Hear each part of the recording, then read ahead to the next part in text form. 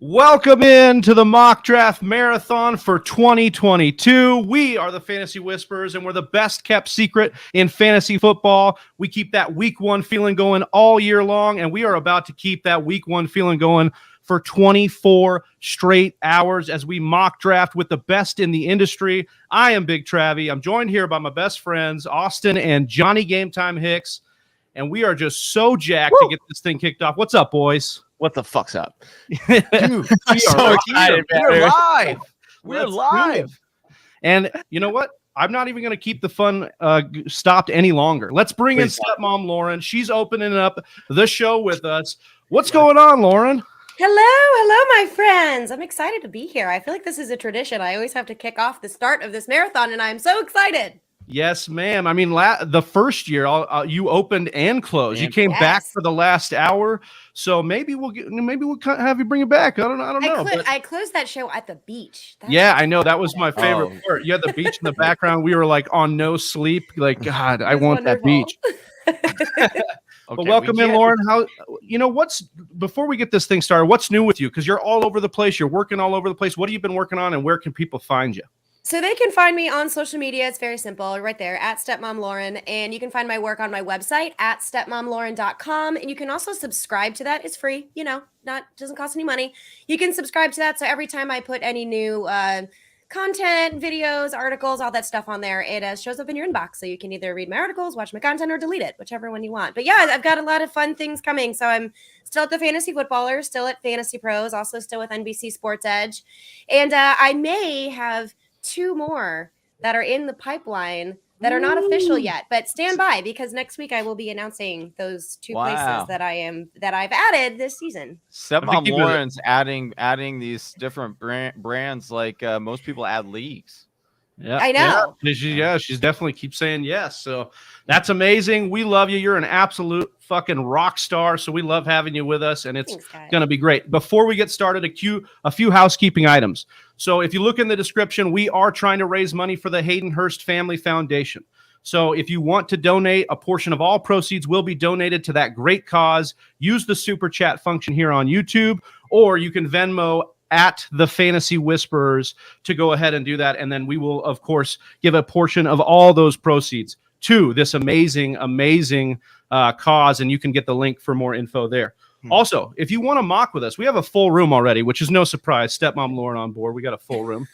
Our link to our Discord, our link to our Twitter is in the description. So make sure you're hitting those links. You're joining Discord. You're joining Twitter so you can mock with us. We will be dropping all the links segmented times as we go. And a shout out to Donnie, who's working in the background. You guys may never see him. We got him in a cave back there, but he's helping us out. We appreciate you, Donnie, so much. So should we do this thing or what? Should we make it official? Let's do it. We're starting the first one. It's a 12-team PPR Superflex with Stepmom Lauren. And we've got those awesome we got the awesome notifications rocking and rolling. So, Austin, you're in that first spot. We should be good now. I'm in that first spot. And I like what Ian Harditz had said on the Superflex mock not too long ago. I think we recorded that one last Monday. We're Superflex? Yeah. Damn it. This destroys my strategy I was going to do. All is well. Don't worry about it. At least you know now. Like last year we had Rank on. He didn't even know halfway through. So he's like, wait, you guys snuck a Superflex? Yeah.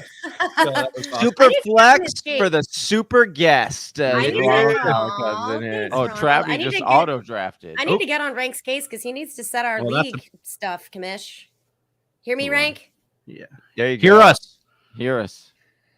So I like where do you think how do you approach a super flex draft, Lauren? Because I was listening to Ian Harditz and he was really pushing hard on the quarterback early. He's like, I get how tempting it is. You see Jonathan Taylor rolling your way and you want to scoop him up.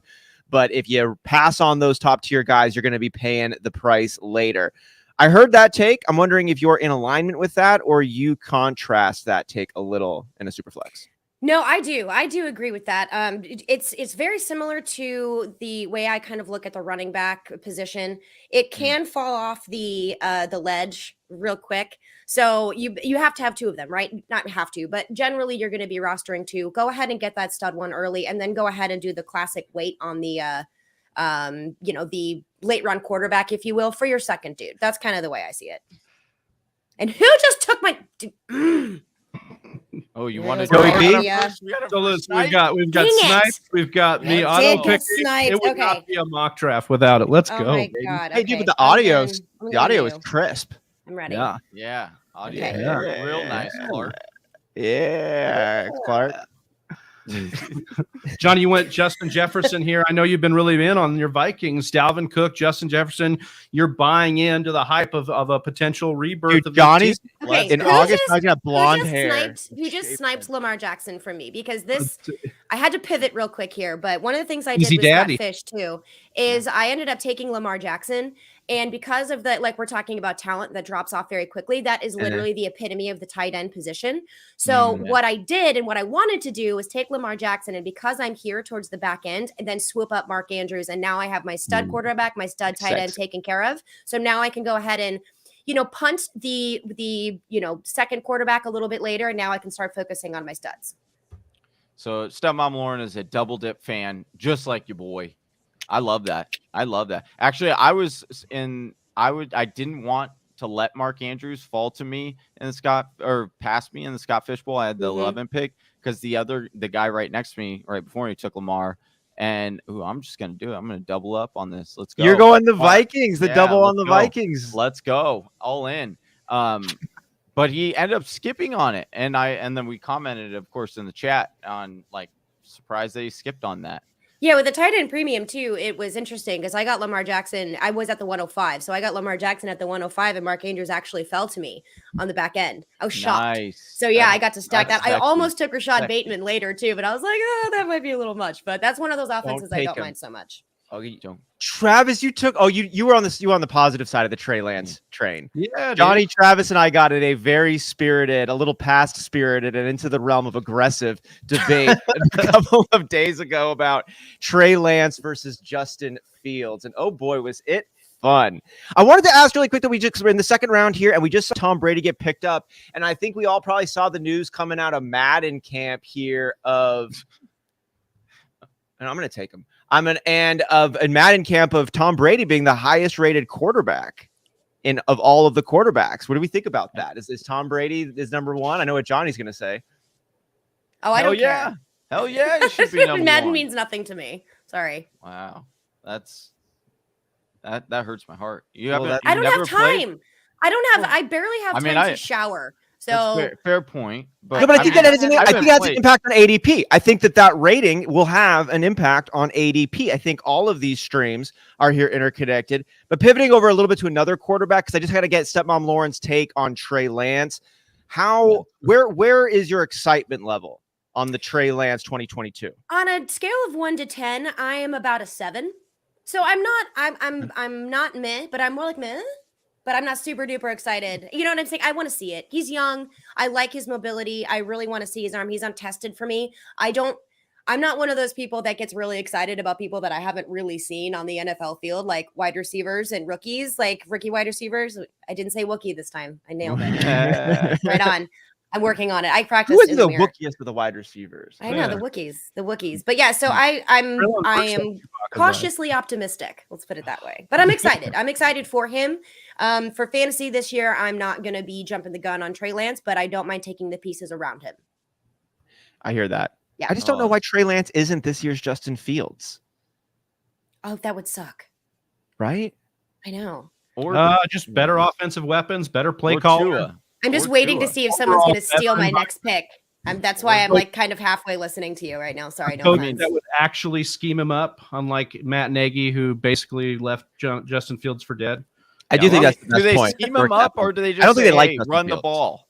I am not convinced the Bears do like Justin Fields. What have they done to prove that they do? I mean, I'd throw him in harm's way and be like, "Have fun." Yeah, literally. That's the only thing. N'Keal Harry. Give him N'Keal Harry. Come on. Well, you can make a case on either side. You were obsessed with N'Keal Harry. No, you may need to get over this. No, look, I know I'm not the Jesus look, and you're willing to forgive because that's the Christian way. But let's be realistic that N'Keal Harry is probably toast. Hey, who doesn't love a good comeback story, huh? We all love a good comeback story. It's going to be Paris Campbell this year. It's going to be Paris Campbell this year as a comeback story. But, you know, who are you holding out for right here, stepmom Lauren? Who are you? You. Who are you? Now I'm getting it. What am I asking? Right. I asked like really nicely. I finally got my stack. I got my Jalen Hurts and AJ Brown. Okay. She had already been sniped. She had the PTSD, Austin. Yeah, she wasn't going to tell you nothing, dude. She wasn't going to get. Heck no. I know strategery in this house. Watch it now. Dude, that was like in full color. That was in full color. I was like, man, what are you thinking, stepmom Lauren? You can fuck right off, Austin. That's what I think. That's what I think that's what I'm gonna pick right now. I'm gonna pick a double stack of these for you, my friend. How about 2? Oh yeah. Speaking of double stack. Yeah. and AJ Brown, nice pick. I like AJ Brown too. He's cool. Thank you. Yeah. So yeah, I mean, you take AJ Brown here. Was that really because of the stack only, or are you actually in on him? You know, would you take naked AJ Brown at this point? Because AJ Brown is one of those guys that has a lot of. I'll take naked AJ Brown all day long. Yeah, I know you will, girl. I know you will. But I love your husband. I am happily married. This is just a joke. Yeah. You walked into that, Travis. I mean, he has like 7% body fat. I might have been doing on purpose. So anyway, just from a fantasy football perspective, naked AJ Brown means without the quarterback. Or naked Jalen Hurts would be without. Of course, like it says in every draft. Yeah, I actually quite like AJ Brown, and I like where he is in ADP right now. I think if he gets a little bit higher, it might be a little spicy for me. But I'm really liking what the Eagles have done this offseason, adding AJ Brown in addition to Devonta Smith, who's there. Is it Devonta or Devontae? I always get that wrong. Either way, D. Smith. Devonta Smith. Yeah. Devonta Smith. Yeah. And so I really like that. But you know who I really like the most out of this offense besides Jalen Hurts is Dallas Goedert. But I already have my tight end here. So I don't really feel like I need to go ahead and, target Dallas Goedert here. But he's one of those guys I have my eye on because even in last year's, anemic offense, he still did pretty well. So I'm looking forward to see what Dallas Goedert can do this year. But just the way this draft is going so far and the way my team is going, I have no problem taking AJ Brown here, having that stack with Jalen Hurts. I already have my amazing tight end, and I have 2 excellent wide receivers. So I'm really liking the way that this is going, even though I'm in the back half. So peek behind the curtain here. What I did on purpose was take this spot at the 111 because I wanted to test out the 0 RB and just to kind of see how that would go. But since it's super flex, you literally took my strategy idea, lit it with a stick of dynamite and put it into a blender. So now I have to pivot on the run. That's what we do in fantasy. Do not be married to a strategy, my friends. Be like water. Be water. Be water. Water. Water. For all you Jersey people. Water. So I kind of messed up. A good thing we have a full draft. Originally, we had this draft set for 2 tight end spots. I fixed that and added another bench. So just so we're aware, same amount of rounds. You don't have to start two tight ends. Oh, thanks for the clarification. Yeah. Well, guys, actually, should I take Cortland Sutton or should I take Alvin Kamara here? Ooh, I would take Alvin Kamara. I'm kind of feeling him too, but I really want to get my hands on some Cortland Sutton, but it's not this time. Good thing we got 23 more. Thank God you took Kamara, dude. I wanted Sutton so bad. So as long as Brocal, yes. All right. Okay. Yeah. Oh, hey, what's up, Brocal? How you doing, buddy? Austin, that would have been a sexy trio, but I think the right move there is definitely Kamara. Well, I like the Kamara there one. It's a potentially elite running back, and the Austin Eckler potential elite running back in this PPR setup is a pretty nice. I mean, 5 rounds here and getting another elite player. Yummy. Ooh. Are you scheming over there, stepmom? I am scheming. Okay, cool. Right. I'm gonna try this. Well, no. This is also part research for like things I'm doing right now. So if I don't win this draft, that's totally okay. But I will win because I'm competitive. No, but I'm actually gonna try something else. So we'll kind of see here. So I like this. Okay. I gotta say sorry to Brocal. He said that's why he took Travis Kelce at 1-2 because he saw 2 tight ends. Well, I'll just tell you, you're smart, Brocal. You are one of the smartest in here for noticing that and then drafting accordingly. Yeah. We always suggest to know your rules, especially know your rules when somebody changes them in the middle of the in the middle. Yes, exactly. Oh man, shot fired. We knew it was going to be fun starting this thing off. Don't forget to drop your comments, your questions, and everything for Stepmom Lauren as we have her here for the next 40 minutes or so. Also hit that like button. Yeah. Yeah, if you enjoy this razzle dazzle engaging content, make sure you hit that like and subscribe button. You know how it goes, and let us know where you're tuning in from here too. I'm over on the West Coast here in West Hollywood, California. No, Stepmom Lauren's over on the East Coast there in Florida. We got the boys in the Southwest and Colorado and Arizona. Where's Whisper Nation coming in from? Yeah, let us know. You like Jerry Judy? Jerry Now, Judy? I want That everyone to was the take a look at guy? what I've just done. I'm literally still doing a made a 0 mistake. RB while drafting for a super flex. So this is interesting. And I'm curious about how this is going to turn out. So obviously, as y'all know, my next pick is going to be a running back because at the 6th round, technically, if you want to be like the 0 RB truther, you don't start drafting a running back until the 6th round. And that really allows you to stack up on the studs at the other positions, and it also helps alleviate the running back by committee, or when you have like a huge injury to your Derrick Henrys, let's say, it doesn't necessarily affect your squad as much as if you take those RB2s and then really get your loaded talent elsewhere and get those points instead of relying on your stud. I would imagine your first RB here, as you just talked about. Yep. There's a lot of juicy RBs. Talk about still. this one. But I know. That's why I was other... surprised, Austin. I was like, whoa, maybe I can do this. Okay, so I'm going to I don't love this one, but I'll take it. David Montgomery is going to be my first running back. But that's really cool because he's an RB1 for the Bears. He did really well last year, okay? Has been an RB1. Yes. Now, here's the interesting thing here, too. I got him in the 6th round. You can do this with a super flex, and you can sort of do this when you have a single QB league. But really, it only works the best when you're at this back end of the draft because you don't want to shoot yourself in the foot and be cute and pass up on someone like Jonathan Taylor, if you're drafting early. So that's why I kind of wanted to mess around with this strategy. So far, so good. I kind of like this. Now, everyone's going to start sniping running backs because they know this is what I'm going for, but I have my RB1. Now I'm just going to have my RB2 and then look to fill in my flex spot. So I'm happy with this. I think you snagged a running back, though, right at the perfect time because while there are a lot of other juicy RBs, David Montgomery might be that last one who really has a lion's share of the carries and opportunity presented thus far. I mean, like, I like J.K. Dobbins. I like Antonio Gibson a lot, but you can't deny J.D. McKissick and you can't deny the possibility of a goal line back coming in. And then, like A.J. Dillon, love him, but I love Aaron Jones also. Kareem Hunt, love him, love Nick Chubb, though, too. Khalil Herbert, I think we're overblown a little on the Khalil Herbert excitement. Absolutely. It is David Montgomery, right? Yes, I think so. And he is especially good in matchup situations. So even though he may not have that same kind of flashy, sexy name like Alvin Kamara or Derrick Henry, he's still one of those guys that can get it done. But one thing I like about him is that when he has a good matchup, he produces. That is what we want to see in fantasy football so that I can set and forget him when I know he's got a good matchup, or I can make sure that, okay, it's a bad matchup. Now I'm going to have to stack my roster with a little bit more upside, higher risk, because I know what I'm going to have to deal with. But he's a very consistent player, so I like him as my RB1. Johnny went ARSB here.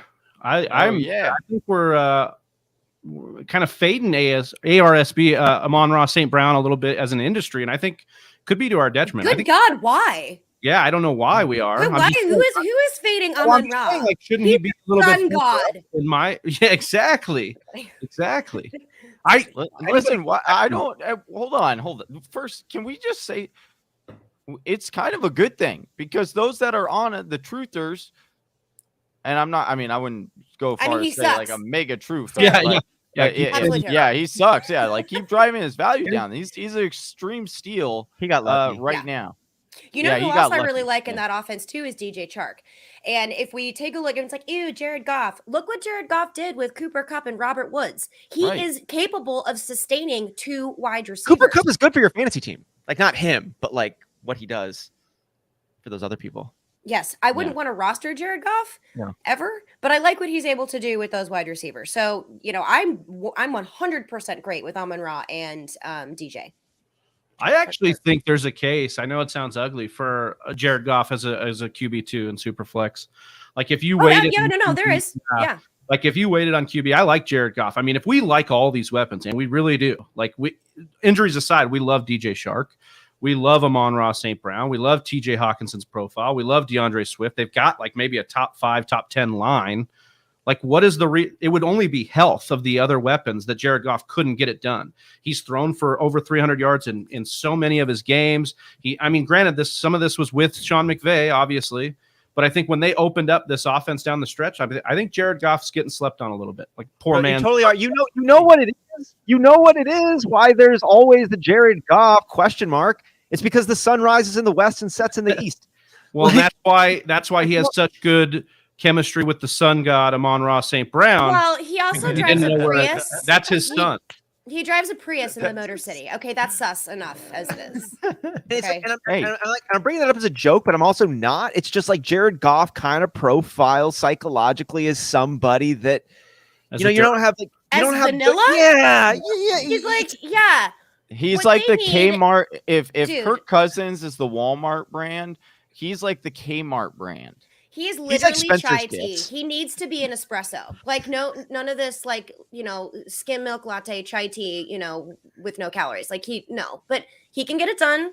I'm just not super excited about it. But that's not what the Lions need right now. The Lions need like morale and they need some wins. And he can do that. It's just not super duper exciting for fantasy, but the pieces around him he does make better. So there's that. I know this because my husband's a Lions fan. You can feel sorry for him whenever you like. At least he has a team. Smitty. He'll be with us later today. We're excited for that.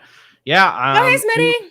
Elijah Mitchell, man, falling all the way back here to Donflict. I almost took him. I almost took him, but I went. So Kyle Shanahan just came out recently and said that he is committed and he is very excited about using the running back by committee. So deciding to stay away from Elijah Mitchell, and I went with Damian Harris instead, who quietly finished just outside of that RB1 tier. Oh my God, it's my turn to draft. I just want to say something on that Nope. blurb, because this cracks me up. People are like, "Oh my gosh, he's saying RBBC. This is horrible. This is what people." He was giving Deebo Samuel the running back. No, he was not. That's yes, where he you're was. wrong. No, he was not. Mike McDaniel was. That is a key piece that is missing from the 49ers offense this year. That's now in the Dolphins. So Kyle Shanahan no longer has his like crazy, freaky, creative RB, mastermind at the helm anymore. So what is Kyle Shanahan going to do? If he's saying he's going to go by a committee, I'm going to be like, okay, you do you. Now, if Elijah Mitchell was going to go later, then I would have no problem taking him. But here, there were a few other choices that I would rather take instead of Elijah Mitchell. I don't hate the pick. It's just a little too early for me. What do you think Kyle Shanahan is going to do now that McDaniels is over in Miami? What do you expect for the running back situation? I think he'll cry. And then what? He cries. he puts on some Little Wayne. He puts on the Carter 3. He jams out. Really, I know it is cookie dough and everything. I think what I need to see first is what they're going to do with Trey Lance. And I think what Trey Lance is able to do in the offense, especially as a mobile quarterback, is either going to hurt the running backs or it's going to help the running backs. It just depends on what their offense is going to look like. Don't forget, Mike McDaniel has been with Kyle Shanahan since he entered the NFL, I believe. So we really haven't seen them separated. I mean, it's like we should, write a dirge or sing a dirge or something for them. Like that's really sad. But I'm not really quite sure what he's going to do. So I'm going to take him at face value. He normally doesn't lie about those things, despite when we say Kyle Shanahan again. He's pretty honest about what it is that he wants to do. So I'm going to believe him on that one. It's just this round was a little too rich for me with Elijah Mitchell because of that new offense that we don't know what it looks like yet. Well, I think you took Damian Harris here, and I'm not trying to pick apart, what you did, but I'm saying there's probably equal risk that Damian Harris could fall out of favor in the Patriots with Ramondre Stevenson there, and so I think absolutely is that risk, and that's kind of like a prime example of like take the guy you like over. I think like if you're looking between Mitchell and Harris, I just think you're saying if Mitchell could go later, I think both Harris and Mitchell in a prime spot here. We look at guys like Tony Pollard and Sanders going ahead of them. And I don't know if that's necessarily right in the scheme of things, but never draft Miles Sanders. Everyone just please do yourself. No, don't. I'm with you. Just don't do it. Don't do it. The way that he spoke in his voice of this system doesn't allow for him to get the touches he's going to need for you to produce in fantasy. Like I believed the tone of voice that he had. Like Miles Sanders, don't take him. No, it's bad. And one of the reasons I like Damian Harris a little more is because he just finished right outside of that RB1 tier at RB13. His snap share was a little bit more than Ramondre Stevenson's, but there are 3 running backs there that we know of. There's going to be the pass catching back in James White that makes some plays probably in the red zone, and then there's Ramondre Stevenson. In in San Francisco, everyone is a friggin' running back.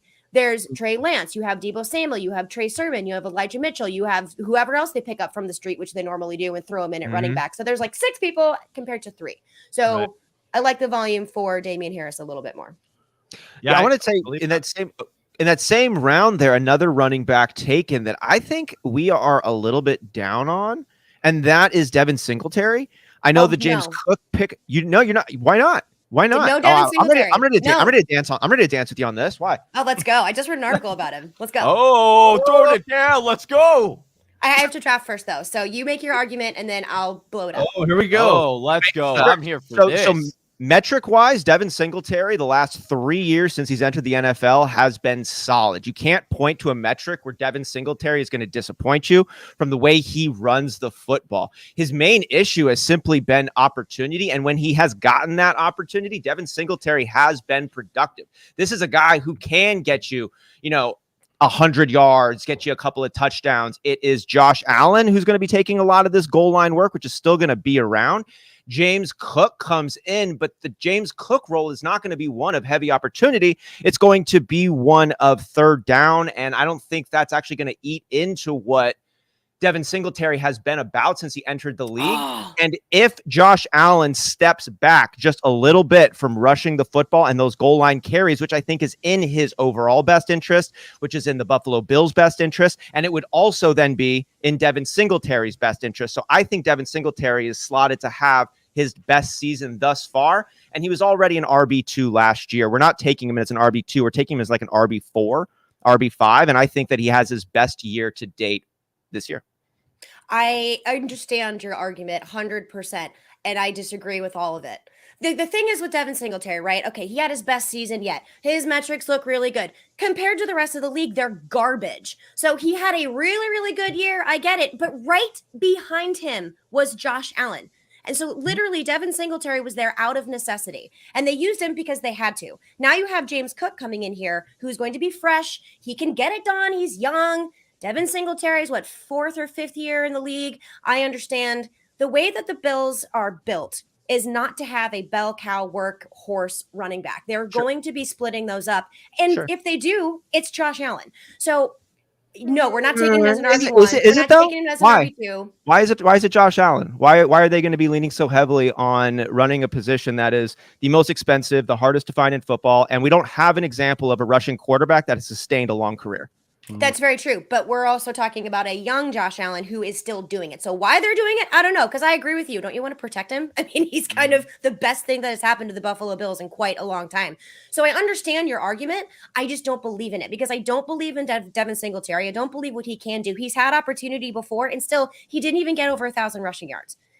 No. I mean, and Josh Allen was, I think, maybe 100 rushing yards just below him. He scored 7 touchdowns. Josh Allen had 6 touchdowns. He had 100 and something attempts. Josh Allen was literally second in rushing. So it was Devin Singletary, Josh Allen, and then Zach Moss. Where the hell did you go? So I think when they have another running back in here, I don't think it opens anything up for Devin Singletary. If anything, it's going to decrease his volume. So hopefully that helps decrease Josh Allen's volume too. Yeah, I just don't see James Cook actually touching Devin Singletary's opportunity. I see him taking. I don't think he will. I don't think he's going to get the same amount. I don't think he'll get the same amount, but he'll eat into it. So I think the argument really here is what is kind that of I'm right? I know.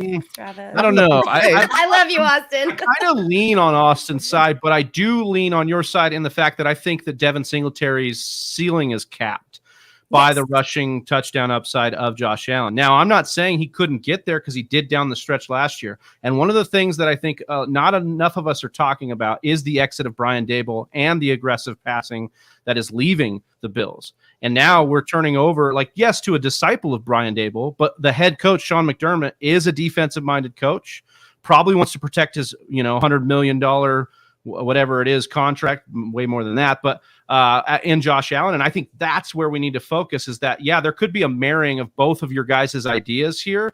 And I just wonder if his upside really isn't RB1 status and maybe more RB2, but either that's way, where he's going, I'll sign up for an RB2. I'm going to close it. Every time I've rostered Devin Singletary, I cry. It's the and expectation. It makes me sad. Exactly. The issue with Devin Singletary is not his production; it's the expectations we surround around Devin Singletary. And you say that stands out in the league, Lauren, that he doesn't do so well. Well, there's some metrics we could look at that would I was really aggressive about that. You were, and you drove me to look up. You drove me to go look up the rushing grades from last season, and he finished as 11th overall, right ahead of Joe Mixon and Ramondre Stevenson, just behind Aaron Jones and Melvin Gordon. So, Devin Singletary's not bad, and I agree that his ceiling is capped with Josh Allen. My whole point is based on Josh Allen's rushing coming down just a little bit, and if he comes down 100 yards, then Devin Singletary is at 1,000 yards rushing. And if he gets a couple more touchdowns, then he goes from the 20 overall running back to the 14 overall running back. I mean, and I don't think that's outside of the realm of possibility. And I would be even more in your camp because like I said, I totally understand what you're saying. And I do see that as well. I just don't have any faith that it'll happen. If they didn't pick up James Cook, I'd be right there with you, but they did. Yeah. So that tells me something. That tells me that they want more talent. They want more bodies at that running back position because they don't believe that Devin Singletary is the one. Oh my God, I'm drafting. Who do I go with? Hold on. Oh God. I have 1 second. Alazard, draft. Oh, you got him. Yes! You got him. Okay. Whew. So yeah, it just says to me that kind of a similar situation here, what we saw with Michael Carter for the Jets. It didn't really speak to me that the Jets were like, yes, Michael Carter's our guy. No, they went and spent a second round on a running back. Kind of a similar situation to me on that. But again, like we said, we're not drafting him as an RB1. I personally will never have Devin Singletary on one of my teams because it just feels like he's always disappointing because we have expectations from him as the RB1 in that offense, but he doesn't really produce those consistent RB1 numbers. So I just don't want to have anything to do with it. That's true. And at that draft spot, I'll take somebody else. But I do understand what you're saying. I think it would be stronger if they didn't have James Cook. Now, if they don't use James Cook and they're just easing him into this offense, then absolutely. I just don't see Devin Singletary progressing too much further than what he's already at. So I think we've really seen the best of Devin Singletary. Well, either way, Ronald's right. You win the one here because I was auto drafting then while I made my selection. Or I was watching very carefully to see if Stepmom Lauren slipped up and auto drafted. And I was then going to be like, well, she auto drafted, so maybe it swings back to Austin here, but I don't know.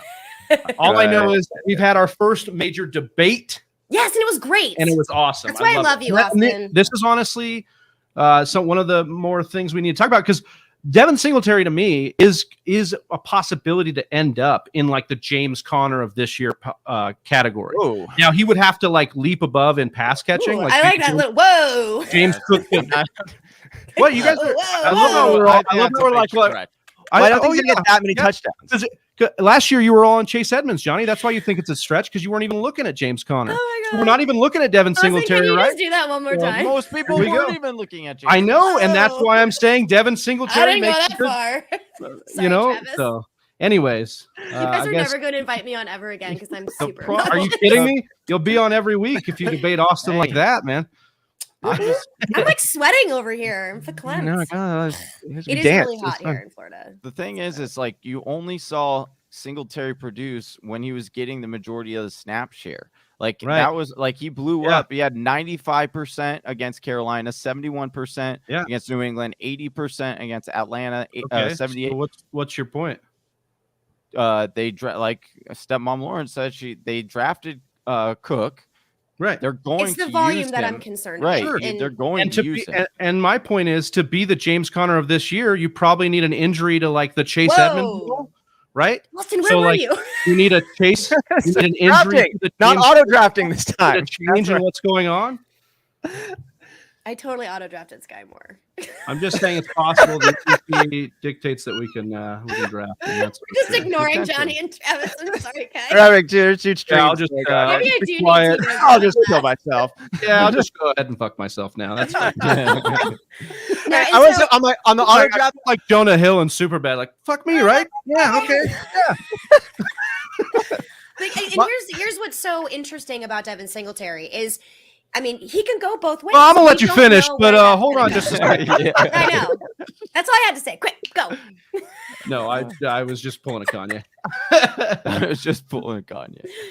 I love it. Dude, on the auto draft picks though that I got, hey Ronald Call, I don't know, Calla, excuse me. I slipped up on letting those auto picks get got, but I don't think that the auto picks slipped up my team.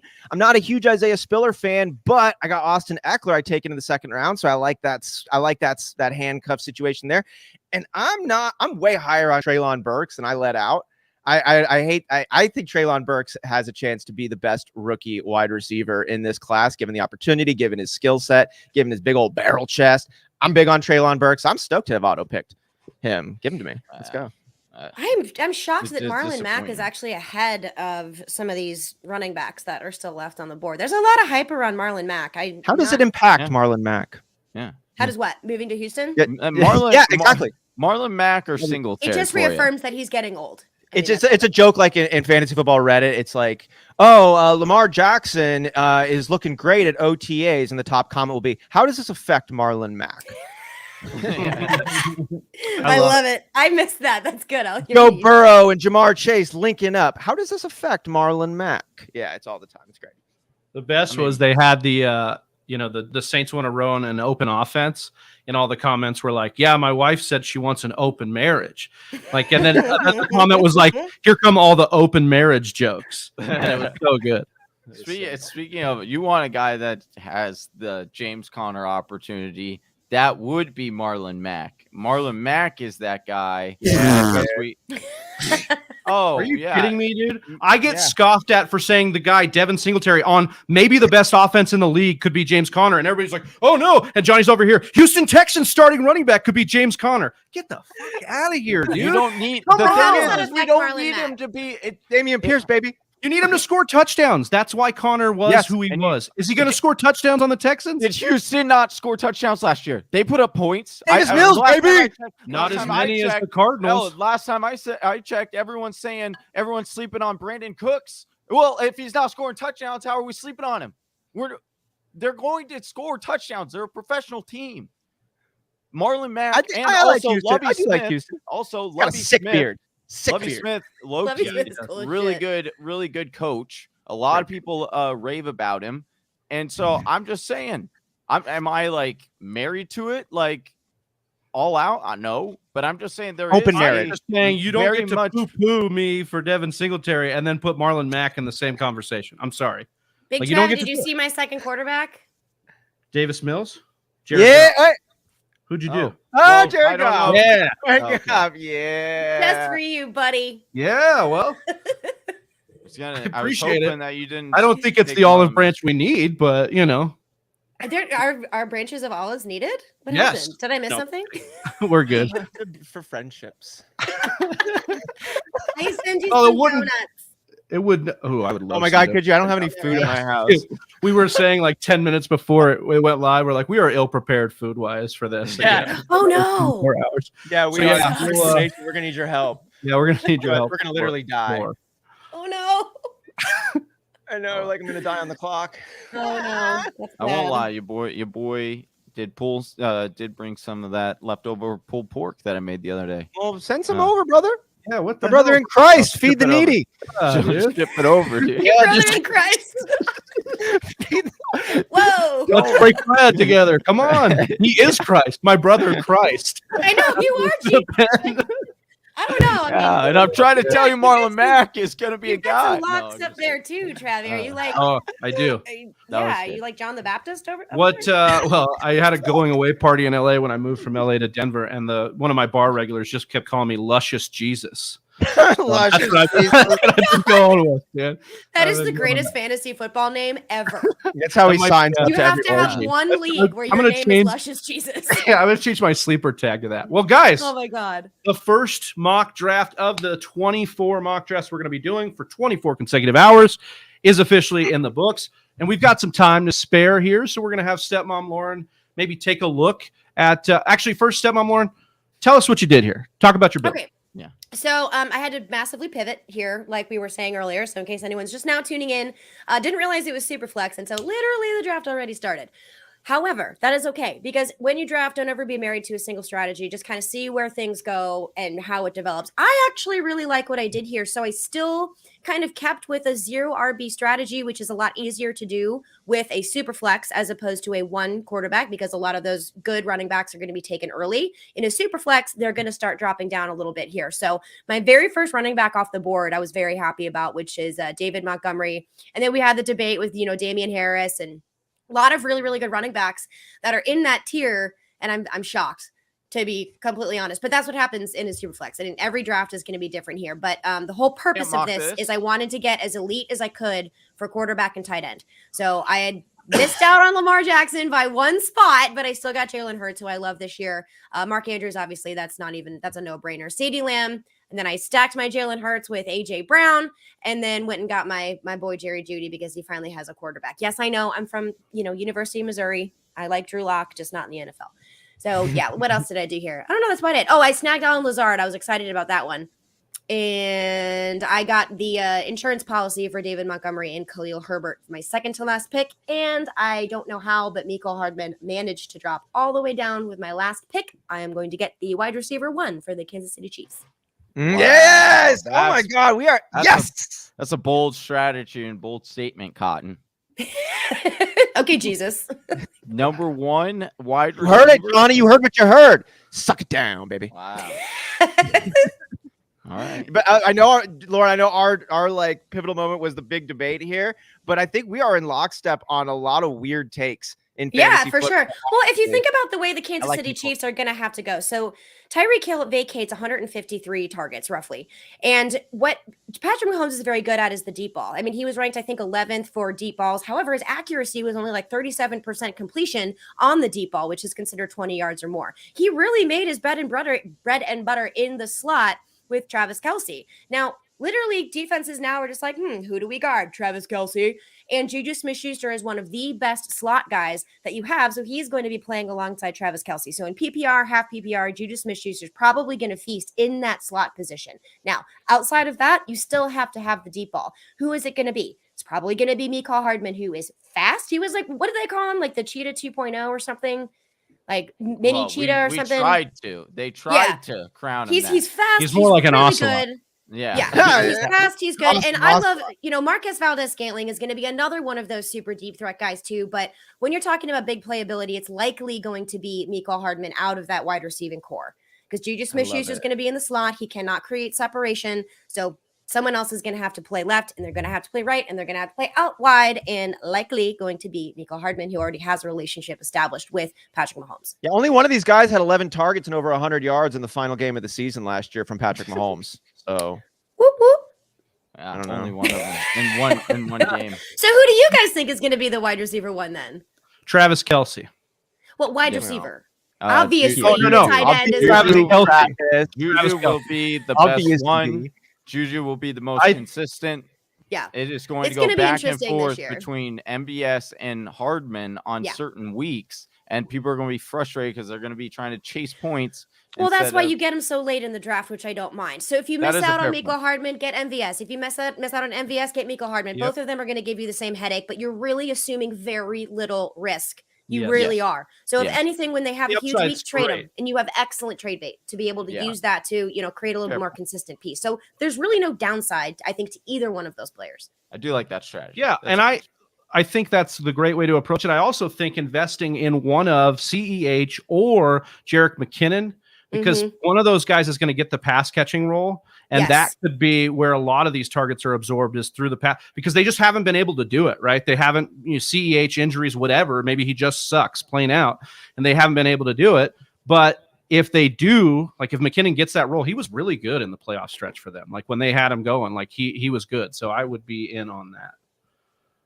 All right, so we've got Stepmom Lauren kind of perusing this while you look for your favorite. I've already got it. I've already got the winner. Oh, all right. Oh, wow. Okay. Yes, I already have the winner, and it is you jerk face, Easy Daddy, who stole my Lamar Jackson. The only thing I don't like about your team is you chose Miles Sanders. Boring. Maybe he'll score a touchdown this year. That would be nice, right? Let's not be crazy. That would be really nice. Yeah, I would avoid Miles. Like it too. I would avoid Miles Sanders here. They're just way too much using Kenny Gainwell and Boston Scott. There's no way he can get any worse than I knock on wood for him. Well, now that I put that out in the atmosphere, he's going to be even worse. But I would avoid Miles Sanders here. But I love every other one of your players, especially you went back to back with your quarterbacks, Lamar Jackson, Tom Brady, done. Now you can just go ahead and just do the rest of it. And I really like where you got Dawson Knox as well. What round is that? I can't really see it. It's very small. 8th. Yeah. Ooh, yeah. That's pretty stellar. I love Cordell Patterson. And then Hunter Henry, you have another one. Hunter Henry, I think, is going to be one of the tight end steals of the draft if he continues to go this late. Oh, so love that team. Right Easy Daddy, I think you won. Hunter Henry's like dead right now. He's he hurt. Well, he's hurt right now. He didn't go to OTAs. It's an undisclosed, right? We don't. He's really gonna right. And it's Hunter Henry, baby. Jonu. This is gonna be him though. Here comes Hunter. Oh, yeah. All right. Now, that looked like me this morning, hungover. Johnny's that's gonna be us in about 20 hours. Yeah, that is gonna be more like 6. There's Travis right there. Oh, dude, that's gonna be like 4 hours. When Undertaker comes up, he comes up to the top. We could face swap you with him, and you wouldn't know the difference. Yeah, exactly. If we keep having debates like this, Laura, I can't even get my Devin Singletary thing out. Then that's definitely going to be me for sure. People, I'm happy I love to it. oblige. Somebody was saying you guys had saying we gotta give him. Yeah, the winner coming in. What that means, it's the first one of the day, and that means we got to go ahead and hit them with a whisper. Woo! Let's go. So we appreciate it, Easy Daddy. As you can see on the ticker below, we're trying to raise some money for the Hayden Hurst Family Foundation. You can use Venmo at TheFantasyWhisperers or donate via Super Chat, and a portion of all the proceeds are going to be donated to a wonderful cause that's over at the HaydenHurstFamilyFoundation.com. Supporting and just really quick on that, what I love so much about the Hayden Hurst Family Foundation is not just the awareness they raise for mental health, which we all know is so critical. It's the solutions they push forward for mental health. Yes. I think we're all becoming more and more aware of mental health. We might not need a promotional campaign we can just close our eyes. But from the solutions the Hayden Hurst Foundation brings forward for children, for adults, for seniors, it's amazing. It's really important work, and we're very happy to be supporting them. Thank you, Eric, for the first donation towards that great cause. Yeah, appreciate you, Easy Daddy. He's a winner, and he donates. Well, this guy is winner. Come on, all around. A lotto ticket. Maybe his name is Luscious Jesus. I would agree with that. Johnny, Austin, do you guys quickly have a winner here? You want to go? Let's start with Johnny. Anybody here that you agree with Easy Daddy, or did you like somebody else? Yeah, I got to go Easy Daddy here. I do like what he did. I'm gonna go Easy Daddy. I am also going. I love Easy Daddy teams. That was the first one that I did notice, but I also want to give a shout out to my team. No, I'm just kidding. No, my team is sexy as fuck. But I do want to also throw some love towards the Cat's Pajamas. I like what he did here. Another double quarterback strategy with Kyler Murray and Matt Stafford. I think you got potentially 2 top 5s right there. Matt Stafford was a top 5 quarterback last season, and he is one more year into the system. They get Allen Robinson as their 2. That's an upgrade. Another year of rapport built with him and Cooper Kupp, who just had the greatest wide receiver season of all time. I like Matt Stafford a ton to do better than he did last year, and he was a top 5. Kyler Murray can be a number 1 overall fantasy player in 2022. And then looking at what he did to fill in the other positions, Joe Mixon, James Conner, J.K. Dobbins, that is not a bad running back trio. Terry McLaurin, Amari Cooper, Devontae Smith, Christian Kirk. That's not a bad wide receiver core given how strong your other positions are as well. So Cat's Pajamas is an honorable mention. I'd like to throw something out really quick just to piggyback off of what you're saying, Austin, is because of this news that we've heard with J.K. Dobbins likely not being able to start, the beginning of the season. That doesn't mean don't draft him, everybody. That doesn't mean you avoid him, okay? That just means you don't take him as your RB1 and waste that capital, but he will fall. So do not be afraid to pick him up. As long as you have other starting running backs and he's not your RB1 that you are really putting all your eggs in that basket. But do not be afraid of J.K. Dobbins. Just because he cannot start the year does not mean that he's not going to do well this year. And just because you can't remember see how much they switched up. Remember how much they switched up their running back at the end of the year, and it was like, oh, is it going to be Devonta Freeman or Le'Veon Bell or Who was the other guy who was really good in the beginning? Tyson Williams, that Gus came Edwards. in. Gus Edwards, right? Like, it can all of a sudden be a guy's role. And if J.K. Dobbins is healthy, he will be healthy. Like, if you heard his sincerity in his voice when he was slamming Ian Rappaport, like, this dude is thirsty to get back on the field. Yeah, He'll be back there. Training with Johnny. Yeah. He's and training with Jesus. He's the most talented running back in the Ravens facility, like, bar none. Like, he'll be back and he'll be kicking ass, and it might not happen. He's a dual threat.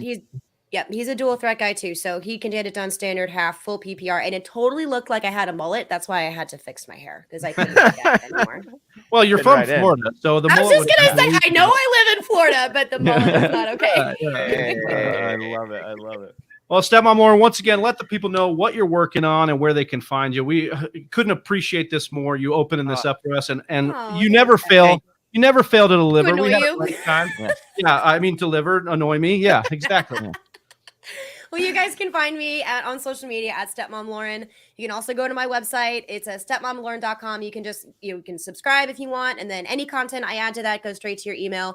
I'm actually going to be not producing, but I'll be creating a video for Fantasy Pros here talking about 10 players that you should be avoiding in your drafts in 2022. Also, an article accompanies that'll drop on Fantasy Pros. Also, writing Players to Remember series for the fantasy footballers.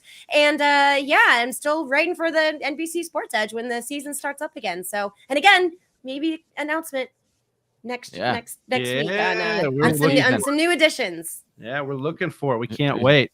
Stepmom Lauren, thank you so much. We will see you soon, and we love you. We appreciate you being on here with us. Love you guys. Good luck. Go try to get like DoorDash or something. Get some food.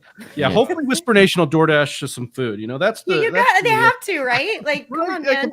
Or we go out doing what we love. Yeah. Yeah, right. That's what they do. We love it. Appreciate it, guys. Bye. That was a hoot and a holler. That was so fun. Dude, what a way to open it. I mean, obviously we knew she's a riot. She's always a riot. She's the best. But I mean, heated debates, making fun of Johnny looking like Jesus. She had her own mullet. We're coming to Johnny for hope. Yeah, she was coming to Johnny for hope and salvation. Yeah. Listen, Big Trevi wishes that he died for our fantasy sins. Hey. Yeah, I did not take anything. If not our teams, any negativity, it was all good vibes. Yeah, well, maybe on Sunday you'll rise and come out of the tomb, and we'll see what happens here. From the draft to the grave, from the grave to the sky. Johnny, we'll lift your name on high. Lift draft 2 on high. Yeah, we've got another draft on the docket. Why don't you tell Whisper Nation about what we're going to be doing next for this draft? Next draft, we are going to be doing a draft with Dwayne McFarland, and it is going to be that's the StreamYard link. We want to be clicking on the sleeper link. Yeah, Dwayne McFarland is amazing. It's a 12-team half-point PPR superflex that we're going to be getting started here in just like 3 minutes. We got Dwayne here in the waiting room, about to bring him on. We'll let you know all the great places where you can catch Dwayne. Let's just go ahead and bring Dwayne on. Yeah, let's do it. No more waiting. Bring the man in. There he is. There he is. What's the up? Man, the myth, the legend. Yeah, following Stepmom Lauren. Thanks a lot, guys. Yeah, I think I'm gonna have to take the energy level up a notch. I've been out doing yard work. I'm old. I'm tired. I'm gonna have to I need take like a Vyvanse or something. Yeah, there you go. We'll get going. You're coming in with that voice, man. It's so smooth, dude. Right away. Oh my god, it's better to put you on this side of it, because if we put you on 8 a.m. tomorrow or 9 a.m. tomorrow, like we're gonna be like going to sleep just because. What a great way to fall asleep. Yeah, like. Well, I don't want to put you guys to sleep for sure. No, you never do. You can't. You cannot. Because you're going to be dropping that knowledge on us just like you did. You came on a couple weeks ago, helped us with identifying breakout wide receivers. So we are doing a 12-team half-point PPR Superflex here. The room is full. It's going to be full, guys, when we start these things. So please hit the Discord link that's in the description there. Hit the Twitter link so you can get these links ahead of time. But anything because you got to pick your spot here, Dwayne. So anything you're really trying to do and accomplish from this 6th spot? No, just generally speaking, if I get a choice, pretty much I'm just going to go with the middle spot and a super flex because there's so much value, right? Or if I'm playing a tight end premium, any kind of league where you get more ways to go than just your traditional, where you only get to start one quarterback, one tight end. So if you're playing in leagues where you can have multiple flex, things like that, I just love playing the middle, because in those scenarios, I feel like there's so many different ways you can build your roster in a really good, in a really good fashion to put yourself in a best position to win. I like to stay where I can basically read the board. I want to be able to avoid the positional runs. I want to be able to snipe off value if I want to. If I want to make a reach, I won't have to make a reach that's like 20 to 25 spots. I'll be making a reach that's like 10 spots ahead of ADP. So in these styles, of drafts, I definitely prefer the six hole. So like if you're playing in more of a normal 1 quarterback, 3 wide receiver, 2 running back, 1 flex kind of thing, this year I typically like to be in the first 4 picks, but in this format, I just play the middle. Love it. I think we asked you too on the show, like your favorite spot in general to draft from. And I think you were talking about that 6th spot, like being in the middle, like, so all things even kind of, I think this kind of works out because you can touch that value. All right. Well, just flexibility, man. That's the main thing. Dwayne likes to reach for his guy, but not reach for your guy. And honestly, when you're playing in the middle, a lot of times you never have to reach for anything. You're just anybody, right? You guys gonna give me this? You're gonna give me that? You're gonna give me this? Like if you can, depends. If you can like really take your preferences out, I think it's hard to make a case against the middle. It's like you just flow with value, and there it goes. And speaking of flowing, we're flowing right here into the second draft of this mock draft. Dwayne is our guest, and we were just so excited here. We failed to introduce you in a proper fashion, Dwayne. Whisper Nation, you already know, but it is such a pleasure to bring back Dwayne McFarland from Pro Football Focus, from Fantasy Football Hustle. Dwayne, where else can Whisper Nation follow you along, get to know you a little bit better, and catch new work that you're coming out with? Yeah, I mean, the big place is going over to profootballfocus.com. Pretty much dropping 2 to 3 articles a week over there. Right now, I'm in the middle of a strategy series, which will wrap up on next Tuesday with tight end, but basically going position by position: quarterback, running back, wide receiver, tight end. What's the way you should be thinking about each position in your draft, this season? Where are the pockets of value? Where are the areas to avoid? And then how do you put all that together to really kind of create like this map of if then, like if my draft's going like this is the way I need to go. If it's going like this is the way I need to go. And so it's all about the adaptability again, but kind of building a puzzle backwards. Okay, if we know where the pockets of value are, then we should be maximizing that. Every year it's a little bit different. So I always love doing these pieces, and then I'll update them throughout the season. Of course, my tiers, my ranks, all those things are already up on the site. Also going to be covering this next week, the one storyline we need to follow the most from every single training camp from a fantasy football perspective. Like, what's the big one burning question? If we could answer it and we were able to get enough information in the preseason to do that, like what would those storylines be? And so I will be putting that out. Of course, I'm doing podcasts all the time with the great Ian Hartitz. We do 3 of those a week over at PFF. You can find those anywhere. You can find them anywhere that you want to listen to something. They're up. And then, of course, the Fantasy Football Hustle, which I do pretty much every Tuesday night with Brian Drake. And then lastly, you can find me on Twitter at Dwayne McFarland, DWAINMCFARLAND. You have a fantastic head of hair, Dwayne. I just have to say that. And under that is this massive brain that you use for PFF. But I was trying to figure out what the secret sauce was. I see it's behind you on that draft, on that whiteboard, the fantasy football hieroglyphics that you have going on. Yeah, look at that. This is where we came from. This is amazing. My daughter. I love it. When they come over. So a lot of times I will have like some kind of bell curve or something stupid drawn up there. And then they come in and put really important stuff like SpongeBob, Mr. Krabs. See, it says Dwayne the Minion. They might have a future at Nickelodeon. Those are really good. Yeah, they're good. The other one, you have 11. It says "You lie." Friends don't lie. It's beautiful. Yeah. There's that one on the bottom is like my son, like he works out all the time, so they say Camden, that's his name. Camden is sus. Yeah, they're pretty funny. They like to come in here. I never know what's over my shoulder. I probably should check the board every day. It's like Woody's whiteboard over here, but with the pages of this. Exactly. Yeah, that is awesome. She's been doing that though. Like my daughter, she's 12, she'll be 13 next week, but she's been doing that since she was like 6. I used to have to draw a line across the bottom of the whiteboard that was Zoe's space, and then here was Dad's. And so now she's just gotten taller, so she takes up the whole thing. We got Whisper Nation taking up the entire draft board here in our 12-team half-point PPR Superflex. And Travis, you ready to get this bad boy started? Yeah, let's do it, brother. Let's fire it up. We got Donflict here drafting the 101. We'll see what happens. I'm already. I tried to start moving mine 1, 2, 3, 4, 5, 6, like for my draft positions as we do 24 hours of this. And we're gonna that's almost. what you did. You guys, I gotta tell you, I gotta hand it to you on this. It's quite an endeavor. It is. Yeah, right. It's fun and worth it. And we actually do. I didn't even think about this till last night. We are affecting sleepers like ADP right now with how many mocks we're doing and how many people we have doing them. It's not computers. We're affecting the ADP. It's cool. Some might call you guys influencers. Yeah. Some might do it. Some might do it. They might, and they won't just be Johnny on this one. But I wanted to ask you, Dwayne. You talk about Ian Hartitz. You do you podcast with Ian Hartitz. We had him on the show last week talking about a super flex draft. I wanted to get your take here on strategy. You also build from the middle. You talk a lot about constructing it as it goes. But do you have any direction you're leaning, at least in a super flex? Like for this, are you trying to go quarterback? Are you actually more in favor of delaying that pick, or it doesn't even matter? It's really a value-based situation for you. It really does depend on what comes back to me. But I typically want to start, especially with the way quarterbacks are right now and the top 6 that we have and the dual purpose ability that they bring to the table. Honestly, you need to take one of them. Like there's so much more. Like I'm not taking Jonathan Taylor over Josh Allen, over Justin Herbert, over Kyler Murray, over Lamar Jackson, or Jalen Hurts. I would take either one of those potentially over Patrick Mahomes, maybe. So you fucked up, Austin. I told you I drafted. I didn't want to take a quarterback in the last hour. It's honestly what it was. Like, yeah, maybe I did, but I just didn't want to take another quarterback. I was like, I did this last time. I don't want to. I feel that. That's why I went quarterback this time.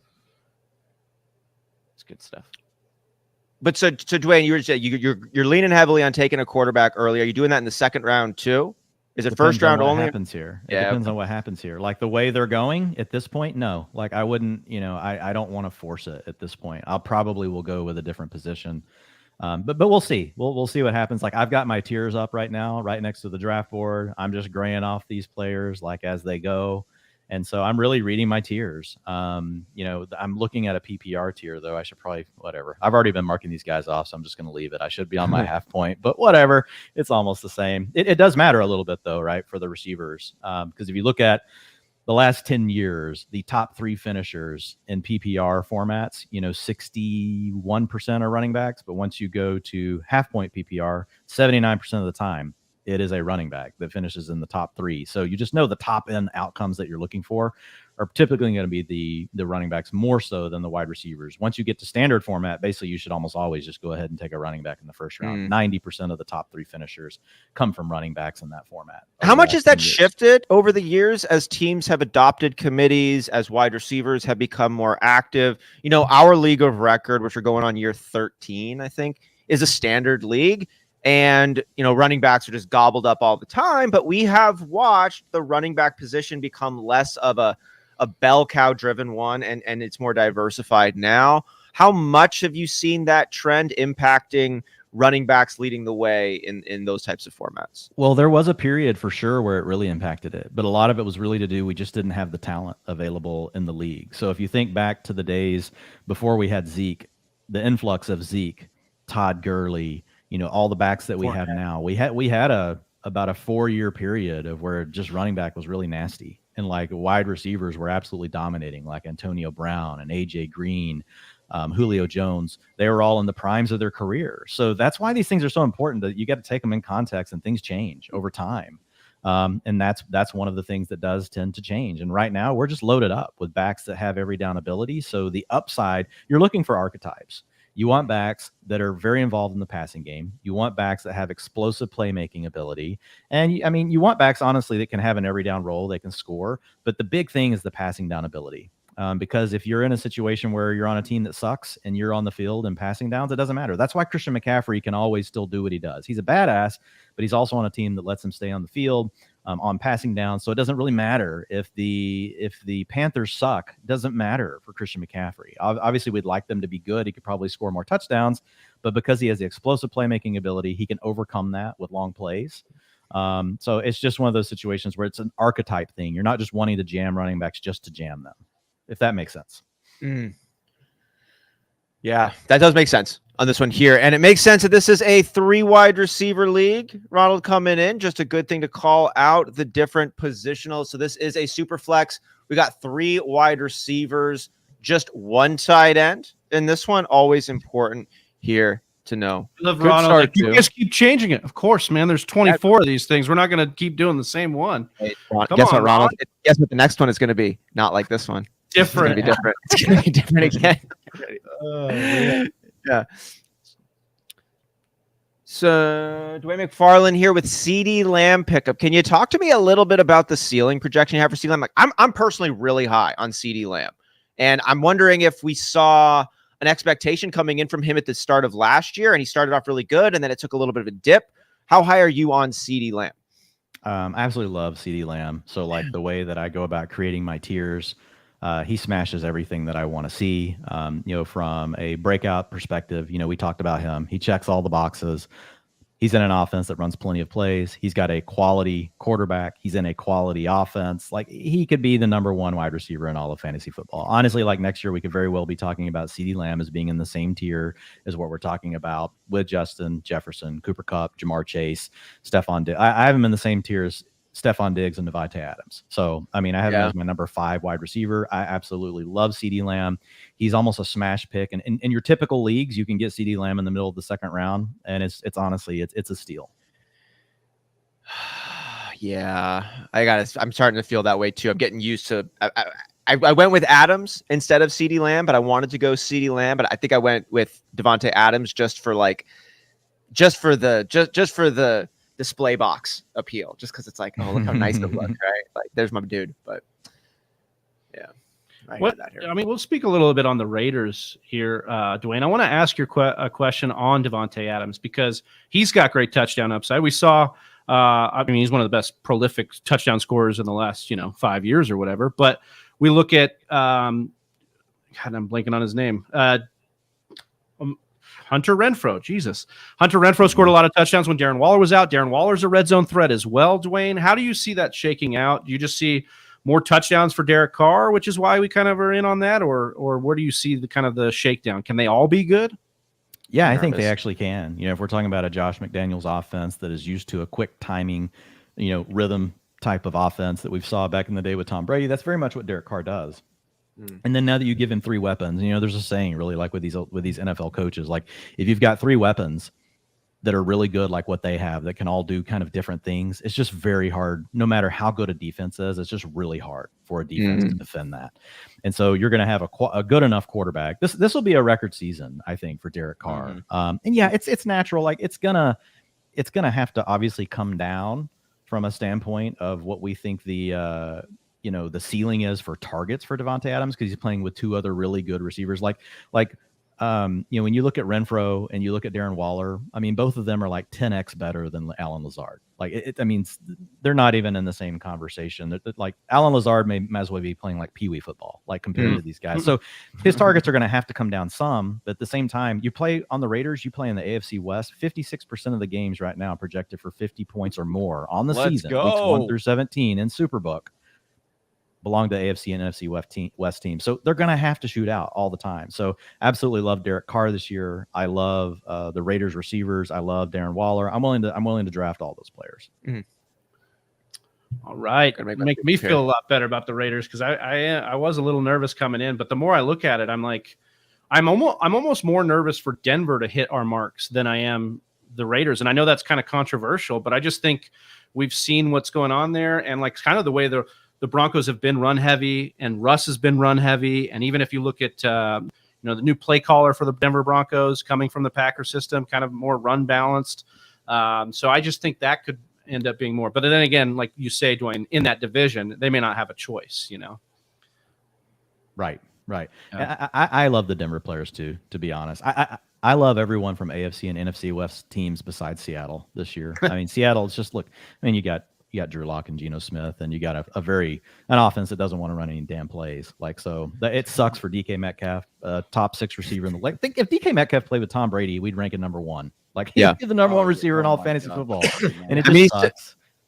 It absolutely is.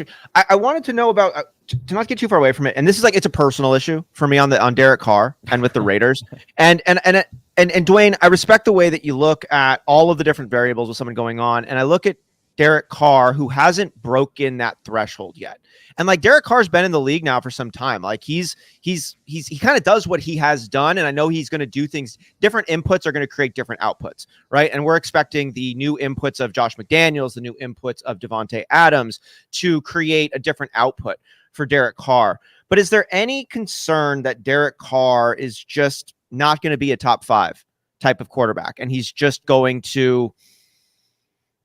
I guess they have to be top 5 in order to be very productive. No, he doesn't have to be. No.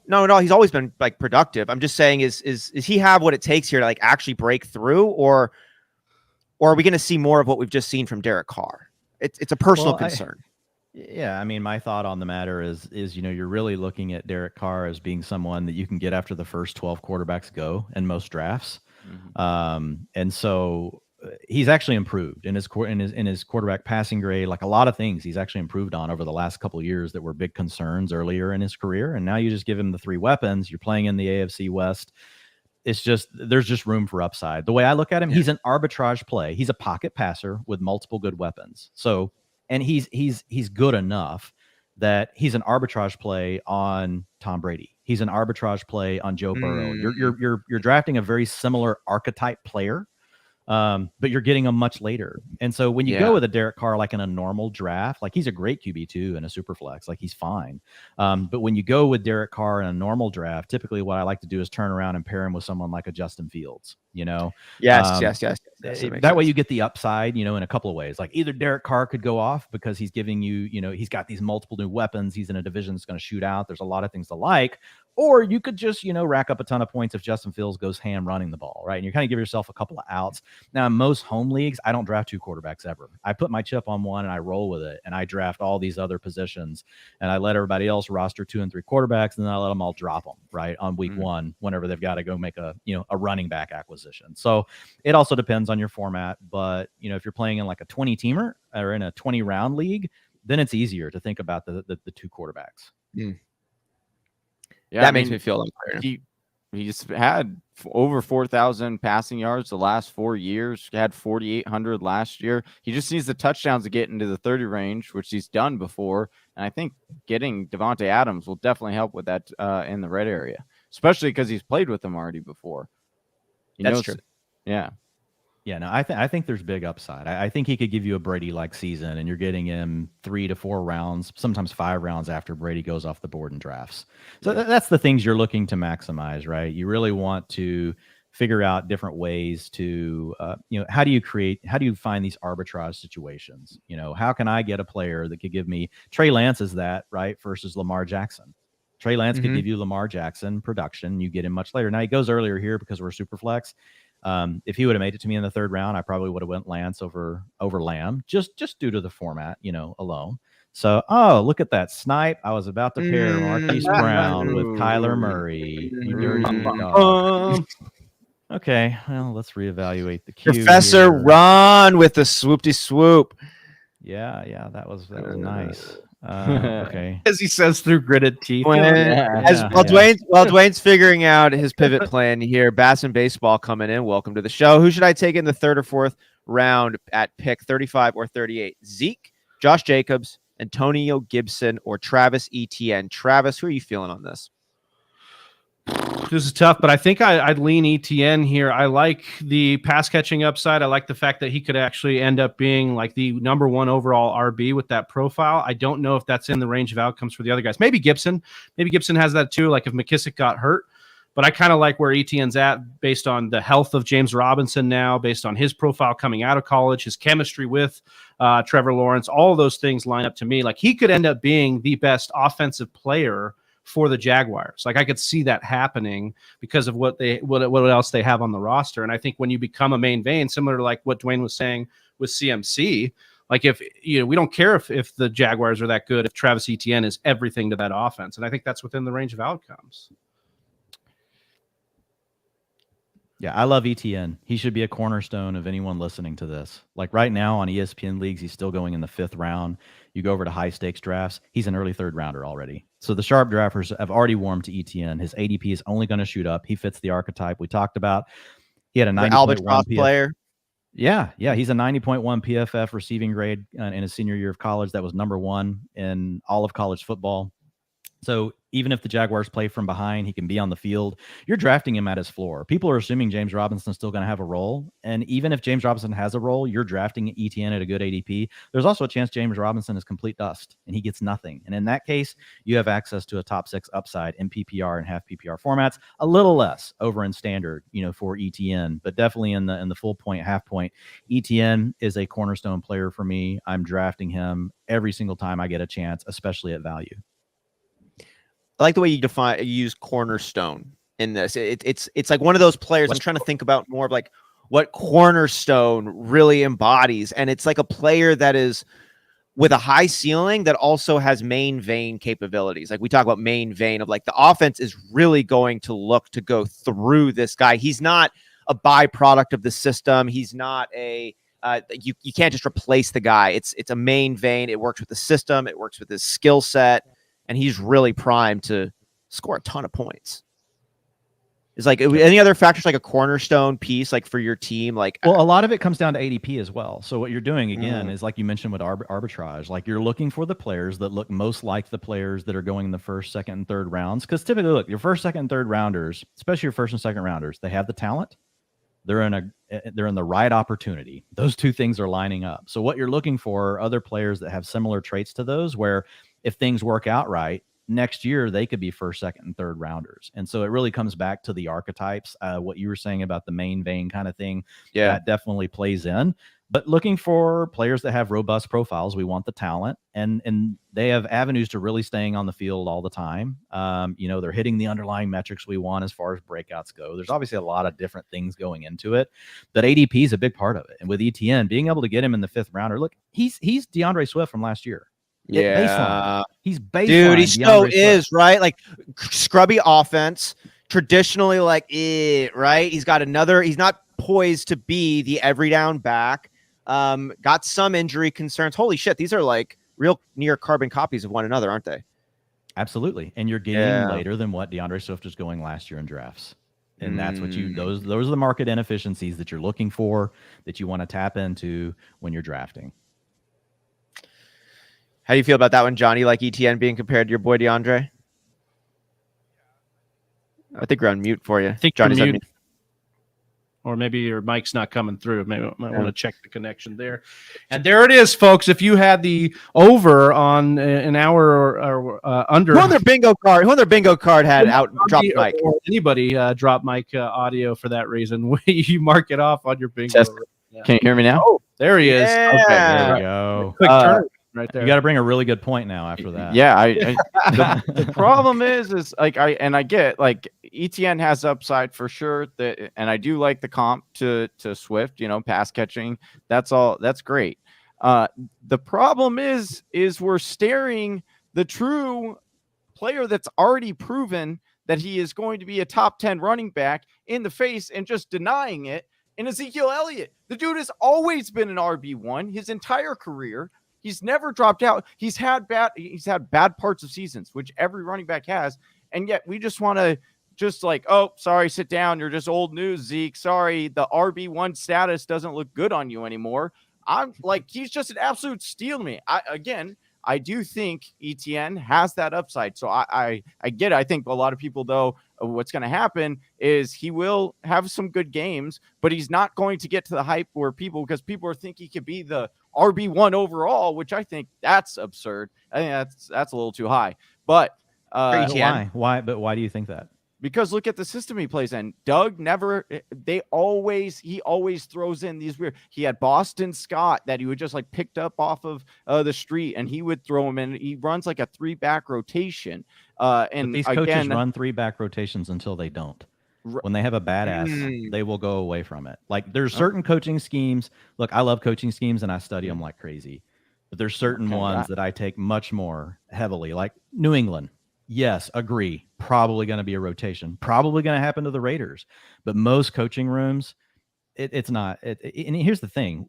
Where you're getting ETN, we're already assuming that's the case. We're assuming that Peterson's going to rotate these players, and he's just going to give us a lot of upside in the passing game and explosive plays. So now there is a scenario where ETN is out there all the time. And in that case, he's absolutely going to blow his ADP away. He's already going to meet ADP just in the role we think he's going to have. But he has Christian McCaffrey-like upside because of the archetype of player we're dealing with, because if he can stay on that. Here, look at DeAndre Swift last year. They wanted to run a committee, but the Lions suck so bad. DeAndre Swift was on the field way more than Jamal Williams. If you go back and look at the games where they were actually close or leading, which was rare for the Lions last year, could be different this year. I think the Lions are a dark horse to be a lot better team. But when you look at that, it was actually really close to your point. Those two backs were both out there a lot, but because they were so bad, DeAndre Swift's, his snaps, his routes, all those things shot through the roof because he had the 2-minute offense. He had the long down and distance work, and it's on a bad team. And ETN's going to have all of that. And the other thing is James Robinson just may not be ready. James Robinson just may not ever play football, well again. We don't know. Like he's had a major injury. So I think those are things you just got to factor in. And again, main thing is you're getting him at his floor at ADP. Right. I do like that part with where he's going as far as ADP. I think it's a great sweet spot, like you said, because you have the upside that you can certainly swing for at that area. And the downside isn't too terrible because, again, you're not investing, a first or second rounder yet, like you might have to next year if he does pop off. I do like that. And to that point as well, I do think that, in these deeper leagues, not obviously, probably not in a 12-teamer right now, but I think Snoop Conner is actually a guy that people could be interested, as a dart throw on certain weeks as a spot matchup thing, because I do think he'll get he's a between the tackles grinder. And because I do think James Conner won't be 100% healthy, I do think that Snoop will be someone that we'll talk about on waiver wire articles. And stuff. If he's gonna be like Jamal Williams, right? I think it's a big stretch though with such a late. I mean, like there's just not any capital. I think it could happen. We're gonna have to see what's gonna happen in camp. I honestly but typically looking at the draft capital associated, with a player like him, it's usually equals a 0. Almost always. Right. Like very rarely do we get a James Robinson. Very rarely do we get a Philip Lindsay. It's very, very rare to get. Is it like recency bias because we're looking at the Jaguars and they are the ones who did the James Robinson thing? So we're like, hey, Snoop Conner could be James Robinson. Maybe he's got a nose for it. I'm not I know. I'm just saying he is the James Robinson is a between the tackles guy. He is a thick running back where ETN with 2 C's, and then ETN is not that style. He is a finesse runner, very much like DeAndre Swift. Now, can they use him like that? For sure. ETN but then was actually pretty good between the tackles in college. Like if you go look at his PFF rushing grade, it wasn't all outside. I think there's a little bit of a narrative going on, to be honest with that. People thought Urban Meyer maybe his new slot receiver. Yeah, people thought that was CMC. People thought, could Alvin Kamara hold up between the tackles? People thought, could Jamal Charles hold up between the tackles? And the bottom line is you've got an elite athlete. And we thought this with Chris Johnson. So I've just seen it too many times where I've been told, these guys couldn't be between the tackles players. And guess what? They blow up the whole freaking league. They just destroy it. And so, to me, that's what you're getting with ETN. I do want to touch on what you said with Elliott. I do think the hate has gone too far with Zeke Elliott. And look, he checks a lot of boxes that just say avoid. But at this point, at his ADP, you can get him in the 4th and 5th rounds of some of these drafts. And home leagues, he's going in the 3rd round. Nope, not doing it. Not drafting Zeke Elliott in the 3rd round. But when he falls to the 4th or 5th round, and a lot of these expert drafts, because all the experts are just off of him, I do think there's value because he still plays in a good offense. I mean, Zeke could share with Pollard and still score 13 or 14 touchdowns, right? He has a path to upside, even if he's even if he's a declining profile. So I think those are the things you have to consider. I would never take a back like Zeke Elliott if he played on a crappy offense. I would never do it, but he plays on the Cowboys. So he definitely has outs to still being a really good fantasy football player. Well, that's like we were talking a little bit about James Conner. Isn't Zeke just even if he is dusting, even if he's getting worse, isn't he just kind of like James Conner now, like a back that could be the goal line back on a really good offense? Yes. He's that guy. And the thing is, we talked about it with Sigmund Bloom, Austin. We talked about the fact that we can want Tony Pollard all we want. But Jerry Jones paid a bunch of fucking money to Zeke, and he's going to keep riding Zeke until he can't anymore. I can't get over Jerry Jones during the draft talking with his head coach and his other front office member there. I think it was his kid actually on either side of him saying, no, look, we actually had him higher, showing his draft board to the cameras. And they were just looking at him like, what are you doing? And that to me showed, well, actually, can't assume rational coaching. You can't assume Jerry Jones is not living for what most people live for at this point in his life. Just like we saw Al Davis picking up the fastest guy in the draft, whether or not it was a good call. It's like, we know why he's doing this. Like we have to say it out loud. Fine, I will. He's going to die soon. He wants the shortest pathway to glory and to all the things that he loves the most. And he loves Ezekiel Elliott like he does. And he's tied to it, right? So he wants to he's invested in making it work. But Pollard could force a situation where you definitely see more of him, this year. We'll see what happens. But I tend to agree with you guys. Honestly, I love Tony Pollard. All the metrics are great, but it is a situation where I think it's a bit frothy right now, right? The market's a bit frothy on Pollard. I don't necessarily want to spend a 7th round pick on Pollard right now. If he was an 8th or a 9th, much more palatable. Again, one of the favorite things that Ian, says is, hate the ADP, not the player. My problem with Pollard right now is the ADP. The profile and everything is there. But I'll be honest, I'll freaking take James Cook 3 rounds later. I will take James Cook 3 rounds later than Tony Pollard, and I'll just laugh all the way to the bank. James Cook is a player that we saw Buffalo be so aggressive after JDM. It didn't work out. JD McKissick. Then taking Cook in the 2nd round, and it's a team that passes the ball 70% of the time. What if the Bills just want to stretch the outer limits of what it looks like and how many times you should pass the football in an NFL football game, right? They could just decide all of a sudden we're just going to throw the ball we're just going to throw the ball 60 times a game. For me with Cook, the other thing, the profile very similar to Kamara, very similar to CMC. I hear a lot of people, oh man, it's Josh Allen runs the football, he's not going to throw the ball to James Cook. Well, guess what? Cam Newton didn't throw the football to running backs either until this badass named Christian McCaffrey showed up. And guess what? These running backs that run routes down the field, they still get their targets. That's Kamara. That's CMC. That's Eckler. Yes, if you are freaking Josh Allen and you got a chance to check the ball down to Devin Singletary, the lowest PFF receiving grade out of all running backs last year with at least 200 routes, you're just going to take off because you can get more yards than Devin Singletary. But if you're looking at James Cook running, a 5-yard angle route or a Texas route, whatever you guys want to, call it, just breaking a linebacker's ankles, guess what? You're still going to get targets, and they're better value targets. They're down the field while everybody's trying to double cover Stephon Diggs. There's all this talk, and we like Gabe Davis. But at the end of the day, the number 2 receiving option on the Bills could be James Cook. Cook. They have a definite plan for this archetype of player they wanted to add to their team, and James Cook is an absolute cornerstone play as well once you get to rounds 9, 10, and 11 of your fantasy football draft. I wanted to ask you about James Cook. How far on the DeAndre Swift, Travis Etienne scale does James Cook score?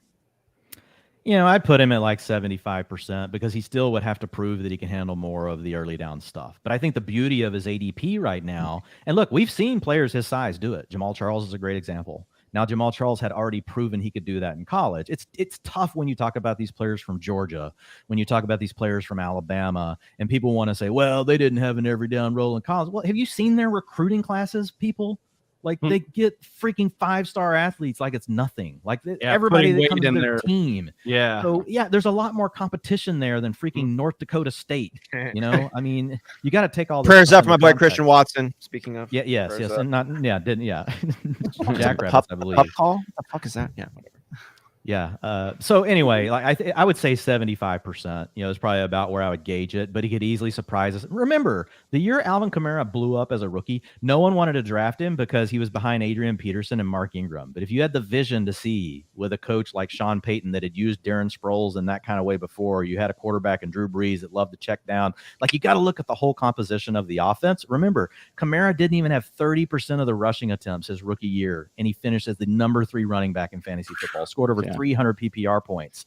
So you don't have to have 70% rushing to get there. Or if you're just, a really good pal and you whisper in your best buddy's ear, pick up Alvin Kamara instead of doing it yourself and giving away that gem. You could be just give yourself that pat on the back. Enjoy that one. Yeah. Oh, I do give myself. I was on the receiving end of that, so I appreciate that, Johnny. Yeah. Thank you for whispering that nugget to me. Yep. We are cruising through here, round 12. Yeah, I mean, and that's the thing is like I think we're caught in this conundrum, Dwayne, all the time of like, if you had the vision to see if this could end up, Alvin Kamara, or you're comparing James Cook to Alvin Kamara, like don't do that. Yeah. And it's like, dude, like that's what you always got to bring. ADP is the balancer. Always. Yeah. And you say, okay, folks, to be right on this, what do you have? What's the opportunity cost? Right? It's a 9th or a 10th round pick, sometimes an 11th. Hell, if you're playing on ESPN, like you pick 140 or something. Like, so it's all about opportunity cost. Like, I don't want to, if James Cook, the rest of this offseason, moved to being a 5th round, think of it this way. Antonio Gibson, 2 years ago, if you were drafting at this time of the year, you're getting him as a 15th round pick. Buzz picked up in training camp, moved up to the 9th, 8th round, still affordable. Fine, going to draft him. By the time September rolled around, he was a 4th round pick. So at that point, the opportunity costs are way higher. And every year opportunity costs are a little bit different. Like this year, I think wide receivers are not near as strong in rounds 4 through 6 this year as what they were last year. Like they're just not. Like there's no Jamar Chase sitting there. You can't get freaking, who my mind just went blank on, like the other big one last year that went in the middle rounds that, you just destroyed. Oh, Cooper Kupp, duh. Yeah, a lot of these players aren't sitting there. And some of them are still going to come through, but the middle rounds were so rich last year with wide receiver.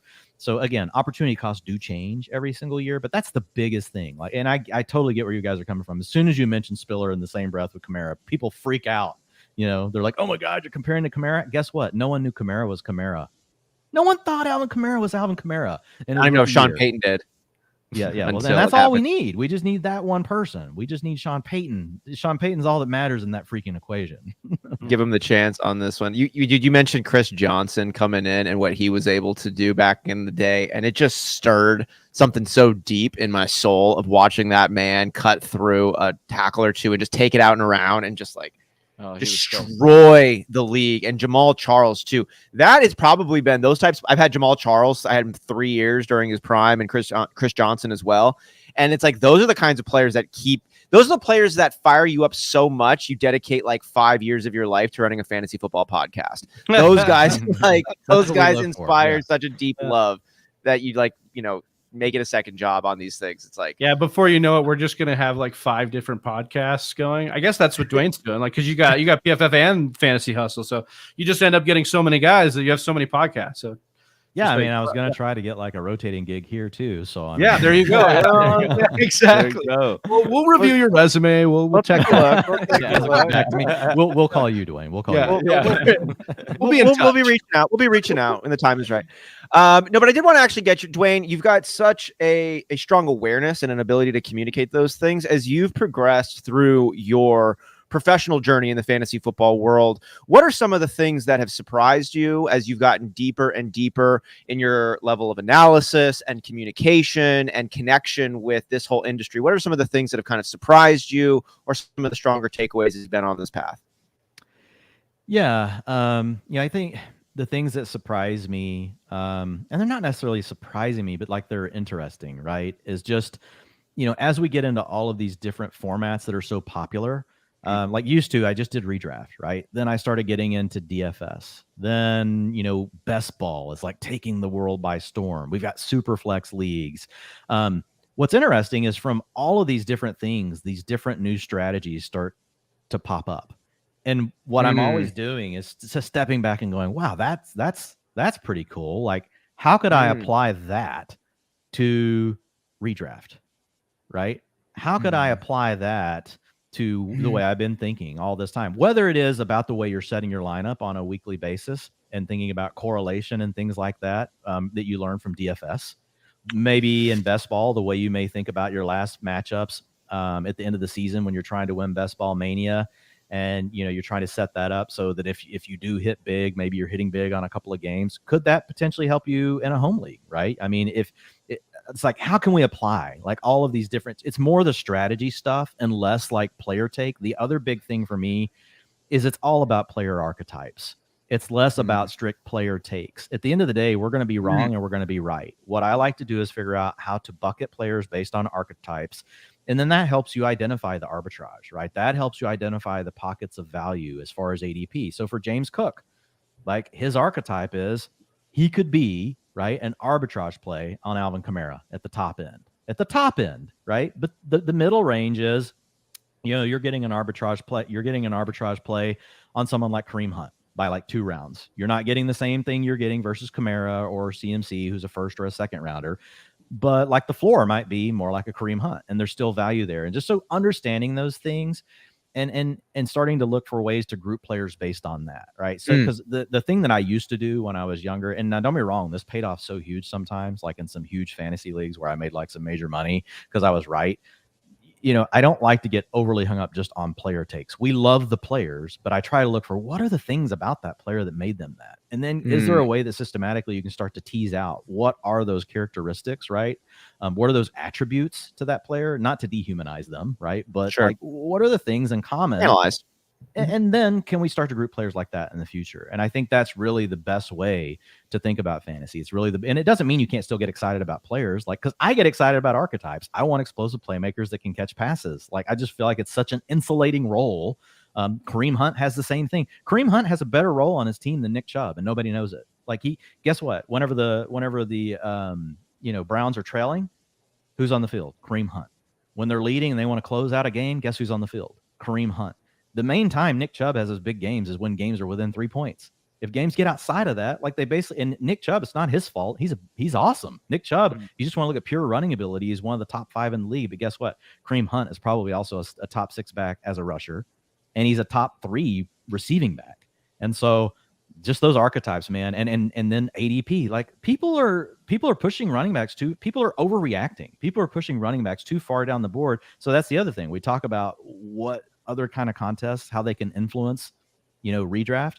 People get so hung up on best ball. Now they're drafting so many receivers early. I think they've gone overboard, and it pushes value. Like Kareem Hunt in the 8th round, like that's stupid.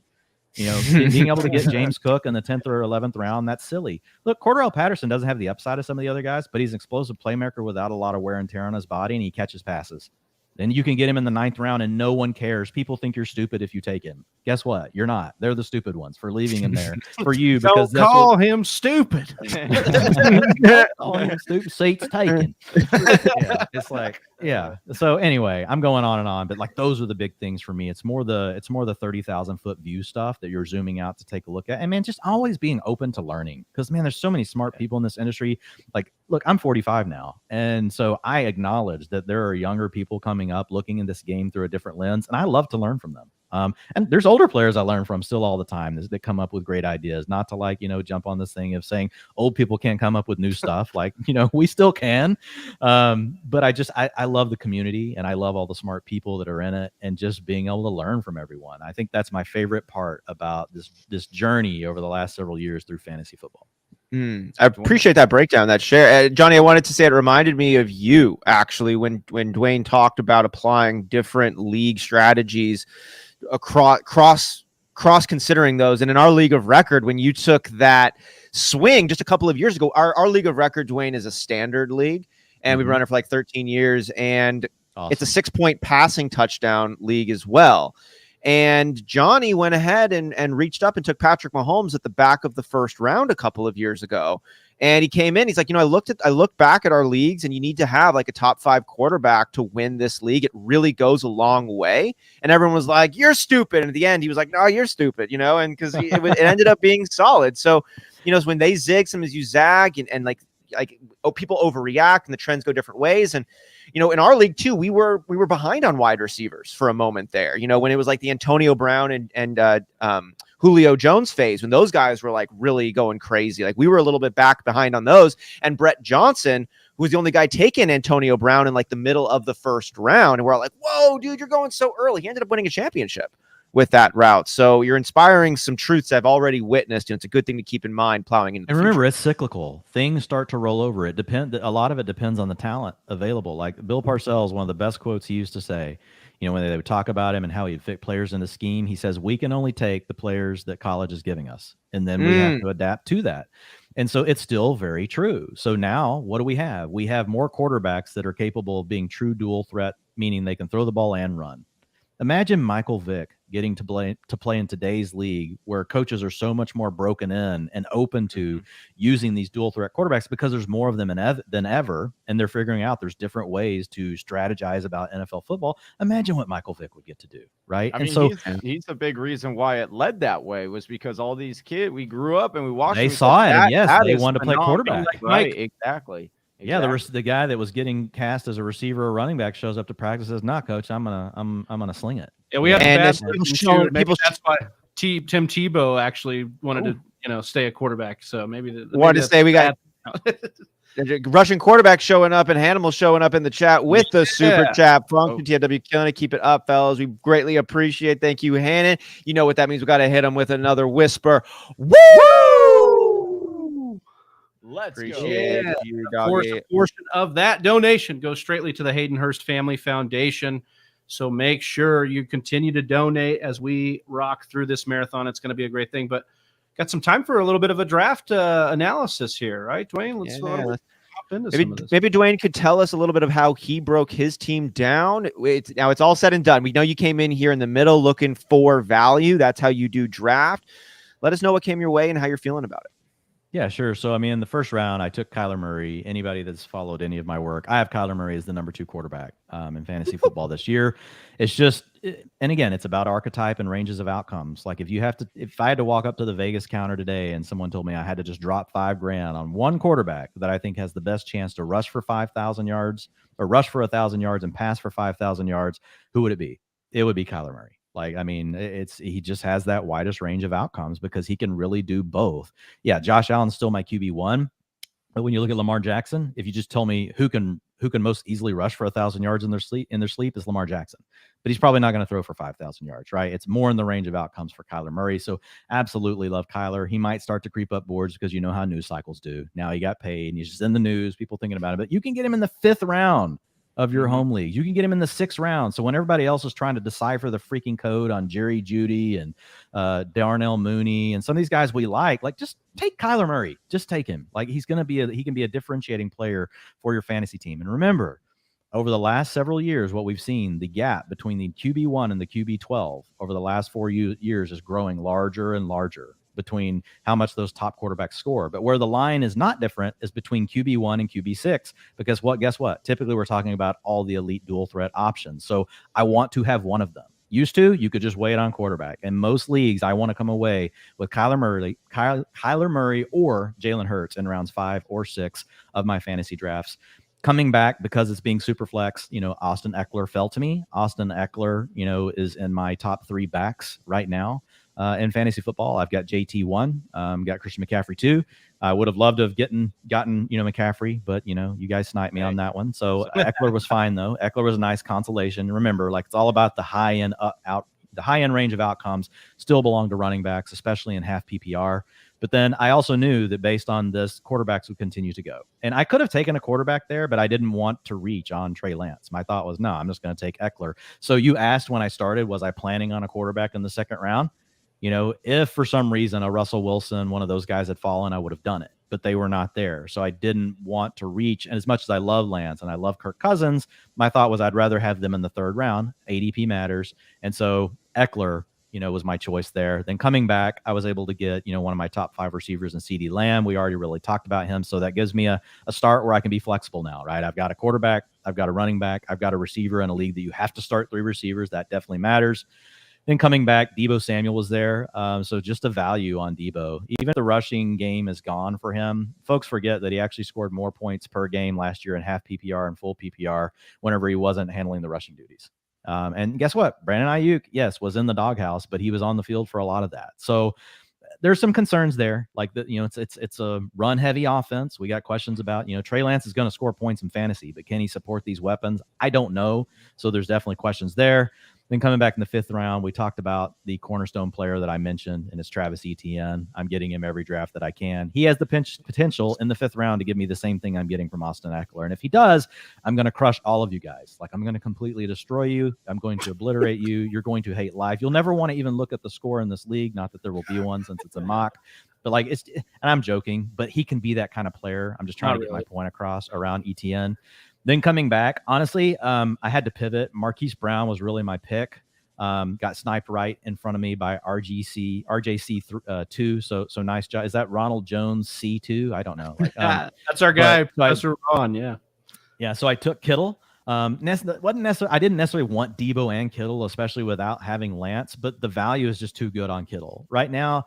Kittle is just getting pushed too far down draft boards. He's the best tight end in football. He is the best, and not just at NFL football. He's the best potential fantasy tight end. The problem is, again, the same things that we have with Debo, but the value is just too good. And so now I'm sitting on, I got my 2 backs. I got 2 of my 3 receivers. I've got a great quarterback, and I have a top 5 tight end that could still give me number 1 overall range of outcomes. Another cornerstone. I took a lot of cornerstone players in this draft. For me, Amon-Ra St. Brown is another one. We talked about him on the breakout episode with you guys, but look, PFF receivers that have scored over an 80 as rookies. I'm not going to read you the whole list, but it's basically just badass after badass. It's all names you want to be associated with. And guess what? The PFF receiving grade picked up a lot of these guys before they were ever fantasy stars. And every single one of them has been a hit. So Amon-Ra St. Brown's another player that I think we're drafting him at his floor. We're just assuming because TJ Hawkinson is back. We're just assuming that because now they added DJ Chark and we're going to have DeAndre Swift that, well, Amon-Ra. Look, you're getting him as if he's going to get a 22% target share, but guess what? He is so good. There's still a chance he could be a 25-30% guy. So you're drafting him at his floor. That makes him a cornerstone player. Cornerstone players, you draft at their floors and they give you ceiling. And so he's a favorite of mine.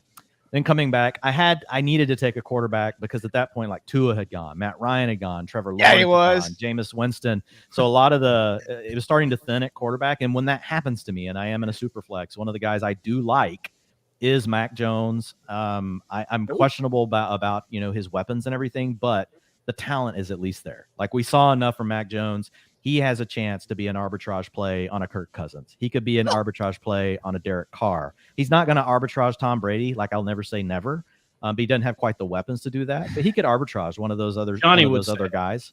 And I also love Jacoby Myers, who's a cornerstone player for me late. Like he's hit every breakout metric we want besides scoring touchdowns, which really isn't a breakout metric. It's really more of a, there's a lot of luck going into. Now, don't get me wrong, really good players score more touchdowns. So I don't want to, overstate that, but I knew I was going to take Myers later, so it set me up with a stack.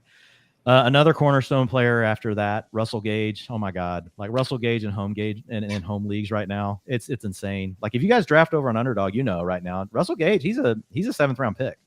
You draft over, and that's half PPR, 3 wide receiver, just like this. If you draft over on FFPC, Russell Gage is a 7th, 8th round pick.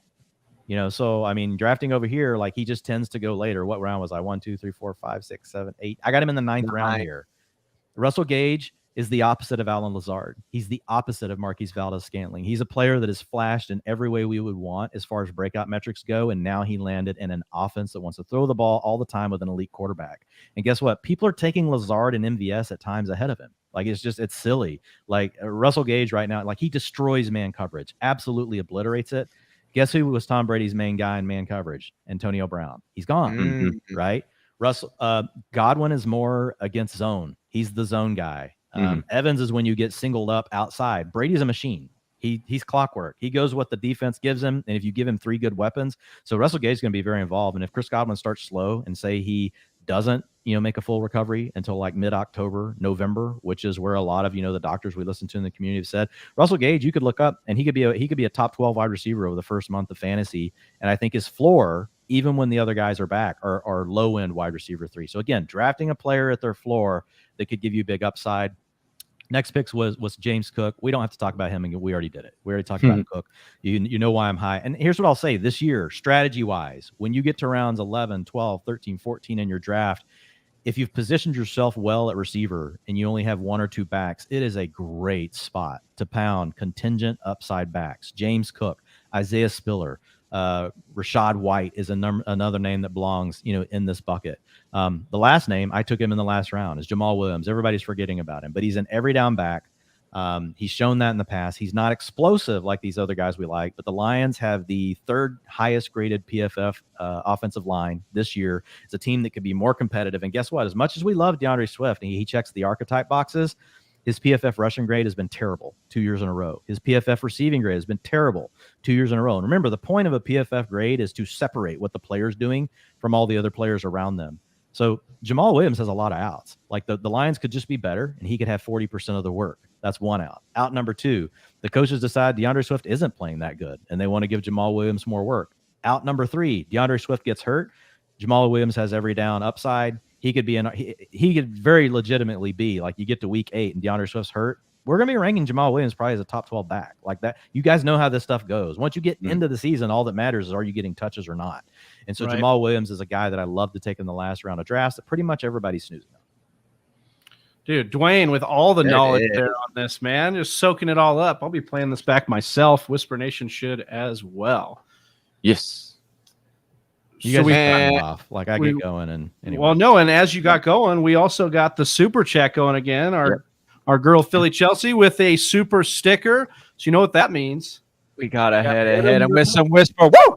Woo! Woo! Woo! Again, Hayden Hurst Foundation. Yeah, Dwayne getting in there. We love it. We love it. Dwayne, really quickly before we let you go, we want to pick a winner here. If you're able to kind of scope this really quick and just give us who you thought. And maybe while you're taking a look, obviously I want to ask you guys, because you've had more chance. Like I've been just like I walked through my team there, so I haven't had a chance, honestly, to really look at these other teams. So give me what your thoughts are. One of the things I first look for in this is structure. I look for the structure of the teams, not so much the player names.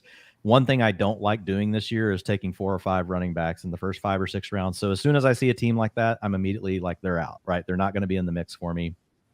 Doesn't mean it can't work, but that would put Death by Rona out. Like that would disqualify them. But like, you give me some of the names like that you're looking at. I'll jump in there because I was taking a peek at this one ahead of time. The first name that did stand out to me here was Rastafarian in the 11 spot. That was my pick the too. Dual quarterback. Sure, it was Travis. The dual quarterbacks there in the first and second round. Tom Brady, Matt Stafford. I'm fine on both of them. Aaron Jones and Leonard Fournette. I think Leonard Fournette and Aaron Jones could both finish as top 7 backs coming in this year, especially with Aaron Jones here in a PPR format. I like the way he hit the wide receiver position then here. DJ Moore, Jerry Jeudy, Rashad Bateman, Chris Godwin, Brandon Ayuk. Like, I'm not as high on a lot of these guys, but Dwayne, as you put it before, looking at the components going into each one of these players, like I might be off on these guys, and a lot of them have the characteristics I think point to a overall successful season here. So I like the way it was built. It's a good structural exactly point. Exactly. You got the 2 running backs, then you pounded the receivers when you know that you need 3. Like we love DJ Moore. We love like Jerry Jeudy. Yeah, it's questionable, but he's been hurt. He still has the underlying profile that could say breakout. But then you follow it up with Bateman. You get Godwin, who really could be a late season boost. For you. We'll see if he's ready to go in training camp. And as your 5th wide receiver here, like that could be nice. Yeah. So and then I like that too. And Travie, Big Travie, you're a very similar build. Like, so I like that build as well. Anthony was saying it during, he's like, quit copying my build. Spider-Man, man. Through 8. Yeah, it was like the Spider-Man meme for sure through 8 rounds. But yeah, I think that's if Kamara hits, dude, like you basically got what I got in Eckler, and I had to take him in the 2nd round, and you get him at the end of the 3rd. And I know we're running out of time here, but just want to pay you a little homage because we brought our guy, now I'm spacing his name, Drew Davenport, on the show because of you. I had heard you mention Drew Davenport, following him for legal advice. We had him on the show to talk Kamara, and basically what he said was it's probably next year. That's most likely whatever suspension comes, which means kick the can down the road. Let's buy the dip that we're getting on Kamara right now. Well, that one's coming in, so we got a couple of good names there. Dwayne, thank you again for coming in, dropping knowledge, having some fun with us here. We'll be calling you about the upcoming opportunities once we take I know you guys are short list, maybe. But real talk, could you let Whisper Nation know just one more time where they can catch all of the opportunities you are just crushing right now, creating for yourself and creating for others here in the fantasy world? Thanks, man. Yeah, just guys go over to PFF and check it out. We've also got a new app. We've got the beta version of it out. We're looking for feedback on it. So the best way that we can not fail at PFF and like creating the right tools is just listening to you guys. And so getting over there and participating in the beta work, and you'll be able to see. And guess what? For free, you're going to see my rankings. You're going to see Ian Harditz's rankings. You're seeing Nathan Yonke, like a freaking legend. At rankings, you'll see him as well. So. Having said that, you can find me over at PFF. You can find me at Dwayne McFarland on Twitter. DWAINMCFARLAND. Boom. Oh, you're the man, Dwayne. Yes. There we go. Appreciate you guys. Appreciate you, Dwayne. Thanks a lot for bringing stay an hour hydrated. Get you some food.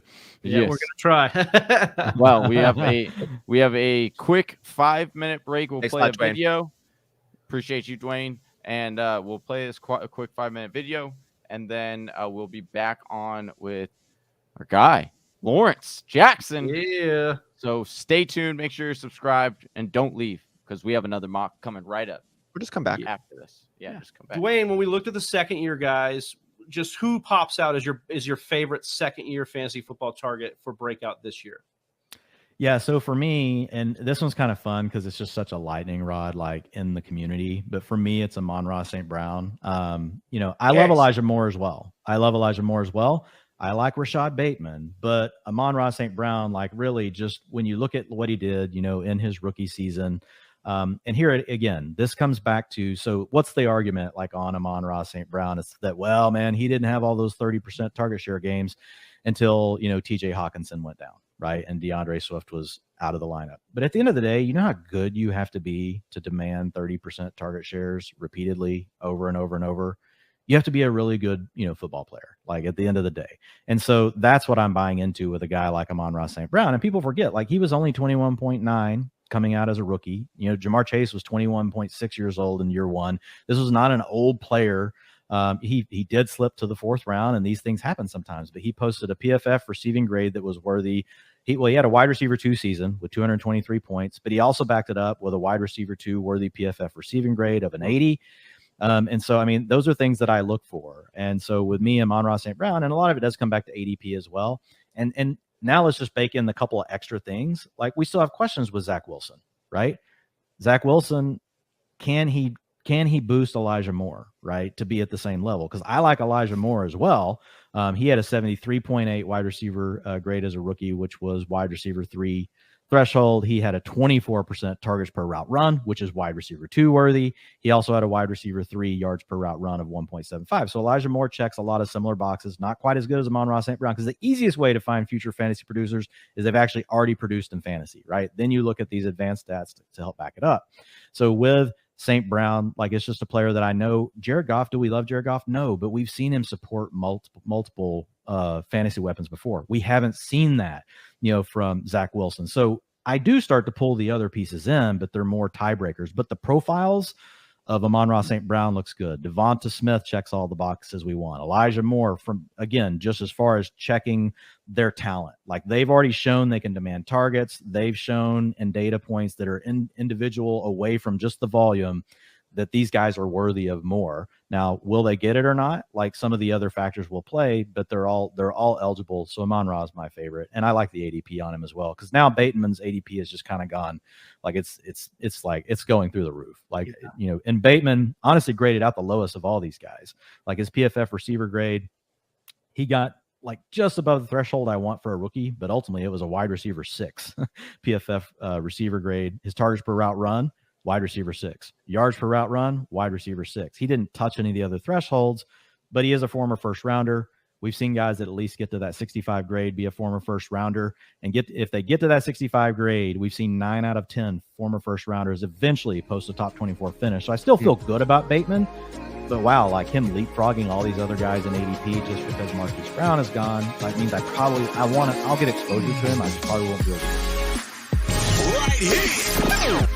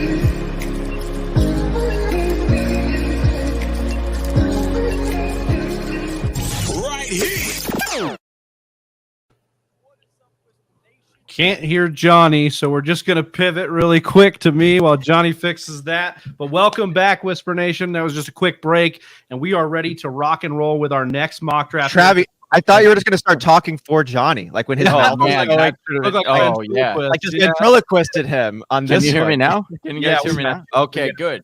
Oh, man. Excited for this next guest. We got a bring him hour 3. We're about to enter hour 3, and we have a guy that we had on our very first ever mock draft marathon, and he's blown up. Huge NBC Sports Edge analyst, Lawrence Jackson. What's up, buddy? Welcome to the show. Glad to have you. Welcome in. Appreciate you. What's up, man?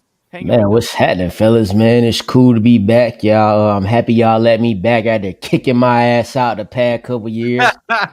We swear it wasn't personal, bro. We swear.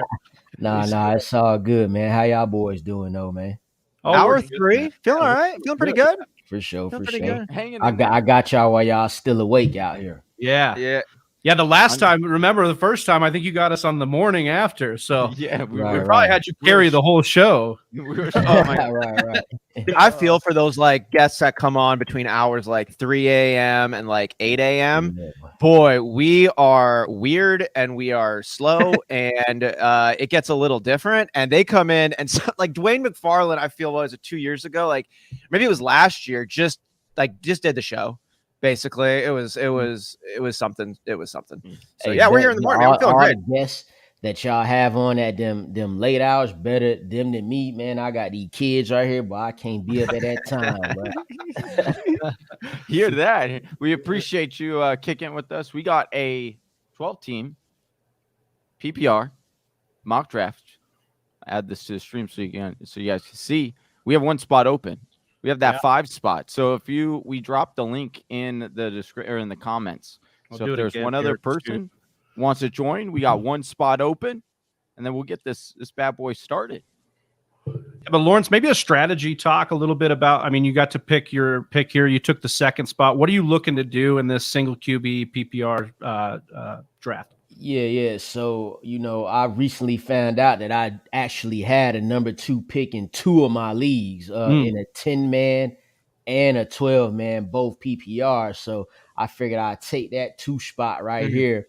And going into this, knowing that it's PPR, I only have a few decisions to make, but they hard decisions. I'm either going to go, Cooper Kupp, Dalvin Cook, or Justin Jefferson right here. You feel me? Yeah. Like You're talking Johnny's language right now. He's all that's over. Yeah. I got both of them in a draft in the first mock draft we had. I'm all about that life. You took Dalvin 101 not too long ago, Johnny. I know you're really vibing on the Minnesota Vikings players here this year. Lawrence here is 2. You'd go as high as 10 as number 2 with Dalvin Cook. I mean, when you just said that Johnny with him at number 1, I'll do that too. You feel me? Yeah. Like I feel like this gonna be it for this gonna be the year for Dalvin. You feel me? So Why not? I ain't mad at that either. It would be something to think about right there with him and Jonathan Taylor. But I like Cook there. I like the prospects of the new offense for everybody involved. So I would rock with that, and we just got a number 5 guy in there. It's a guy I actually rocking with us. link to. Let's go. All right. Let's do it. We ready? Trav, you want to hit that start button? Bro Cal kicking us off in the 101, getting it going here. Hour number 3. Whisper Nation, thank you so much here for joining along with us on this Saturday afternoon. We've now passed the morning into the afternoon here. We're going to be doing this for a full 24 hours, every hour on the hour with a great guest coming up. Honored to have Lawrence Jackson Jr. here joining us in hour 3. If you like this, you want to be part of a community where you belong, hit that like and subscribe button and drop in the comments where you are tuning in from. I want to shout you out here live on air. We are also contributing our profits, portions of the proceeds going to the Hayden Hurst Foundation, bringing mental health solutions to the forefront for children, for adults, and for older adults as well. Really happy to be a part of that coming in. So thanks everybody here. And we'll now kick it over to Lawrence, who did get his dude Cooper Kupp. You did pass on the Minnesota players and you went with last year's Triple Crown winner. Yeah, so I'm gonna just, I'm gonna see how this goes, see how it shake out. Now I know I got me a receiver right there. So it's either, I could give me a couple of backs, go weaker on the receivers in the middle rounds, knowing that I got Cooper Kupp and knowing what he gonna do. Or, I could have just went Dalvin Cook right there and then just went, zero running back after Dalvin Cook. But this time I'm gonna rock with Kupp and see what it do. There we go. I think Kupp's in for possibly an even better year than he had last year. I mean, I don't know why not. Defenses, how is that possible? Another year of rapport with Matt Stafford. I don't think they got lucky on any plays last year, so I don't think you can accredit any of the success to like an outlier situation like you maybe could for Jamar Chase, just like a little bit because of some of those big plays, broken tackles, things like that. That really wasn't Cooper Kupp's game. So having just a little bit more rapport could make a couple of passes that were incomplete be completions this time, a couple of routes connect that were incompletions. So is there a lot of room? No, there's not a lot of room, but I don't really see a lot of points why it would slide back. Defense is already queued up. They're none of them are. We're not concerned about regression. Yeah, that's the really optimistic way to look at it. I make myself feel better about it going the other way with it. I say, this dude just caught 147 catches or however many, 1,900 yards, 16 touchdowns, right? So the way I look at it is, ain't no way he finna go below 110 and 1,400. Like, yeah, he gots to get that. And if he give you that, that's cool. If he end up being wide receiver 3 or wide receiver 4, like, I ain't tripping about that. No. He does. When you draft a guy as the first at their position, they do not have to finish as the top player at that position. You feel me? Give me top 4, top 5, right? We just know that it's a high possibility that he could do that. Thank you. Yeah, it drives me crazy when I hear folks say you can't take last year's number 1 overall running back because it very rarely, if ever, happens that they repeat. I'm like, I don't care. I just want to have the guy who's given me the highest chances of being a top fold elite player. So thank you for saying that. That's well said. It'll be 16 touchdowns. It's a lot. That's a lot of touchdowns to try to repeat. And he also had 38 red zone targets, which was number 1. And I'm not, again, I do think that Allen Robinson is really good red area threat. Higbee dropped a lot. He had a lot of targets too as a tight end. So, but yeah, I think definitely. I think it's within the range of outcomes for him to be wide receiver 1 again. But again, to everybody's point here, it's really not about him being that again. It's really about how talented Cooper Kupp is, what they do, what the role he plays in that offense, right? What he does for that whole team. And I think it's a situation where they're going to scheme him into specific stuff. Now, to Johnny's point in the red zone, this is a team that when they have a really good back in McVay's history, they've gone run heavy in the red zone. And when they haven't, when the health's been a concern, they've gone to their wide receivers. The interesting caveat here would be Cam Akers. Whatever happens with Cam Akers this year could swing the pendulum the other way touchdown-wise, because when we see these teams pass for a ton of touchdowns, they tend to regress to the mean the next year or the following years. So could be a benefit for Cam Akers in the run game.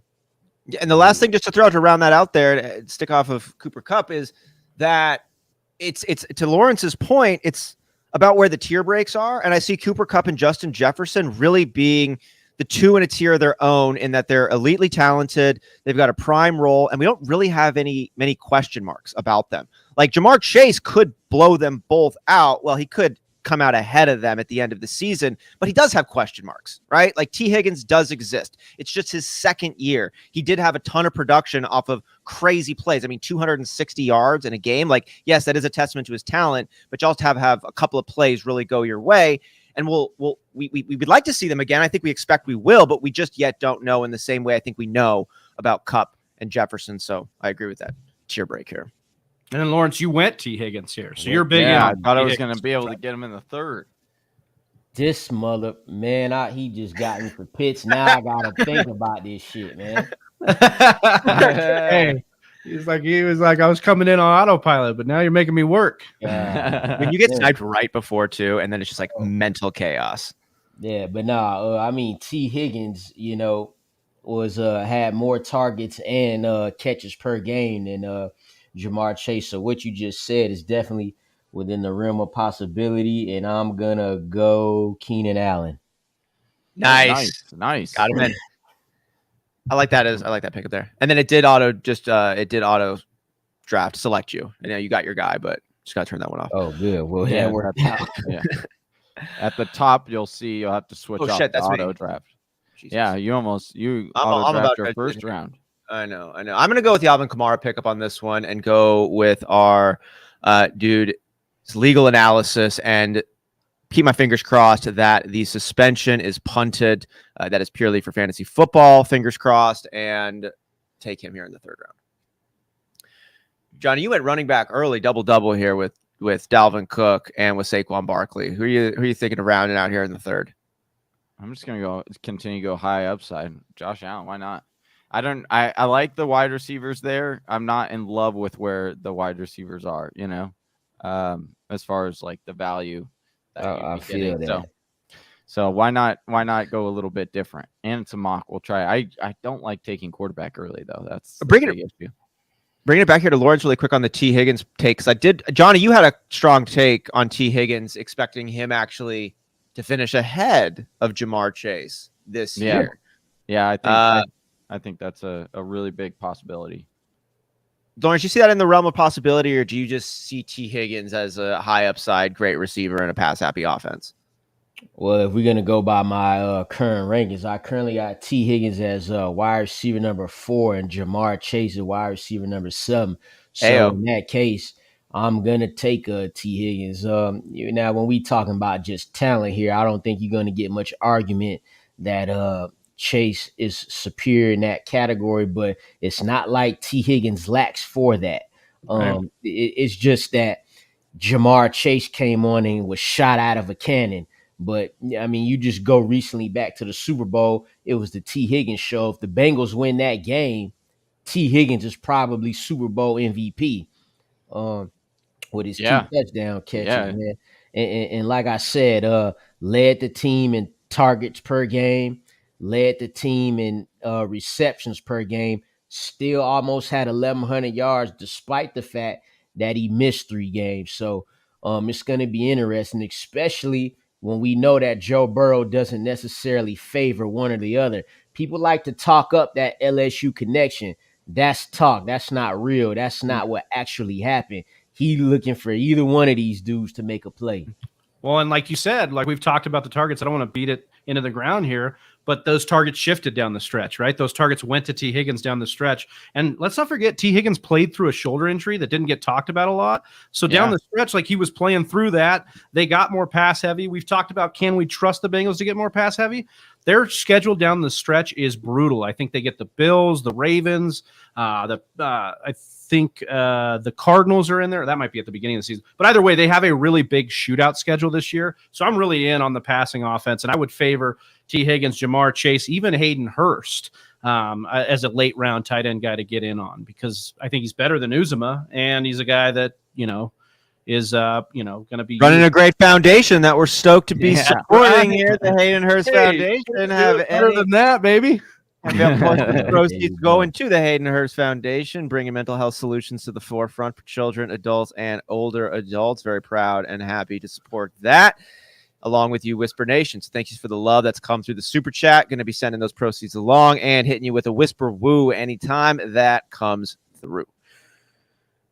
Also, Scott's on auto draft. I don't know if you know that. That's By Rona. He falls asleep.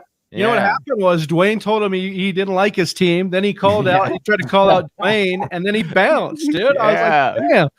I ain't still on auto draft, am I? You're good. You're good.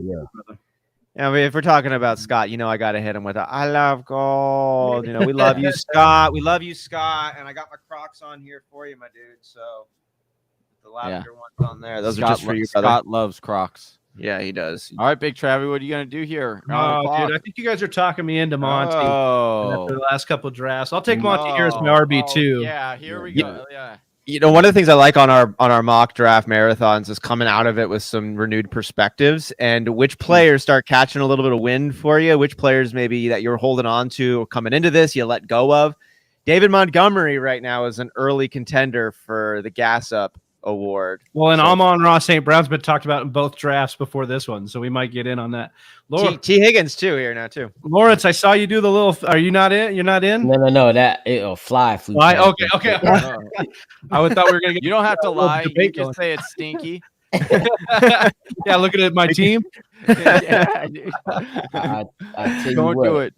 Don't do it. All right. saw my guy Cam Akers get picked up there. Yeah, right before me. I was going to take him there. That's why I went with Monty. I'm not in on Akers. I'll let Lawrence, other people- you liking Terry or Cortland Sutton this year? Well, I like Judy over Sutton, so give me Oh, Terry. okay. and Lauren. Okay. There we go. Oh, I want Enough to. said. That's a good. So Here we go. We don't have very I'm many- not gonna let this guy snipe me again, so I got to get Lamar right now. Bro, Cal, go Jackson fuck you. takes Lamar Jackson. Oh my gosh, that'd be so funny. What do you like about Jerry Jeudy versus Sutton? Is it ADP? Do you think you like the projections you have for Sutton this year? I'm gonna get sniped again. I like the. I feel like this season, Jerry Jeudy gonna have a chance to get to show us what he was coming out of college. Finally, we just see Jerry Jeudy go there. Yeah. I wasn't gonna take him there because I started off with 3 running backs. So I'm sorry, 3 receivers. But yeah, Jerry Jeudy. Now that you got Russell Wilson in the fold, Jerry Jeudy had a very respectable rookie season, over 850 yards. Started out last season with the injury. By the time he came back, Drew Lock was shuffling in at quarterback here and there with Teddy B. And, they just could never get the offense going outside of the run game there. So I feel like Jeudy is going to fit more with Russell Wilson. But I think him and Sutton will both find their way. Jeudy is just a better prospect. Route running. You could start there. So that's what I'm banking on. Jeudy, like I watched this dude a lot in college, and he has not gotten a chance to show that yet, and he will this season with Russell Wilson. I think he could too. I just think Cortland Sutton's also good too. Yeah. But he floated 2 Russell Wilson has no problem floating 2 wide receivers. Are you off Cortland Sutton? How far apart do you have Jeudy and Sutton? I know Judy's ahead for you, but where does Cortland Sutton rank for you? I think I got Jeudy at wide receiver 16 and Cortland Sutton at 25, 26. Okay. Something like that. But like you just say, Russell Wilson can provide you with 2 starting options in fantasy every week. We saw it with DK Metcalf and Tyler Lockett. This combination could be as good as them, and we'll see about that. I like that, and I like that. Scott's back in the house. Oh, Yeah, his internet went down. He needs to quit paying for AOL, dude. We're past that. No, I need to get another disc. We need to send him another one of those discs that gives you 72 hours of internet. Remember those? His internet wasn't the only thing that went down. His team sure and went down in this mock draft. Oh, man. Getting bodied over here. No, Travis, you remember talking about the Blockbuster? They give you those out. They give you those like. I couldn't and you just like that. couldn't believe that was a thing. I just totally spaced it. I was trying. I'll Maybe get some internet on this. Here's a CD-ROM. Get yourself some internet. Yeah. What? That was refreshing, Lawrence, for you to talk about Jeudy there, because I think it gets lost with Cortland Sutton is good down the field. He's good on the boundaries, where we like that as a match for Russell Wilson, of course. But what's getting lost here is the profile for Jerry Jeudy and how good he was coming out, and all the time he's missed because of injury or underperformed because of crappy quarterback situation. So I think it was refreshing because Cortland Sutton has got massively steamed up this offseason. And so maybe the old trick of just fading the higher ADP to take the discount on the other guy, it could be a good way to go. So I actually want to speak on this a little bit because Sigmund Bloom we'll have on the show later on, had a great insight of saying, look, when you're emotionally high on a player, take that added insight that you have above other people who are not as emotionally invested and be honest with it. So when you then watch the season unfold and if a player you were super high on and emotionally invested in starts disappointing you, don't pretend it's not disappointing. Ask why it's disappointing. Say maybe there's something you were off on. Maybe you were expecting something that just didn't pan out in that direction. Right. And I picked up Courtland Sutton and I was really excited about him last year when we saw him kick ass like right away early on. Right. He had not week one wasn't a great week, but then he was able to, I'm just going to get some double dipping and going here. Was able to blow Courtland Sutton up and he was like a wide receiver 1. He's like leads the league in air yards and all this stuff. But then Jerry Jeudy comes back from that high ankle sprain and Courtland Sutton became like a non-factor for fantasy. It was like super disappointing. And so I want to sit here and relive that excitement that Courtland Sutton gave me and embrace the love that the fantasy community throws at Courtland Sutton, picking him up on your team. But it's like, I remember what happened when Jerry Jeudy came back. And we're just saying now that because Russell Wilson's Russell Wilson, he's going to favor Courtland Sutton that much more ahead of Jerry Jeudy. Like Tyler Lockett was his dude. It wasn't like that's been his dude for so long. Like I just don't think we can make a call on that. I think at best it's a coin toss between the two. And I think there's a world where Jerry Jeudy does have a case above him because of the talent and the draft, the play style that he does bring to the table. Now I got to make my pick. Yeah, it's sledding right here for me. You gotta have our Miles Sanders is my RB2 here. Miles Sanders doesn't even think he could be an RB2 this year, unfortunately. Yeah, I was going to ask. If he just give me 900 and try to score some touchdown this time, we straight. I will live with that. Give me 900 on the ground. Another maybe 200-300 in the passing game. We could live with that, man. That's doable. That's and he could well be in the committee and have them type of numbers. I ain't asking for much here. That's reasonable. It's reasonable. Z saying what's up to you, man? Coming in the chat. What's up, Z? What up? What it do, man? Gonna be on late with us, bringing us through the midnight hours. Austin, what you were saying about, if you are emotionally invested in the player, I agree with that. Or you could just not be emotionally invested in these takes and these picks that we have. Oh, man, and then you're asking for a lot, Lawrence. You got to worry about nothing. People get me messed up because I'm from Atlanta, and Atlanta Falcons.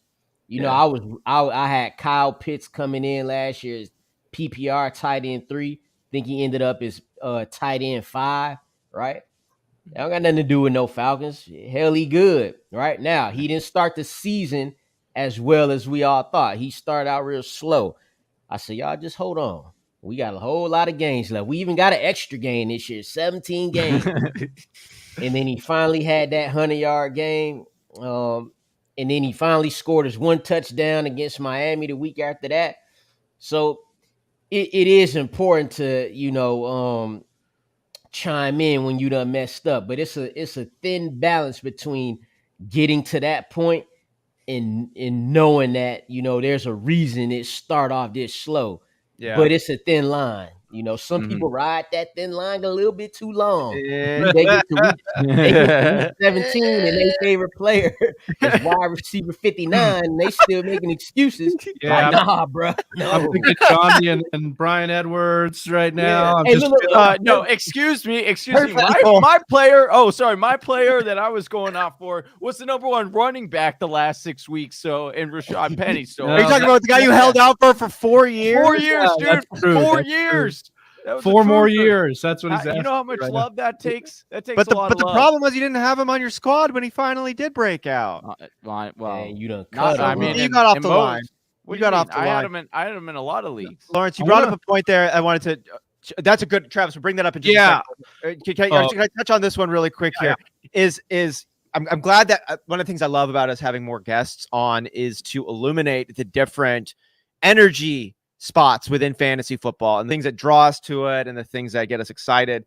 and you talk about the emotional investment, and you casually say, how about we just don't get emotionally invested in these players? And, Travis and I are like, oh man, easier said than done. And both statements are true. Both statements are true because you ultimately have to get to the place that you're talking about, Lawrence, because this game is so powerful. And if your emotional takes go as deep as they can, and then if they're off, like they probably will be, because it's just probability, it's just math.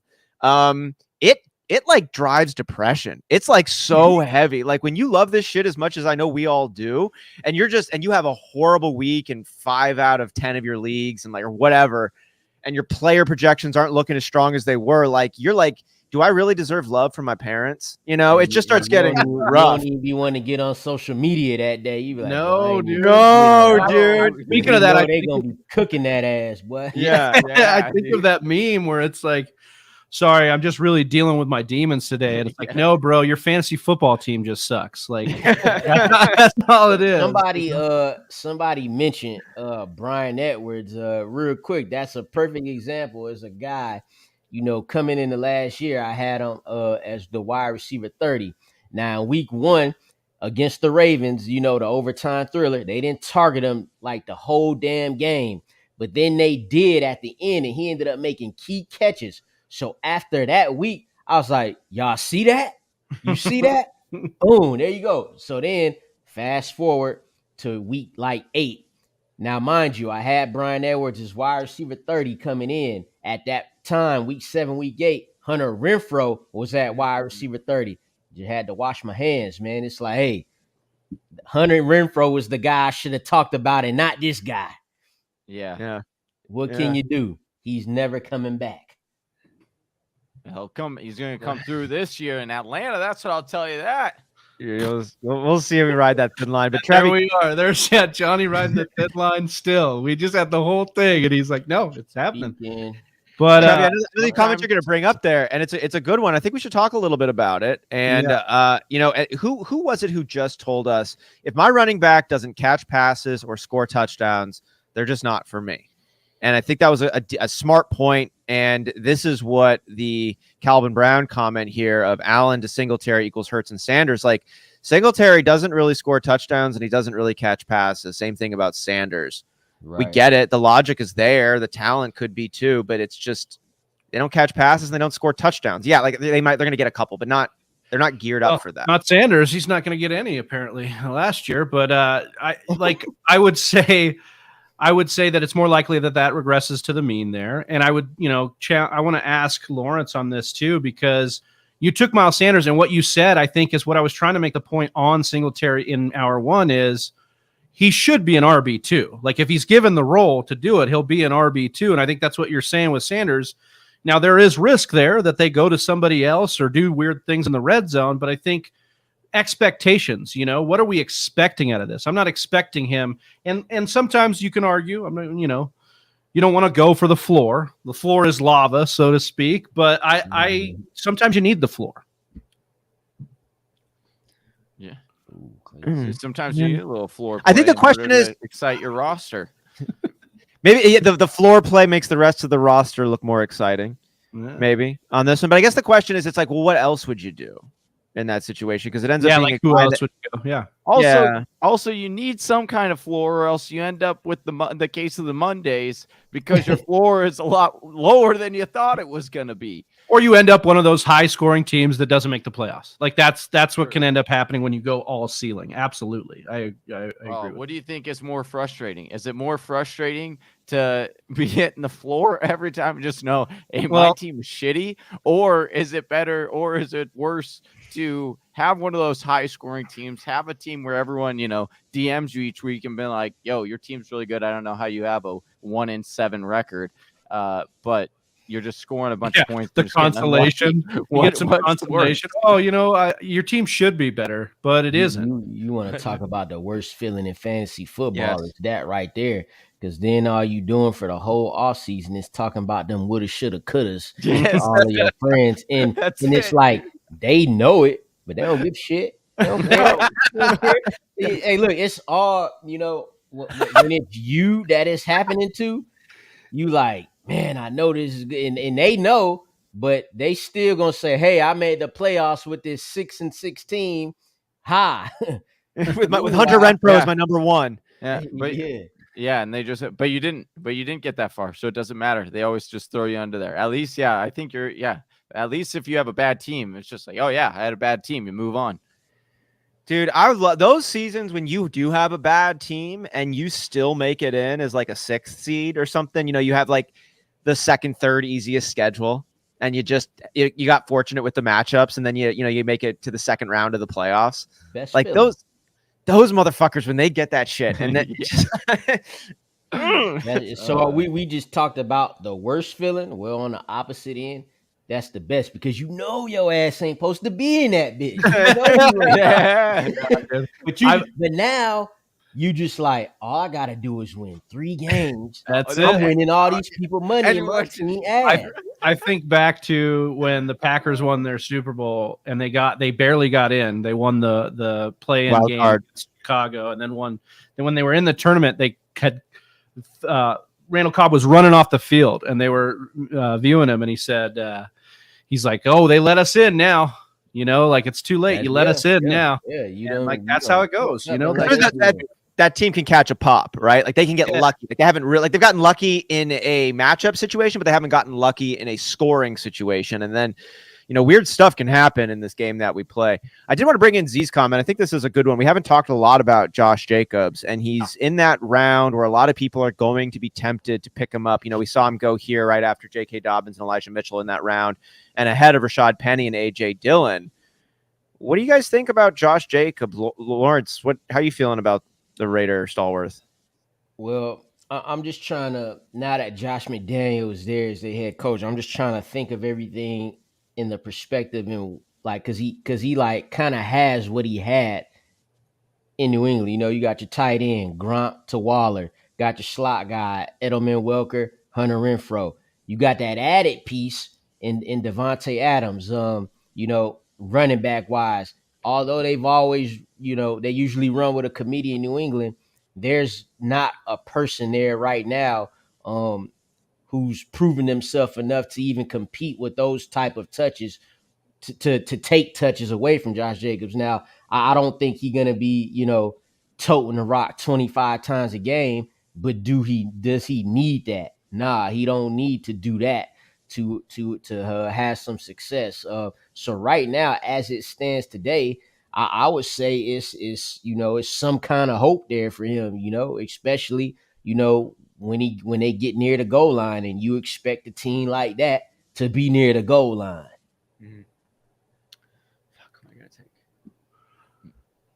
take? I don't know, but you have 5 seconds to do it.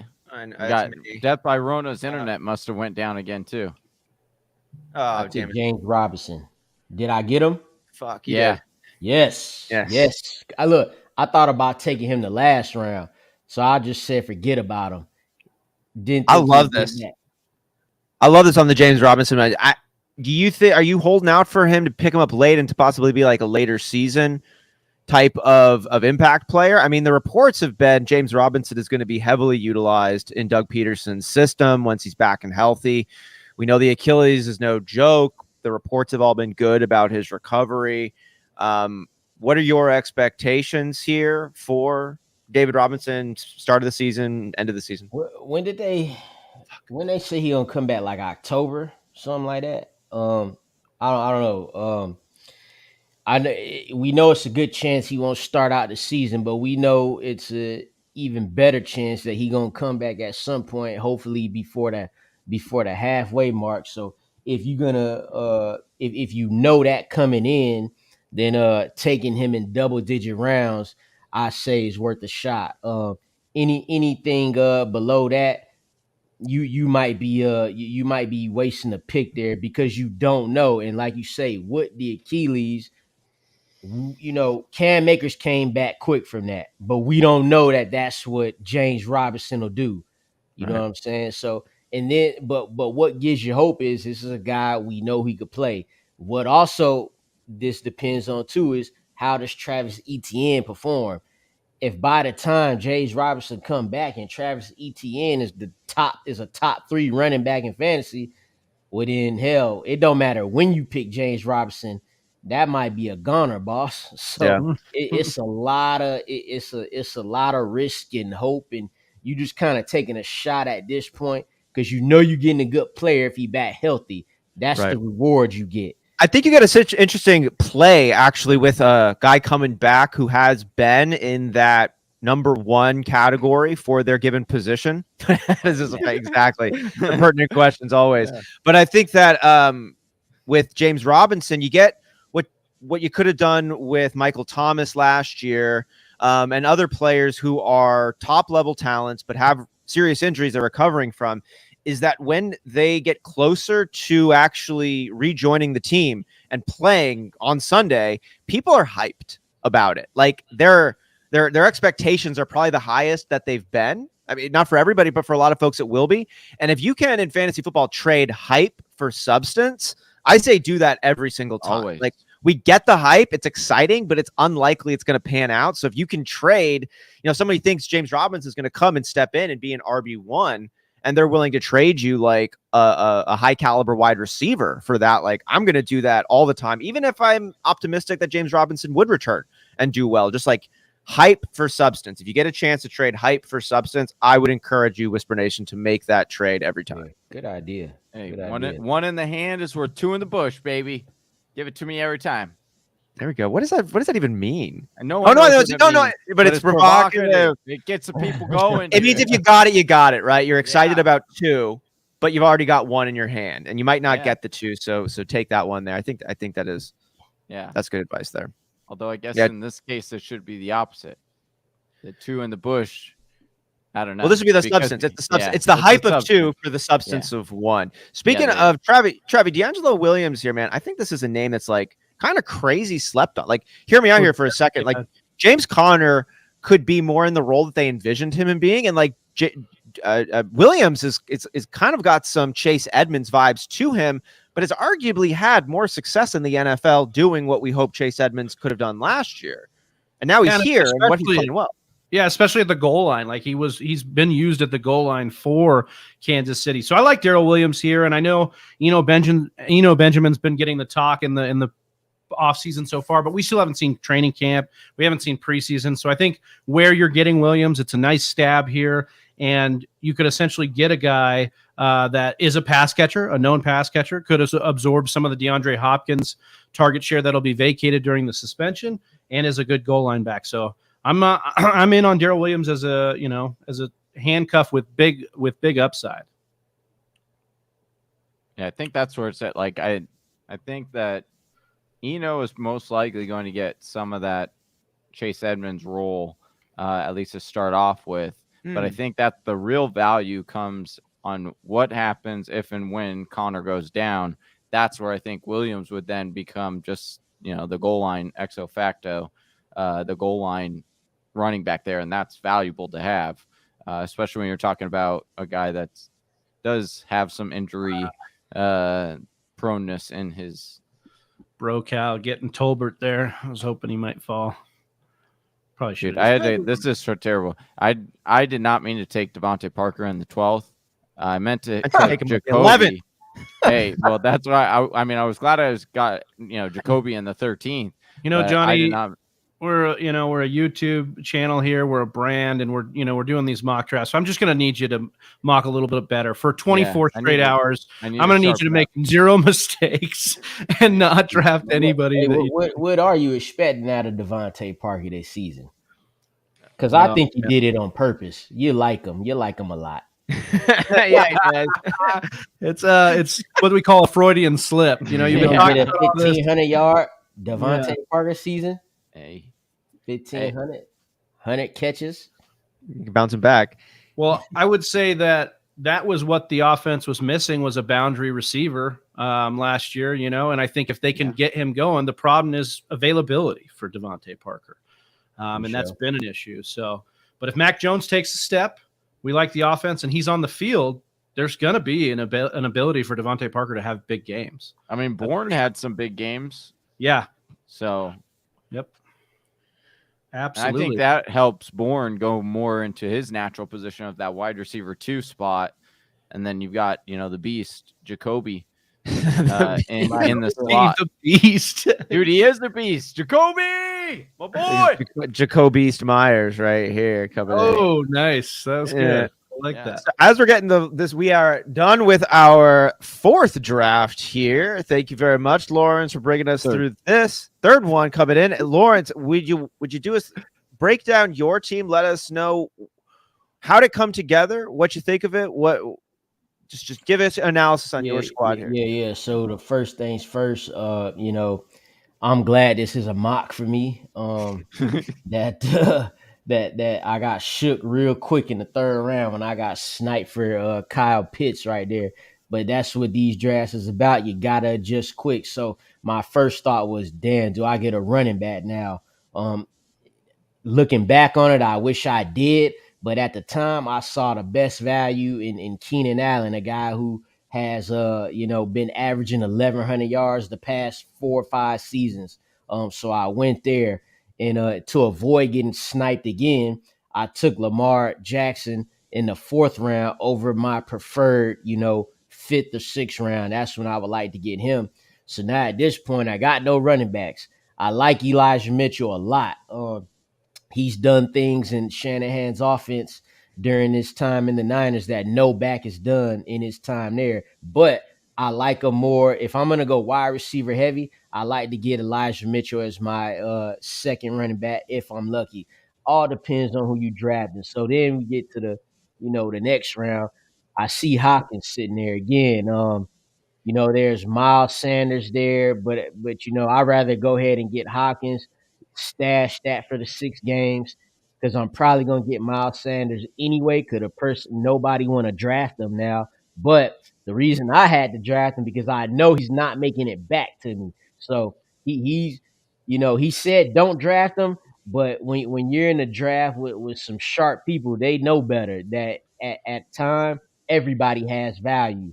I like the Russell Gage pick. He's somebody I'm targeting, when I get to real drafting. We all know the story of Chris Godwin. We don't know when he's coming back. We love Russell Gage, the type of receiver he is. Now pairing him up with Tom Brady. Gage, a guy who done show he could play on the outside and in the slot. He did his thing the whole second half of last season. Rojo there, that's another tough one for me there. But this is just the old narrative of get somebody who attached to the Chiefs offense and Patrick Mahomes, and you hope that he could be the guy. You would think that Rojo would be, the goal line carry guy there. We talked about James Robinson a little bit. I love Njoku, especially if Deshaun Watson doesn't get suspended for the whole season. I don't think he is. They saying they're gonna be like 2 to 8 games. If it's 2 games, you better get off Twitter for a day. But anyway, if Deshaun Watson plays, I love Njoku. I actually have him inside my top 10 tight ends. Tua Tagovailoa and Derek Carr could end up being some of the biggest steals in fantasy this season simply because they got new coaches, new schemes, and new elite top 5 receivers in each one of them. And Robert Tonyan, kind of the forgotten man, dealt with a lot of injury. Now, when he did have his special season, 2020, 19, one of them years, it was very touchdown dependent. But when you're playing with Aaron Rodgers, that's okay because he throws a whole lot of touchdowns and very little amount of interceptions. So, just taking a shot on the dart. I punted tight end, as you can see, once I didn't get Kyle Pitts. Once I didn't get Pitts, I was like, the hell with it. Them gonna be my last picks, and we'll just and this is the type of team where you're gonna be streaming tight ends every week more than likely. I like it. Love it. Should we do a little roast or toast? We've got some time here. Johnny, you want to? We'll let Lawrence take a look because he was just breaking down his team. Johnny, if you want to pick a team to roast or toast, and then that's the same kind of thing. Lawrence, if you want to pick a team, you're either feeling like toasting or roasting after Johnny goes. We'll do it there. While you're taking a quick look here, I just want to give a shout out here to some of our stalwarts here in Whisper Nation. Mr. Gregarious coming in, great draft, fellas. Appreciate that. Yeah. Chelsea tuning in from DC. What is going on? My favorite person. The real question, of course, can never be asked enough. How does this affect Marlon Mack, Kyler Brown? Thanks for coming here. Love you, Whisper Nation, here coming in hour 3 of the mock draft marathon. Okay, back to the roast or toast section. Yeah, Johnny, you said you had someone? Yeah, I'm gonna go with Big Sam, 38 here. And of course, Donnie, we got to give out our the man who's making so much happening here. You don't even man behind the curtain. Yeah, man behind the curtain. I'm gonna go with Big Sam. I am going to say toast, my friend, because this is a hell of a team. I love what you did. I don't necessarily love all the players, but I think where you got them and building the depth, I think you did a great job. Like Jamar Chase, Mike Evans, Pittman, going 3 wide receivers in a PPR. Start off. Those are 3 damn good wide receivers. Cam Akers in the 4th to get like an anchor. You pairing that with A.J. Dillon. I think both those guys have top 12 upside. So well done there. Getting the GOAT, Tom Brady, getting Darren Waller to pair with Cole Kmet. So you have 2 upside tight ends there. And Renfro and Treylon Burks in the 8th and 9th, like, did well. Stacked them. And then you got Pierce, McKissick, and Gus Bus at the end. I just think it was a really well-rounded draft. So cheers to you, Big Sam 38. Yeah, I like this team. I'm with you. I think there's a lot of things to like here. Lawrence, did you have a team that you're in on roasting or toasting here? Yeah. The guy I picked second, first pick here, Brocow. 38. Yeah. Roast him. What do you like most? I'm definitely gonna roast him, right? Yeah, Like me for Kyle Pitts, and that's your only good pick, right? Now look, bro, Cal 38. You better parade at Jonathan Taylor. Give you them exact same numbers in 20 that he did in 2021. Because Antonio Gibson and Damian Harris, that's a little shaky right there, my man. Then you got, I can't even roast him, dog. I like Judy. I like Cook. It's just the running backs. You're roasting the running back. Flipped it on you. To get Jalen Tolbert at the last pick, he caught everybody sleeping right there because probably gonna start week 1. But I'm roasting them running backs. Running backs though. You better hope Judy have the season that I think he could have. Because I don't know, man. I don't know about Gibson. He got that talent, but they brought back McKissick. He gonna get 40 to 50 catches, so you're doomed. So let me just try to get a little bit of roasting in on them running backs real quick. Nice. Dude, this is like the roast that Andy Sandberg brought when he's like, man, I'm gonna roast your ass over here. Oh, you take Antonio Gibson? He profiles at an elite talent level, and you got him in the 4th round. Nice value. Oh, you went ahead and got Matt Stafford in the 9th round, top 5 quarterback last year. That all signs pointing up. Way to find a quarterback late, you dummy. I really was just mad that I got sniped right there. If I'd have got Pitts, I would have drafted the best team in fantasy football history just now, for real. Well, I'm going to jump in and roast Death by Rona because can't, again, I'm just going to say it again. You tried to get after Dwayne. You auto-draft in this draft. And then what did you just tell me? You need a nap? We're only in hour 3. Dude. Come on, Scott. Where are you at here? We're roasting you. You're boom, roasting. Scott, it's the latest. Internet went down. Scott, it's 4:00 where you are, man. That's killing us, balls. Yeah, in the nursing home. He's over in a nursing home. It's nap time over there. We're good. We're good. Well, Lawrence, why don't you tell the people where they can find you, what you're working on, what's coming up at NBC Sports Edge, man? We just appreciated having you on so much. Thank you, dude. So much fun. Yeah, no doubt, man. Appreciate y'all having me, man. Yeah, so doing all of my stuff at NBC Sports Edge now. Every now and again, I'll put out my own little video just to talk a little shit, but most of my stuff being done at NBC Sports Edge right now. We got the draft guide out, and we also got fantasy previews on each one of the teams going into the seasons and to this season and what they'll look like. So, just be on the lookout for that. In August, I'll be talking about ADP risers and fallers as we go through training camp in the preseason. Awesome, Lawrence. You're doing great work over there, man. We appreciate you being on here, and I really appreciate some of these takes you had in here on Jerry Jeudy and Miles Sanders. Some of the other ones, man. It's great to get against the grain in here. We get to learn a little bit more and get more perspective. That's what it's all about. And honestly, man, we can't wait to have you on next year. You gonna be at the expo? I'll definitely be there, man. Yeah, we'll be see you there. Y'all go, pull up on you, man. Show love, baby. We'll, absolutely. You know we will. Thank you so much, Lawrence. All right, man. Y'all take it easy. See you next time.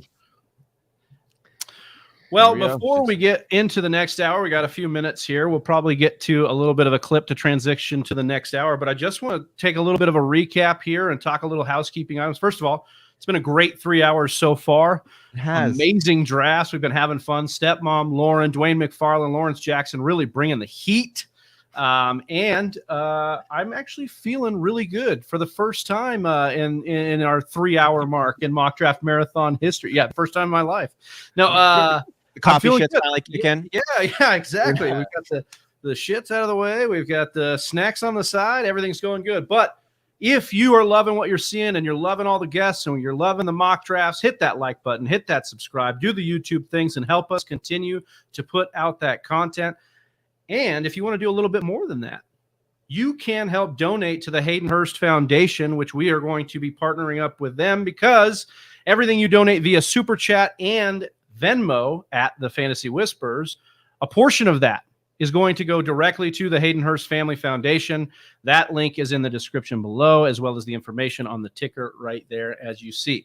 And maybe you're seeing these drafts. You know, we got this next one up. Matt Harmon on the way. We're excited from Reception Perception. That draft is already full, right? So you're like, hey, what the hell, man? How do I get into these drafts?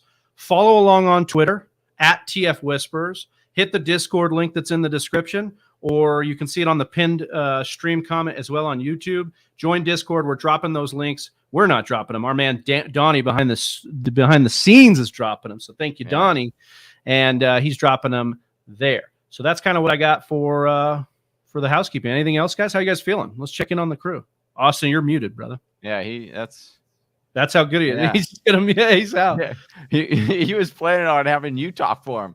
Yeah. That's awesome. I just got to shout out Donnie, man. I am so excited to bring him into our team for this mock draft marathon. You know, this has been such an incredible group of people, and Johnny, you brought this thing together. Travis, you and Johnny then created TFW and made this brand the community platform that it is.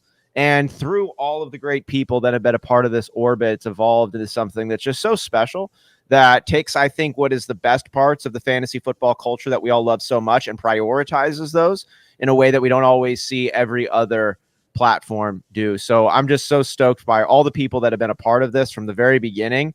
And then up to our most recent additions here with Donnie coming in and doing incredible work on the social side, on the producing side, on the organizing side, and a lot of behind the scenes action to make this thing go round. So that's how I'm feeling, is full of gratitude, Travis, for you all, for Donnie, and for Whisper Nation. Yeah. Perfect. Well, we appreciate that. And I echo those sentiments as well that Austin said about Whisper Nation and Johnny and you, Austin, all the work that you put in. I mean, this is a team. We couldn't do this 24 hours. We couldn't do this without all of us. And I think everybody involved is doing that, including our amazing guests. So we appreciate everybody that's in here rocking and rolling with us.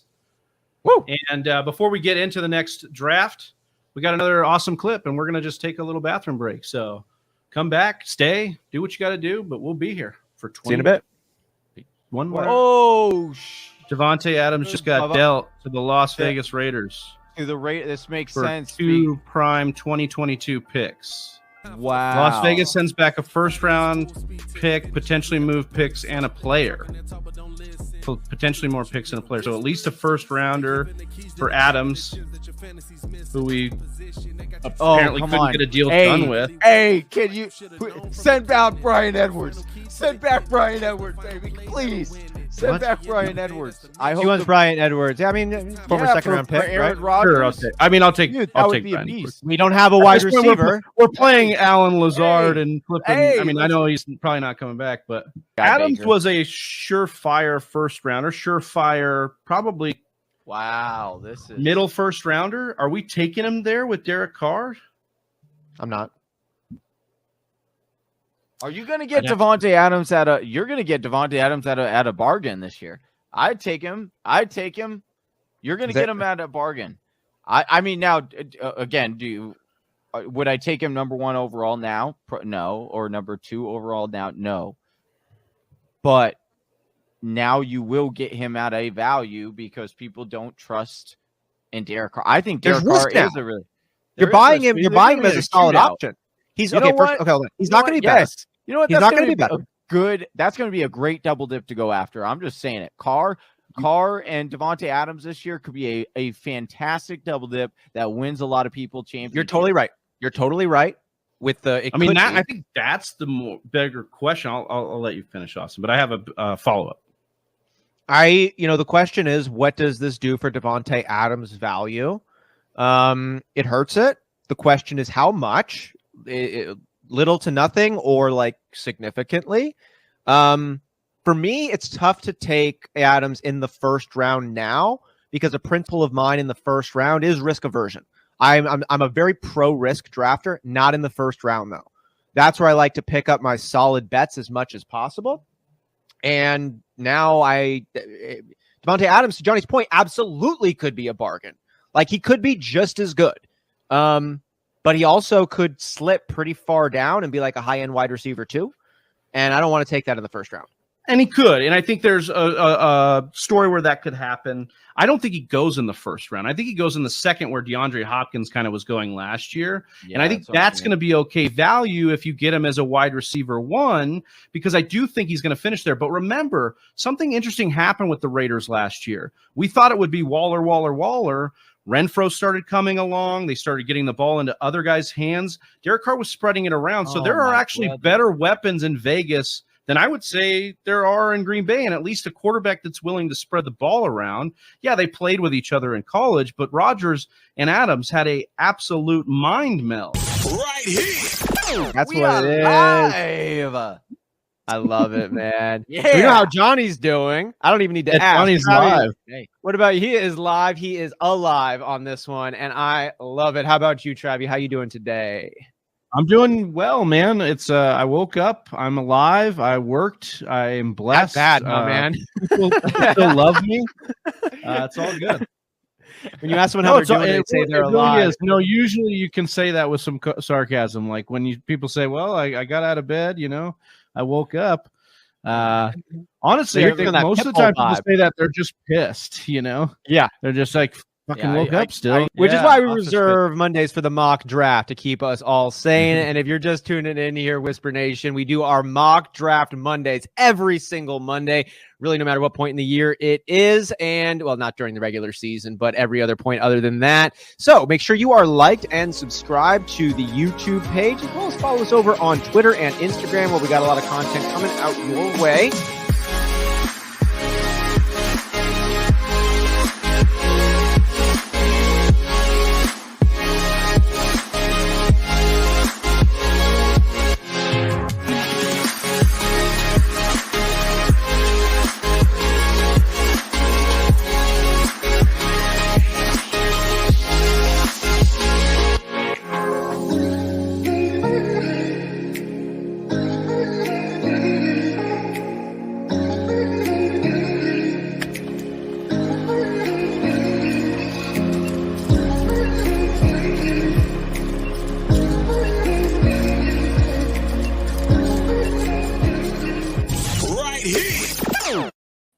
That's right. Welcome back into hour number 4 of the Mock Draft Marathon, the 4th Mock Draft Marathon. And we are absolutely jacked to kick this one off with an absolute legend, our guy, Matt Harmon from Reception Perception. What's going on, Matt? How are you, brother? What's going on, boys? Doing good. It's it's creeping up, right? Like we're in the thick of it. Training camps guys are reporting to training camps. I saw the clip, ahead of when I jumped on that. You guys are talking about like Devontae Adams clip, stuff like that. We're seeing Devontae Adams like actually out there, doing real football things in a Raiders uniform. So it's exciting, man. I'm pretty psyched to be with you guys today, and I'm obviously excited that the season is literally here at this point. Oh, dude, we're right around the corner. Too. And Right we're around psyched the to bring corner. Austin back in and talk a little bit about this mock draft. We're doing a 12-team half-point PPR with you, Matt. And I noticed that you took the 4 spot. Would you talk a little bit about your thinking behind that, and then maybe we'll hop into the draft after that? Sure. So kind of wanted to challenge myself a little bit, right? Because I think that the first 2 picks are probably going to be pretty chalk, right? It's going to be Jonathan Taylor. It's going to be Christian McCaffrey, at least I assume so. And, from there, you kind of are in the position of, all right, do you want to go wide receiver? Spoiler alert, I probably do. Because this year's first round, I don't know if you guys feel this way. It kind of sucks. Like I think that there's a lot of questionable guys that are gonna end up going in the first round that I don't feel super comfortable with. So I feel like that 4th pick, you're not gonna lock in a really great running back. At least, again, spoiler alert, I'm probably not going to. So then it's a little bit that second round from then on, you got to start thinking about the position again. So I don't know. It feels like kind of the last little super comfortable area for me at least. I would agree with that because you have Christian McCaffrey and CMC, and argue like CMC could be a little bit more uncomfortable for a lot of people. I feel that. And then you've got the big 3 at wide receiver, and maybe Chase makes you a little uncomfortable. But after that, like, what are we doing? So that's more than half of the first round. That's what we're trying to figure out in all these 24 mock drafts, man. Yeah, we're trying to figure that out for sure. All right. Well, if everybody's good with it, it's a 12-team half-point PPR. We've got 3 wide receivers, 1 flex. We're going to get into it. And I will start that off. draft. Oh, we got to turn off the sound. Oh, you don't want to hear the wow? They didn't on that one. So apparently they weren't excited on it. They just, or is that just a reach? I don't know. Matt, so you are, you said you're probably going wide receiver. I was going to say very on brand for you. You invented the reception perception. Like you live wide receiver. While we start this thing off, I wonder if you take us through the kind of a little bit of the history of the reception perception and what you're trying to do over there. Yeah, so really the whole idea is to try to, and I'm probably gonna have to like make a pick mid explanation here. But look at that. I am gonna have to do it. I am gonna have to do it. We got to throw That's how we tango. Awesome. There we go. Yeah. So the whole idea behind reception perception really is to try as much as possible to isolate wide receiver play from outside variables. We know, as folks that follow this game closely, that wide receiver is so dependent on, again, those outside variables, obviously quarterback, of course, in order to accrue production.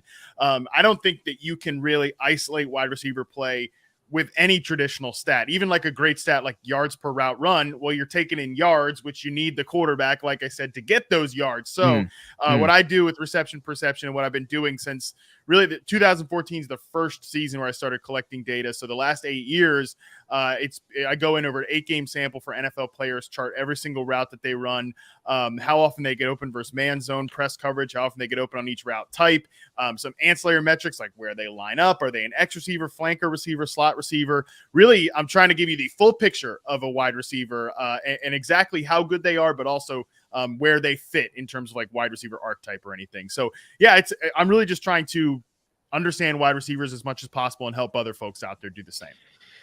This is absolutely incredible. Excuse me for like getting a little bit excited on this, but when you talk about like investing, when you talk about like alpha level investing and beta level investing, like beta level investing is when you're going to invest your money in some smart index funds and you're going to ride the waves as they naturally go. It's a smart, good way to ride it out. Being at the alpha level investing, you're actually recognizing the cutting edge. You're seeing the way things move at a visionary level. And there's more risk, there's more reward. It's all of those things that are wrapped up into it. When you're talking about delving deeper into like the real metrics and methodology and impact of these wide receivers, it just screams that out to me. And I'm wondering, how I've got a lot of questions on this, but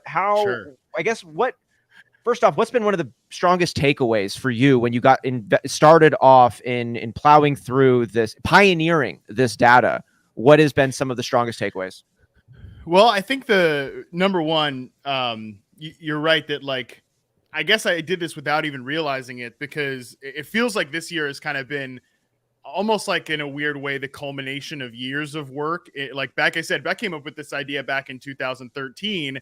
And I feel really cool now at this point. I mean, I don't feel cool, but it feels nice. You are cool, Matt. You can feel I cool, wouldn't man. say I wouldn't say that, and I feel like a lot of people would disagree. But I think that it's been a good like culmination of a lot of years of work. That this offseason, like there's been more wide receiver movement than ever and stuff. So it feels great to kind of have all this in the background to really refer to. But I'd say the biggest takeaway, and this was something that really I would encourage everybody out there to think about: what's the one question about football that you have that you feel like no one else is answering? Because that was, for me, the inspiration behind reception perception. It was like, what are these wide receivers doing when they run off the freaking screen on Sundays, when we're watching games? Like, again, trying to quantify their individual performance. That was my biggest question about the game. I set out to answer it. And I think one of the big inspirations to do that was, I think about like kind of my formative years becoming, like obsessed with football, was that like, I'm not a Patriots fan or anything, but the big like Randy Moss, Wes Welker, record-breaking Randy Moss, Tom Brady touchdown season.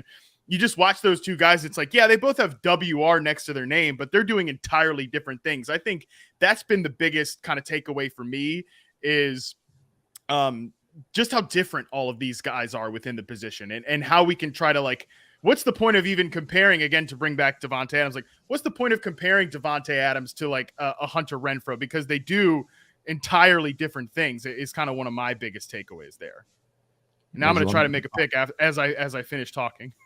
Yeah, I feel like we could spend the whole mock draft just talking about the way you see wide receiver and just like the questions that naturally will spin off of that. We'll get into some of these stuff here. Yeah, honestly, yeah, can we?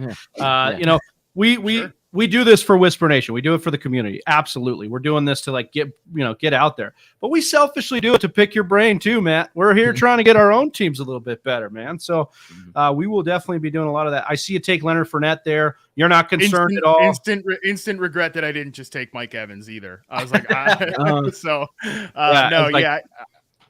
I did go ahead and take Leonard Fournette. I guess I'm not too concerned about the fat Lenny picks and everything like that. I think by the end of August, he'll be in playing shape is my thoughts on that. I mean, such an awesome role last year, and I feel like we'll probably get a lot of that again. I just could comment on the Leonard Fournette situation. I know that sometimes when a player is not in shape, it is a big concern for me. Like Eddie Lacy's lack of ability to stay in shape was a huge concern for me. Leonard Fournette, though, I see this dude as living life on his own terms, and he shows up and dominates like everywhere. And I like people are like, oh, you're not in shape. He'll be like, I'll be in shape, and I'm going to take out all of your best linebackers. Like, and he's just that dude who can come and be like, come into a restaurant, like make a mess, slam the table, but then like give everybody money, say all the right things at the end, and everyone's like, that was actually a really fun night. Like he's on top of his shit, even if he's like a mess. Yeah. Like even if he's a mess, he's on top of his shit in a way that like an Eddie Lacy certainly was not. So I'm almost even excited by like Fat Lenny coming in because he still is on the treadmill. He still does have his shirt off, and he's like, "Look at me go! I'm going to keep it going." So like, I'm not concerned at all either. I know. I think he was on the treadmill, man. He's on the right path. He's on the right path. It's just that he was enjoying his summer. He got a big contract. He brought back the whole time. He took like all the Buck stuff off his Instagram, and then like as soon as Tom Brady announces he's coming back, it all pops right back up. You got to respect a guy who understands a situation like that. Right. The level of self-awareness is beautiful. Well, speaking of understanding the situation, sorry, Johnny, I just wanted to ask Matt really quickly because you took Deebo Samuel here. I took AJ Brown to start that round. And what we're hearing a lot about these guys is the question marks around their situation. So given the advanced data that you put out and you look at, how much would you weight what you do versus the actual environment that they're in? Yeah, Brown, I feel like is a tougher one for me because I love the player. Again, trying to isolate him from his environment. Like he was top 3 in success rate versus man and press coverage last year. Like I think he's a top 5 wide receiver talent. He's just so dominant of a player. But again, it's a big change. Not that I think that going from Ryan Tannehill to Jalen Hurts is a huge quarterback downgrade. In fact, I think you could argue that it's a lateral move, especially because Hurts is a guy who's gotten better like each of the last 4 years, dating back to his college time in Alabama, Oklahoma, and then the 2 years in the NFL. So I'm not too concerned about that. I'm just concerned about kind of the passing environment. Like how often are they going to throw the ball? I don't think they're going to be dead last in pass attempts again, but they still could be a rather run heavy unit. So that's the only question about I have from like an environmental standpoint with him. With Deebo, I actually don't have too many questions. Like I think they'll get a contract done as soon as they get Jimmy off the roster and like one way or another, Jimmy ain't going to be on that roster, come week one. Like that, he's going to probably end up getting released. So I think they get a contract done. And I think, Debo is just a guy that I think they'll still find ways, even transitioning to Trey Lance. Like, I don't know that relationship is going to be as good from like a fit perspective as it was with Jimmy Garoppolo, but still, I think that there's a chance that the 49ers offense could take another step from like an efficiency standpoint, from an explosiveness standpoint. And that still makes me really excited for a guy like Deebo Samuel, who I think is one of the best zone beaters in the NFL and occupies such a unique role without even considering all the rushing stuff. Yeah, I guess that's a lot to chew on. I feel like I'm buying in on the Eagles being more explosive and going, like taking that step. They go and get AJ Brown. I think another year of Devontae Smith. I think, they wanted to be pass happy in the first month of the season, and I feel like that's where I'm trying to go with it, is like, why are we, if we love him as talent wise, they have the best friend connection, AJ Brown and Jalen Hurts went to Disneyland together, then why aren't we, that should be enough. Hey, if Cooper Kupp can have the best season in wide receiver history solely because he went to breakfast with Matt Stafford, that's why Disneyland should be different. Like Disneyland's the next level. Listen, breakfast at Tiffany's is way different than going to Disneyland. Yeah. It is so far inferior. You're right. One has very serious implications for a long time. The other one's just like a day, happy day. I agree with that. Breakfast is at nothing. Disneyland. Disneyland is the future indicator one. I agree with you on that, Johnny. Oh shit, I'm on the clock. Oh shit, I'll take this. I'll do this. Who are some of the guys, Matt, that you're looking at? Like, maybe not right now, I don't want to give too much away, but just guys maybe middle and later that, that the reception perception is telling you something different than the industry, maybe than ADP. Man, I'm sitting here on the clock too. I got to decide whether I actually want to take another freaking running back or if I don't make me do it. I know, right? What a miserable thing. I'm gonna do it though. I'm gonna go back to the 49ers. Well, oh wow, really? Yeah, I'm going back to 49ers. Well, even though we got reports, some speculation this week that he'll be involved in the committee, Elijah Mitchell, which is probably like, listen, if he wasn't going to be involved in some sort of committee, he would be like a second round fantasy pick, right? So I feel pretty good about getting him in the fourth round. Stepmom Lauren led the marathon off, and she had, I thought, a strong point on Elijah Mitchell, and that was the vast committee approach was predominantly led by Mike McDaniel, who is no longer with San Francisco and is now in Miami, and Kyle Shanahan has a greater propensity actually to lean towards one running back or give one a majority share of the touches. And if that's the case, Elijah Mitchell is first in line. That would support your Elijah Mitchell pick. Do you think Stepmom Lauren here is on to something with Mike McDaniels now being out of the picture? I mean, that's a much smarter way to say it. That's the Stepmom Lauren said it a much better way than I said it. So yeah, I like her logic on that. I support her stance on that, especially because it supports the pick I just made. Exactly right. Yeah, confirmation bias 101, baby. Before we get too far away from this one, I wanted tons of great wide receiver conversations that I do know that we're going to be touching into here. And Travis, your question here, but Scott brought up what is with Higgins in the second round, second fiddle, drafting the guy above his ceiling. We had Lawrence Jackson just on the show, who actually likes T. Higgins a little bit more than Jamar Chase. We know T. Higgins had such a strong season, second half season, great Super Bowl run. I think it's one of the most dynamic wide receiver duos we've seen in a very long time. Wonder if you could speak a little bit on the Cincinnati Bengals top two. Yeah, and I think I did a recent piece on Yahoo, and I saw actually JJ Zacharyson just put a tweet out about it that I retweeted as well. That it's not that uncommon for two wide receivers to finish as wide receiver. Oh, the stats. I was just reading that. Yeah, the percentage of exactly. Yeah. Good. So it's actually not that uncommon, and I got to make another freaking pick here. You guys are really challenging my small tiny. That's how brain. we want to throw it out. I was gonna be like, hey, I guess that's a good idea for a show. Right.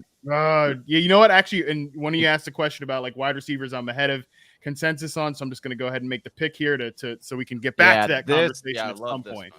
Yeah. All right. So we'll come back to that. The other question though, with T. Higgins, like I do think that if some of these guys, especially Joe Burrow, where he's going, like you're going to need the Bengals to come out of their shell from like a passing standpoint a little bit. I think you can probably feel pretty comfortable about that. But yeah, if any wide receiver is going to do any wide receiver duo is going to do the whole, like, we're finishing in the top 10 together sort of situation, it's going to be T. Higgins and Jamar Chase. I think it's fine to project a little like efficiency regression from maybe a deep ball perspective, a touchdown rate perspective with Joe Burrow, but I think you can also project another step from just like, again, how much they pass, how much they throw, and that is going to be great for this duo. I just think like this is a pretty special tandem here, Chase and Higgins. So I'm comfortable with Higgins as a top 10 receiver. In my tiers right now, I have him at wide receiver 10, starting off that third tier. So I'm comfortable with taking him in there. Yeah, and the data that you had just mentioned in that it does support it. 7 out of the last 10 years, we've seen multiple teams with a top 12, with 2 top 12 wide receivers. And even in one of those years, there was 3 teams that had 2 top 12 wide receivers. So it's more likely than not it's going to happen. And I think it's more likely than not those 2 guys are Jamar Chase. Yeah, Scott says second fiddle, but sometimes second fiddle is better than a lot of teams' first fiddle. And that's what we're looking at with T. Higgins. I think that's the possibility that's there. Not only the range of outcomes where he could outscore Chase any given week too. The beautiful part about that offense too is that, like, where the ball's going. It's going to Chase, it's going to Higgins, it's going to Boyd, and that's pretty much it. Like, Hayden Hurst doesn't move the needle at tight end. They, for whatever reason, they don't want to like involve Joe Mixon as a pass catcher, really. Like, they even kind of said that again this offseason. Yeah, so it's weird. It is like normally I'd want it in that like top 10 duo. I'd want it to be like a Metcalf and Lockett situation in the Russ years where it's just going to those two. Like 50% of the targets are going to those 2 guys alone. But the fact that it is still really highly concentrated between 3 guys and 3 guys alone is pretty comforting. I was trying to find in my fantasy football journal that I've been keeping for the last 8 years. One of the takeaways was take the better of if you're debating between the number 1 wide receiver on a team or the number 2 wide receiver on another team who's better than that other one, take the better talent. I had written that down like 7 years ago. I was trying to find it. Very, very smart. Good. Dear good to turn diary. that journal around. Dear diary, September 15th. You have to, I man. looked at the waiver wire today, and I just noticed that the guy I was deciding between and the guy I really wanted is on the waiver. What should I do? How long are they? Just one cent? I gotta know. I never asked this in this diary. Are they just one-liners, or are they like? Do you like give yourself good thought process for it? Like, well, a whole paragraph. The very first entry here from, I guess, 2013. Yes, this journal's going on 9 years here as I wisely take some guy that I'm actually. Oh, I asked you that right as you. I like the upside of the cream hunt on this one. My first, and I haven't looked at this or read this, so I have no idea what I'm about to read here. This from me, like I'm a little bit nervous because I don't even know if this is gonna be smart or dumb. Or like screw Big Travie for taking this dude off the waiver. I don't like the way Johnny talked about my mom today. No, I haven't read what this is. So the very first entry here in my fantasy football observations Google Doc, going back to 2013, is it's the first week of the playoffs, and unless DeMarco Murray has a repeat of last week, 28 points, I've lost in the first round again. The number 1, number 8, and number 10 running backs for my trio, hottest quarterback in Nick Foles, and the most dominant tight end since he's been back, Rob Gronkowski. I've got 5 B-level receivers, and I can swap out based on matchups. Knicks, Julio Jones, or Jay Jones, Edelman, Floyd, and T.Y. Hilton. Pat's D against one of the worst offenses this season. 1 point, and Gronk blew out his leg after 2 catches. Once again, I wouldn't take another playoff team over mine, and once again, it doesn't matter. So I guess this is just... Oh, my God. That got dark. Yeah. But that's what we were talking about last hour with Lawrence Jackson. Like, fantasy can get so sad on those Mondays. It must have been a Monday entry. We got to check the date. Once again, I wouldn't take any other. I was just gonna say they asked me to do like a some marketing shoot a couple months ago for Yahoo, like get people to sign up for fantasy, and one of the first prompts was like explain what fantasy is. I was like, I mean, do you want to hate yourself and all of your friends for like 6 months out of the year? Like, if you want to feud with your family and like really break relationships for the lifetime, yeah, sign up for fantasy football. If you want to test how strong that bond really is, get a family league going. Yeah. Oh my God, yeah. I did get it. I was involved in a family league last year, and it was things.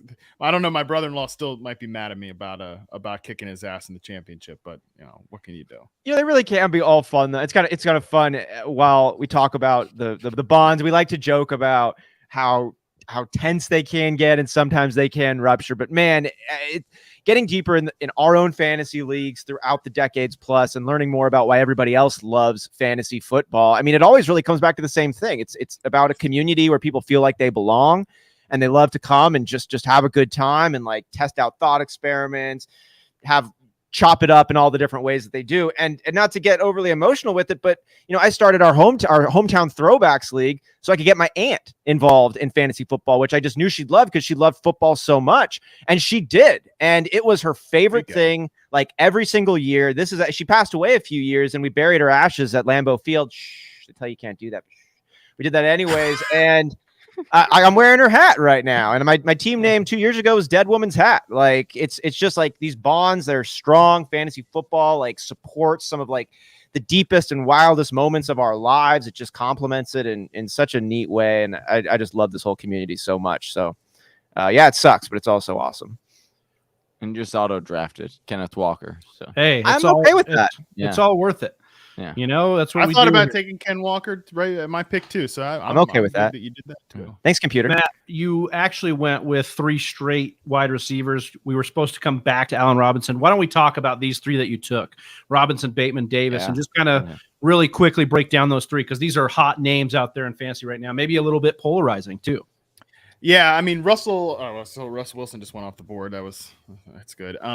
Yeah, so I think with Allen Robinson, he is definitely a guy that I'm ahead of consensus on. I think when you look at the reception perception data from last year, still a guy that was getting open against man press coverage, and he's going to face a lot of man press coverage on the outside as the Rams X receiver.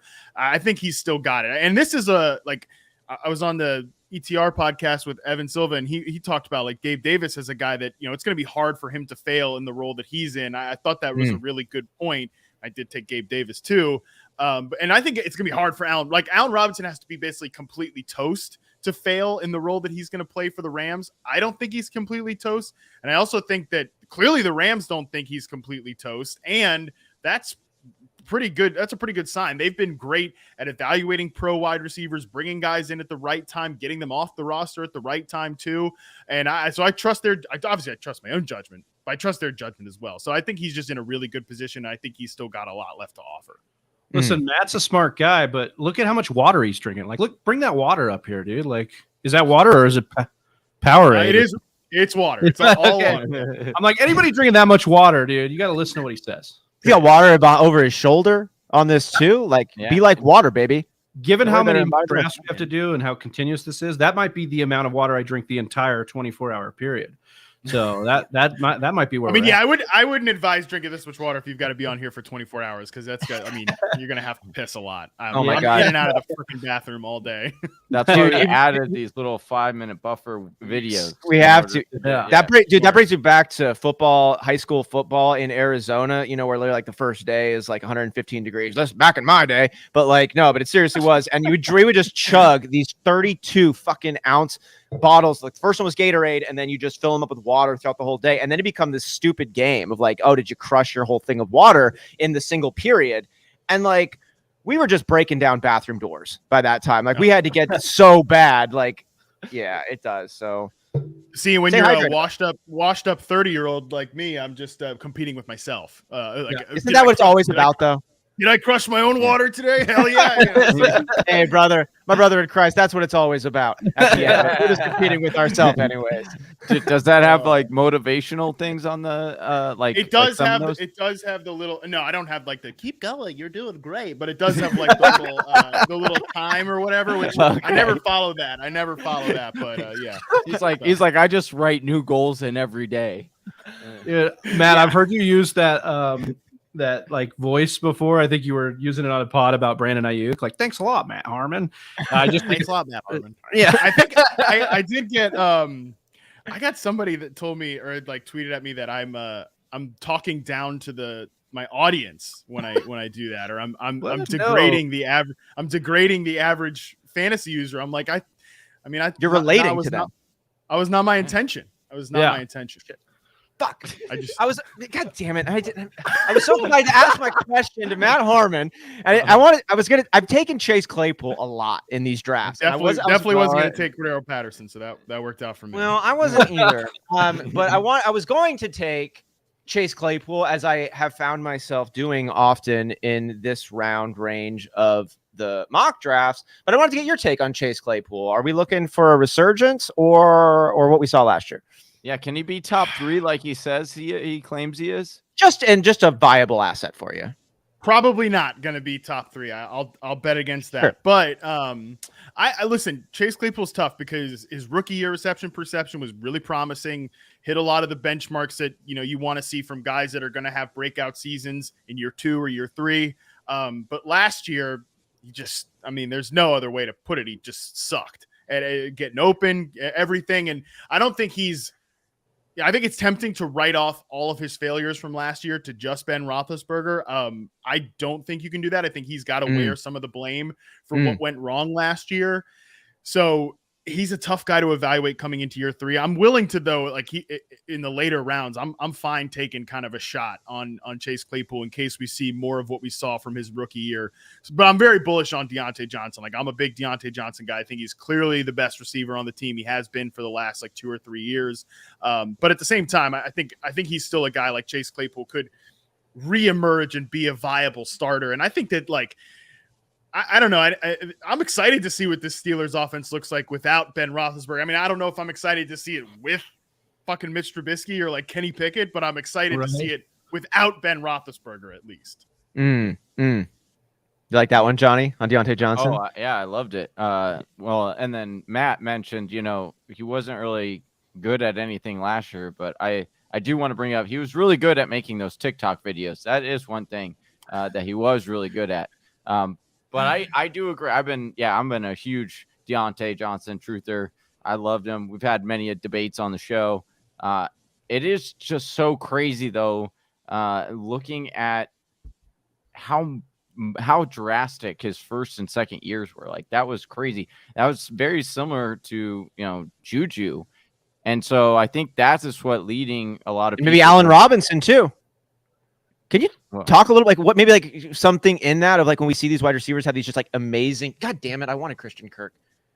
Oh, man, you aren't getting him. Well, I'm not now. That's what I'm bitching about. Okay. Yeah. Well, I gotta stop picking receivers though. I mean, my God. Yeah. Pretty on brand though, right? Yeah. Exactly. Yeah. Right. Silva's been one to pound the drum a little bit too for Christian Kirk. Speaking of him and how he's warming up to him lately. And it got really fun to dunk on Christian Kirk early on in the process. But I think that we're seeing now is he could easily be their target leader and should be given the money they paid him. So that should have some value. Yeah. And I think he's a good player. I mean, is he worth the contract? Whatever. Who cares?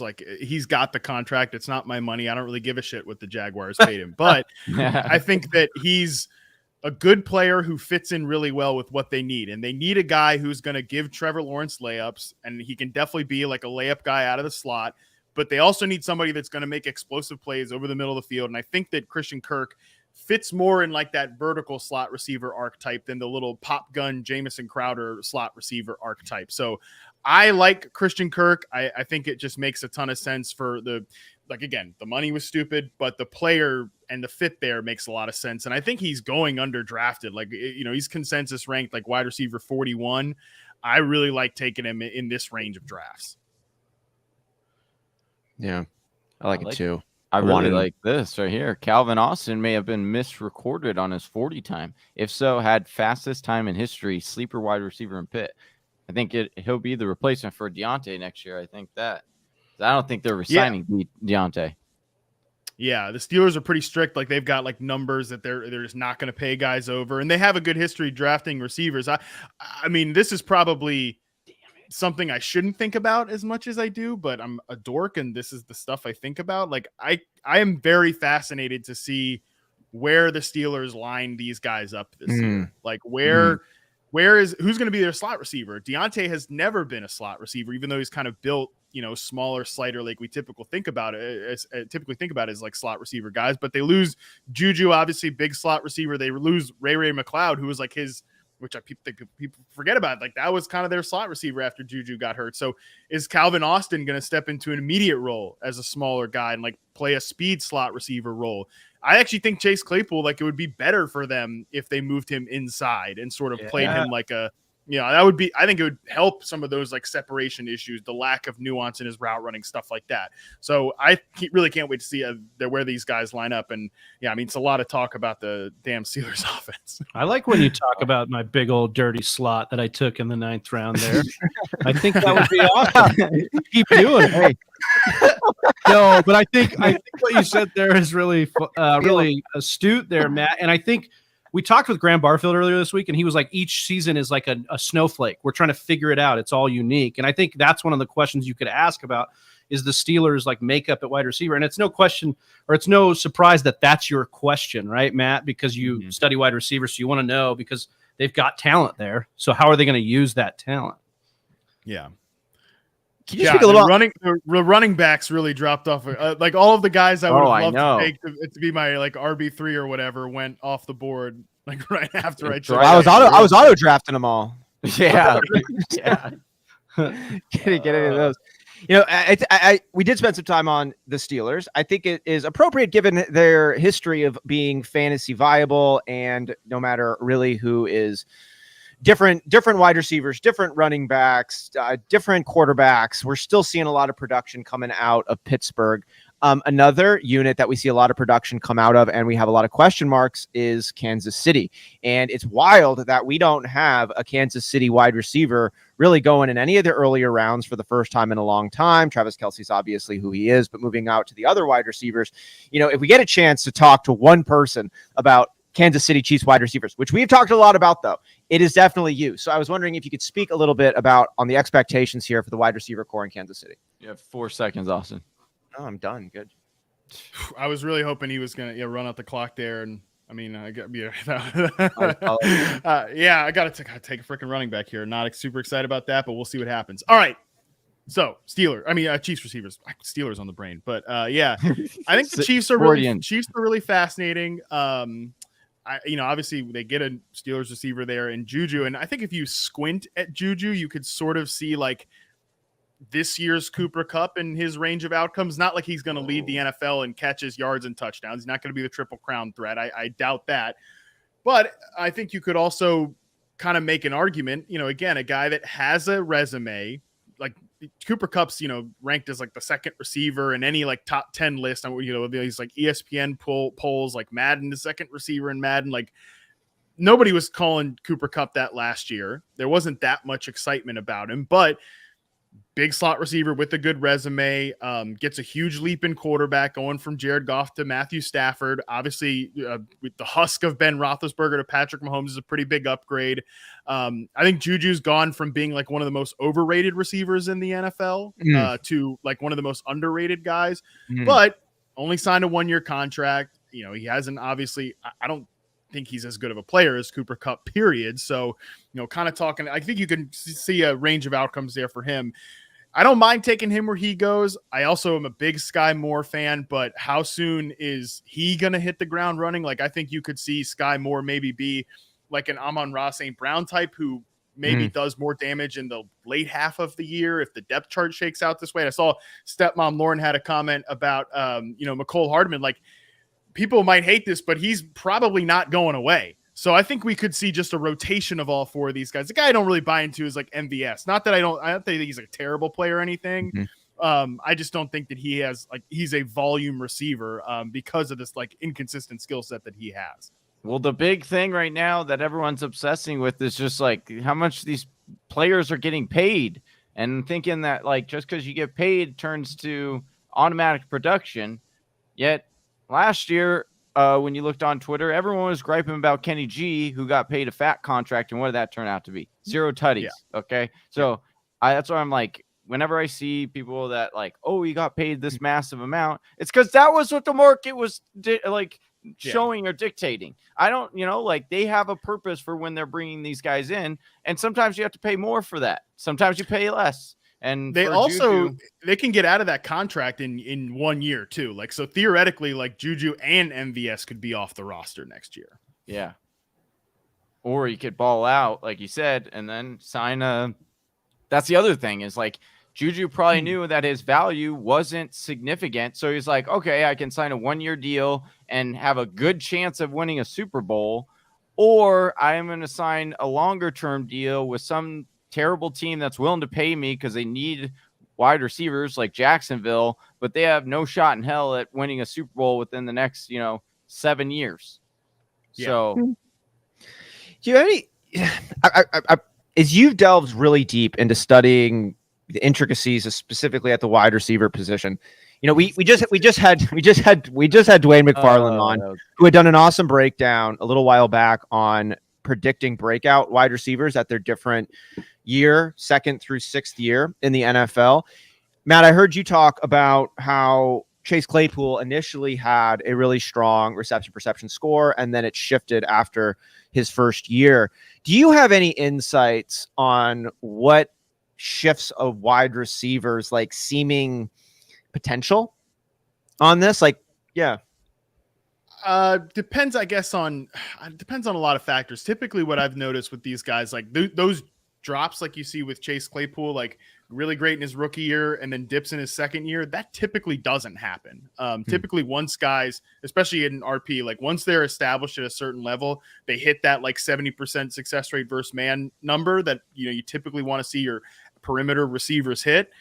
They stay there for the bulk of their career. Now there's been other guys like this is one thing I've noticed this year. I'm going to hopefully put an article out about this, is like in the first year coming off an ACL, you can typically expect guys, whether it was Cooper Kupp or Allen Robinson, his first year with the Bears, you see like these guys slip. Cortland Sutton's another good example, was below RP expectations last year coming off the injury. So I know that was not really exactly what you asked, but yeah, I think that typically with these guys, like once they're established as like what they are. But I do think I don't really know that I have like a great answer for, what why like a guy like Chase. Maybe it's psychological or.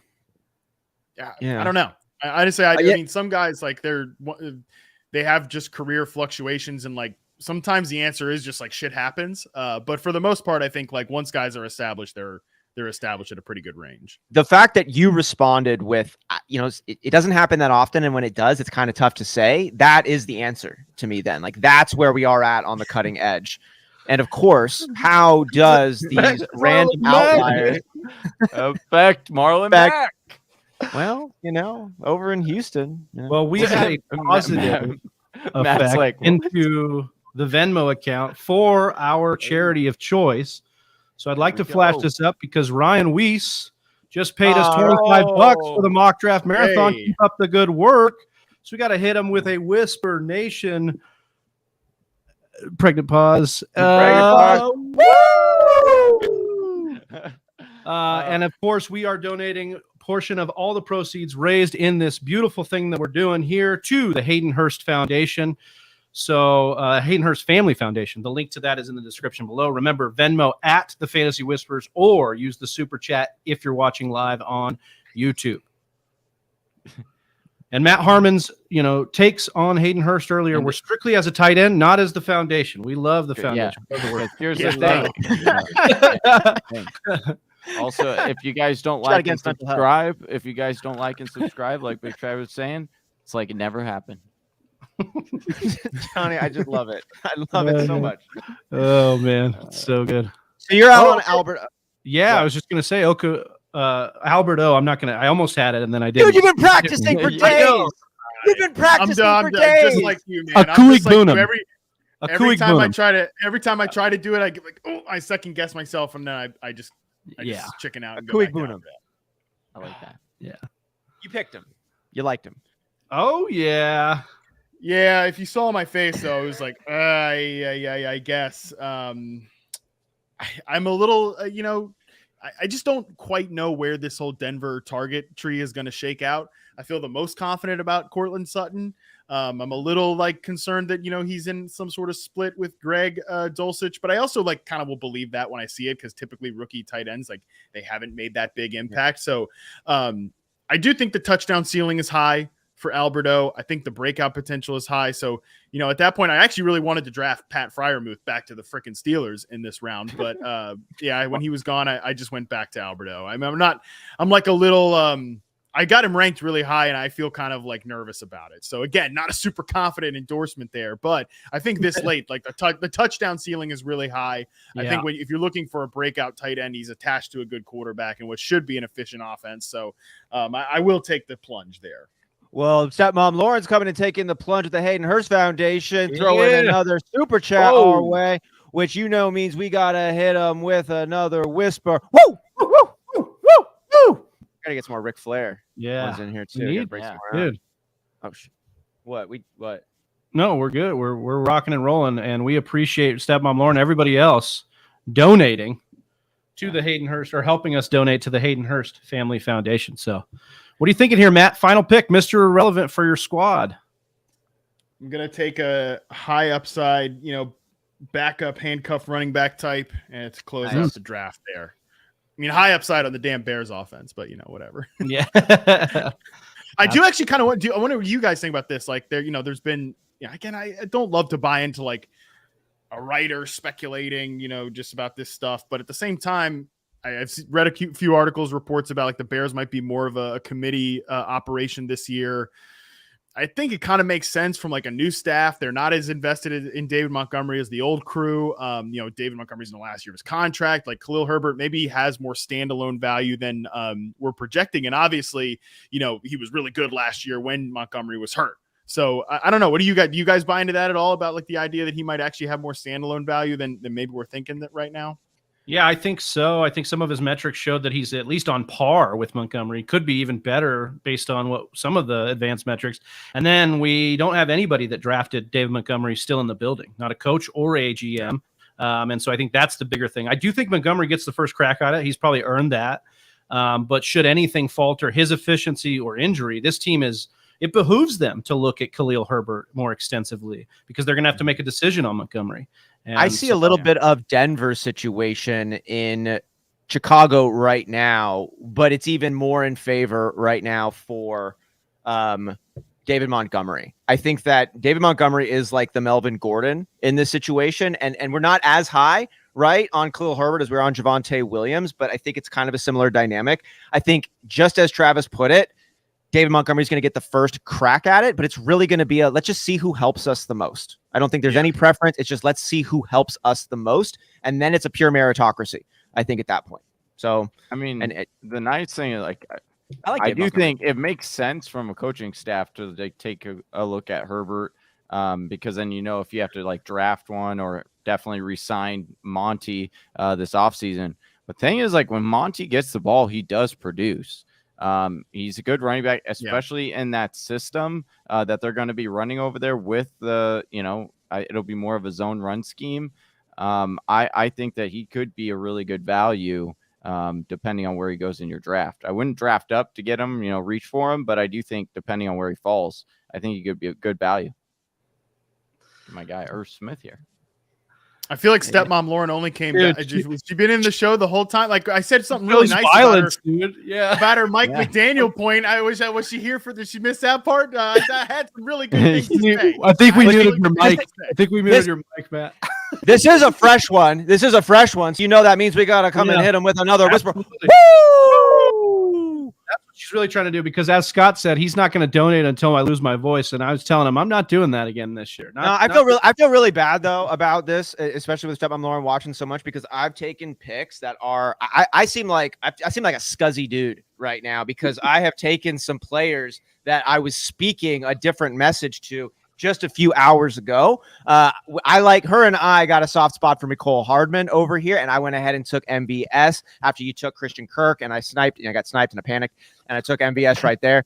But also then Dave Montgomery I supported as her top running back as she went with a no RB strategy, and now I'm here giving Khalil Herbert a little bit of a boost. But I do like David Montgomery, just for the record. I think Khalil Herbert just has a chance, but if you ask me who's going to finish ahead, I'm still liking David Montgomery. Matt, why don't we have you break down your team a little bit, the build, just the plentiful wide receivers that you took. Basically, we just call this the all wide receiver team. Give us a breakdown here and let us know what you were thinking.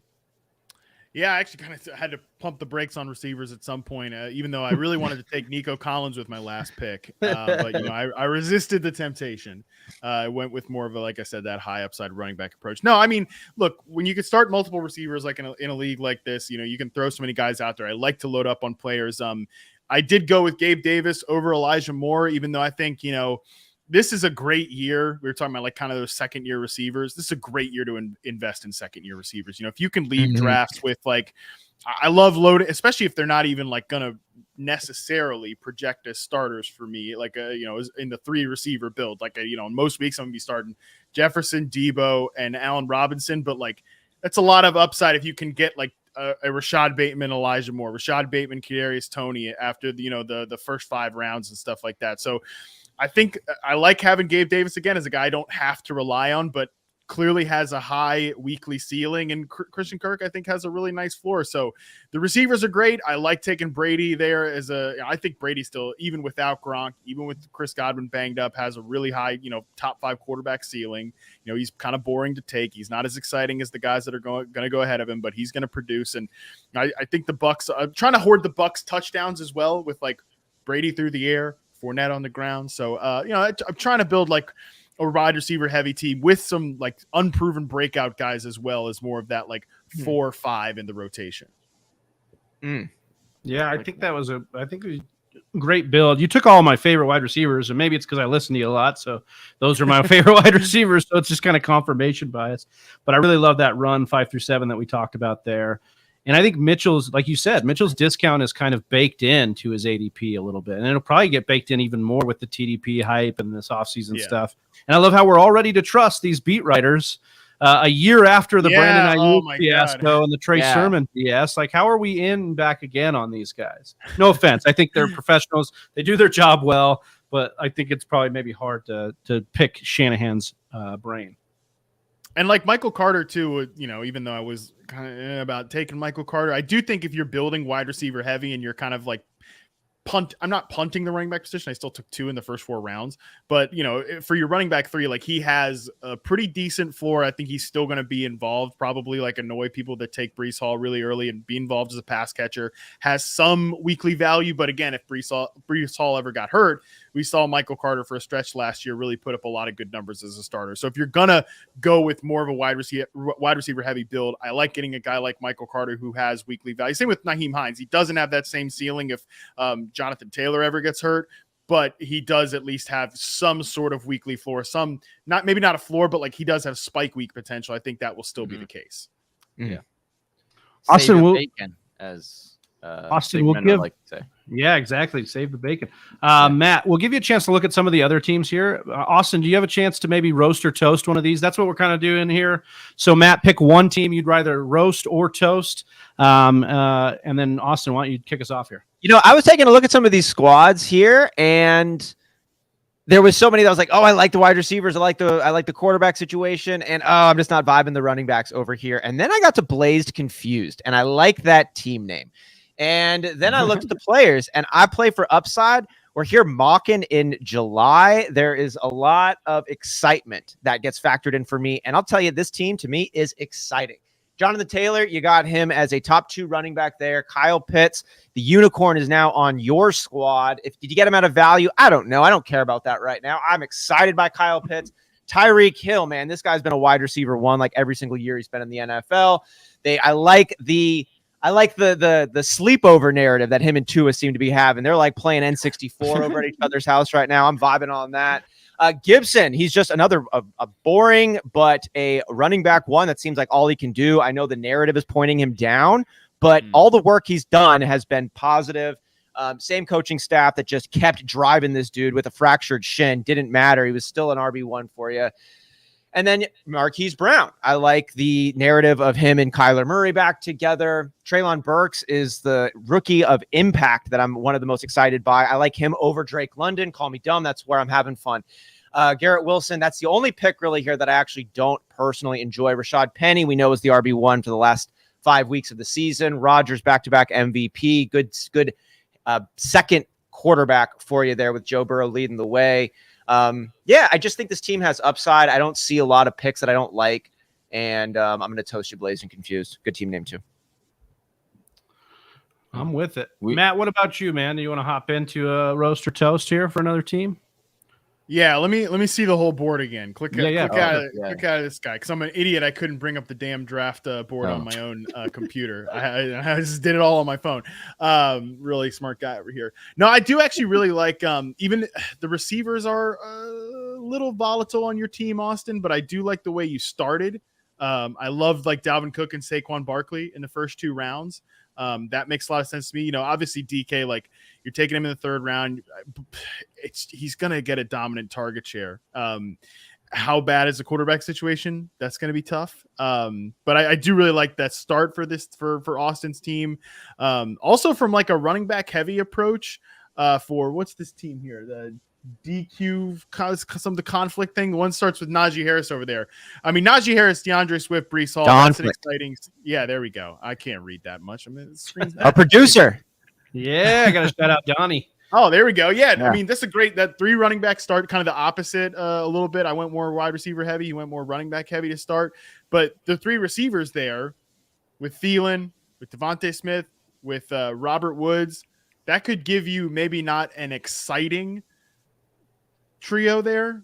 It gives you like good target projections in what should be, at least for Thielen and Devontae Smith, good offenses. Then Robert Woods, I don't want to bet on Treylon Burks making at least an early impact. I'm a little nervous that Robert Woods is coming off an injury and not a very good year, but at the same time, like as your wide receiver 3, there should be a decent volume projection there. So I like that team as well. I'm skewing all positive here. I'm a positive. We like that. We like that. Yeah. You like love that? Speaking of you like that. Yeah. Stepmom Lauren coming in again. With information. Got to hit her with one final whisper. Well, maybe not final. Woo! There we go. Yes. We love it. God, it's good. For this All one. right. Well, this has been just such a treat. Matt, we appreciate your time and everything, the knowledge you dropped here and all the work you do at Reception Perception. Tell the people where they can find you and what you're working on. Hey guys, appreciate you having me. This was awesome. I love doing these mock drafts here, like right before training camp, and this, everything we did is just going to get turned on its head here pretty soon. So that's always a treat. Yeah, you can find me on Twitter at @MattHarmon_BYB, receptionperception.com. Would encourage everybody to subscribe. I think you'll really love what I have going on there. There's just so much. So check it out, and of course, follow me on Yahoo all season long as well. It's going to be a fun year. I'm really excited about this season.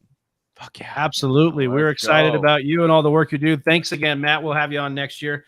And maybe we'll see you at the expo. You going to the expo? Not planning to right now. Got a couple other conflicts that week. So yeah, probably not. But at some point, man, I got to make it out sometime. There. Yeah, I know, man. Absolutely. I got to make it out at some point. We'll make it work. Well, sayonara, brother. Keep drinking that water, and we'll see you soon, bro. Yeah. Hey, it's about time to transition to something else other than the water. So you guys have a good day. Appreciate what you're doing, brother. Thanks everybody out there, man. Appreciate it. Appreciate you. And we really appreciate Rhett Taylor coming in here. He says, thanks for making us smile, Lauren, along with all the other guests like Matt Harmon, who just left us. Great job, Whisperers, finishing off the 4th hour strong. We appreciate it, Rhett. And of course, we owe you a big old woo! Let's go.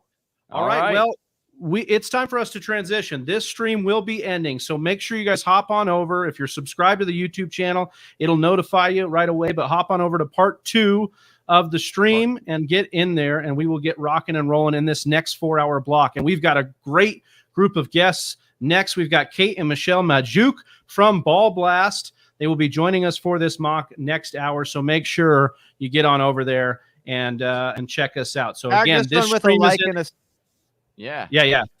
Go ahead, Austin. Yeah, on the way out, this stream is shutting down, but please go ahead and hit this one if you're enjoying what we're doing with a thumbs up on this to keep the algorithm flowing and to keep more great people coming in, learning together, chopping it up, and all of the things that make us love fantasy football as much as we do. Absolutely. Let's go. Here we go. See you guys in the other stream. Right here. Hey, do you like mock drafts? We do too. You can come back every Monday and mock with us. Check out one of these videos and make sure you're liked and subscribed.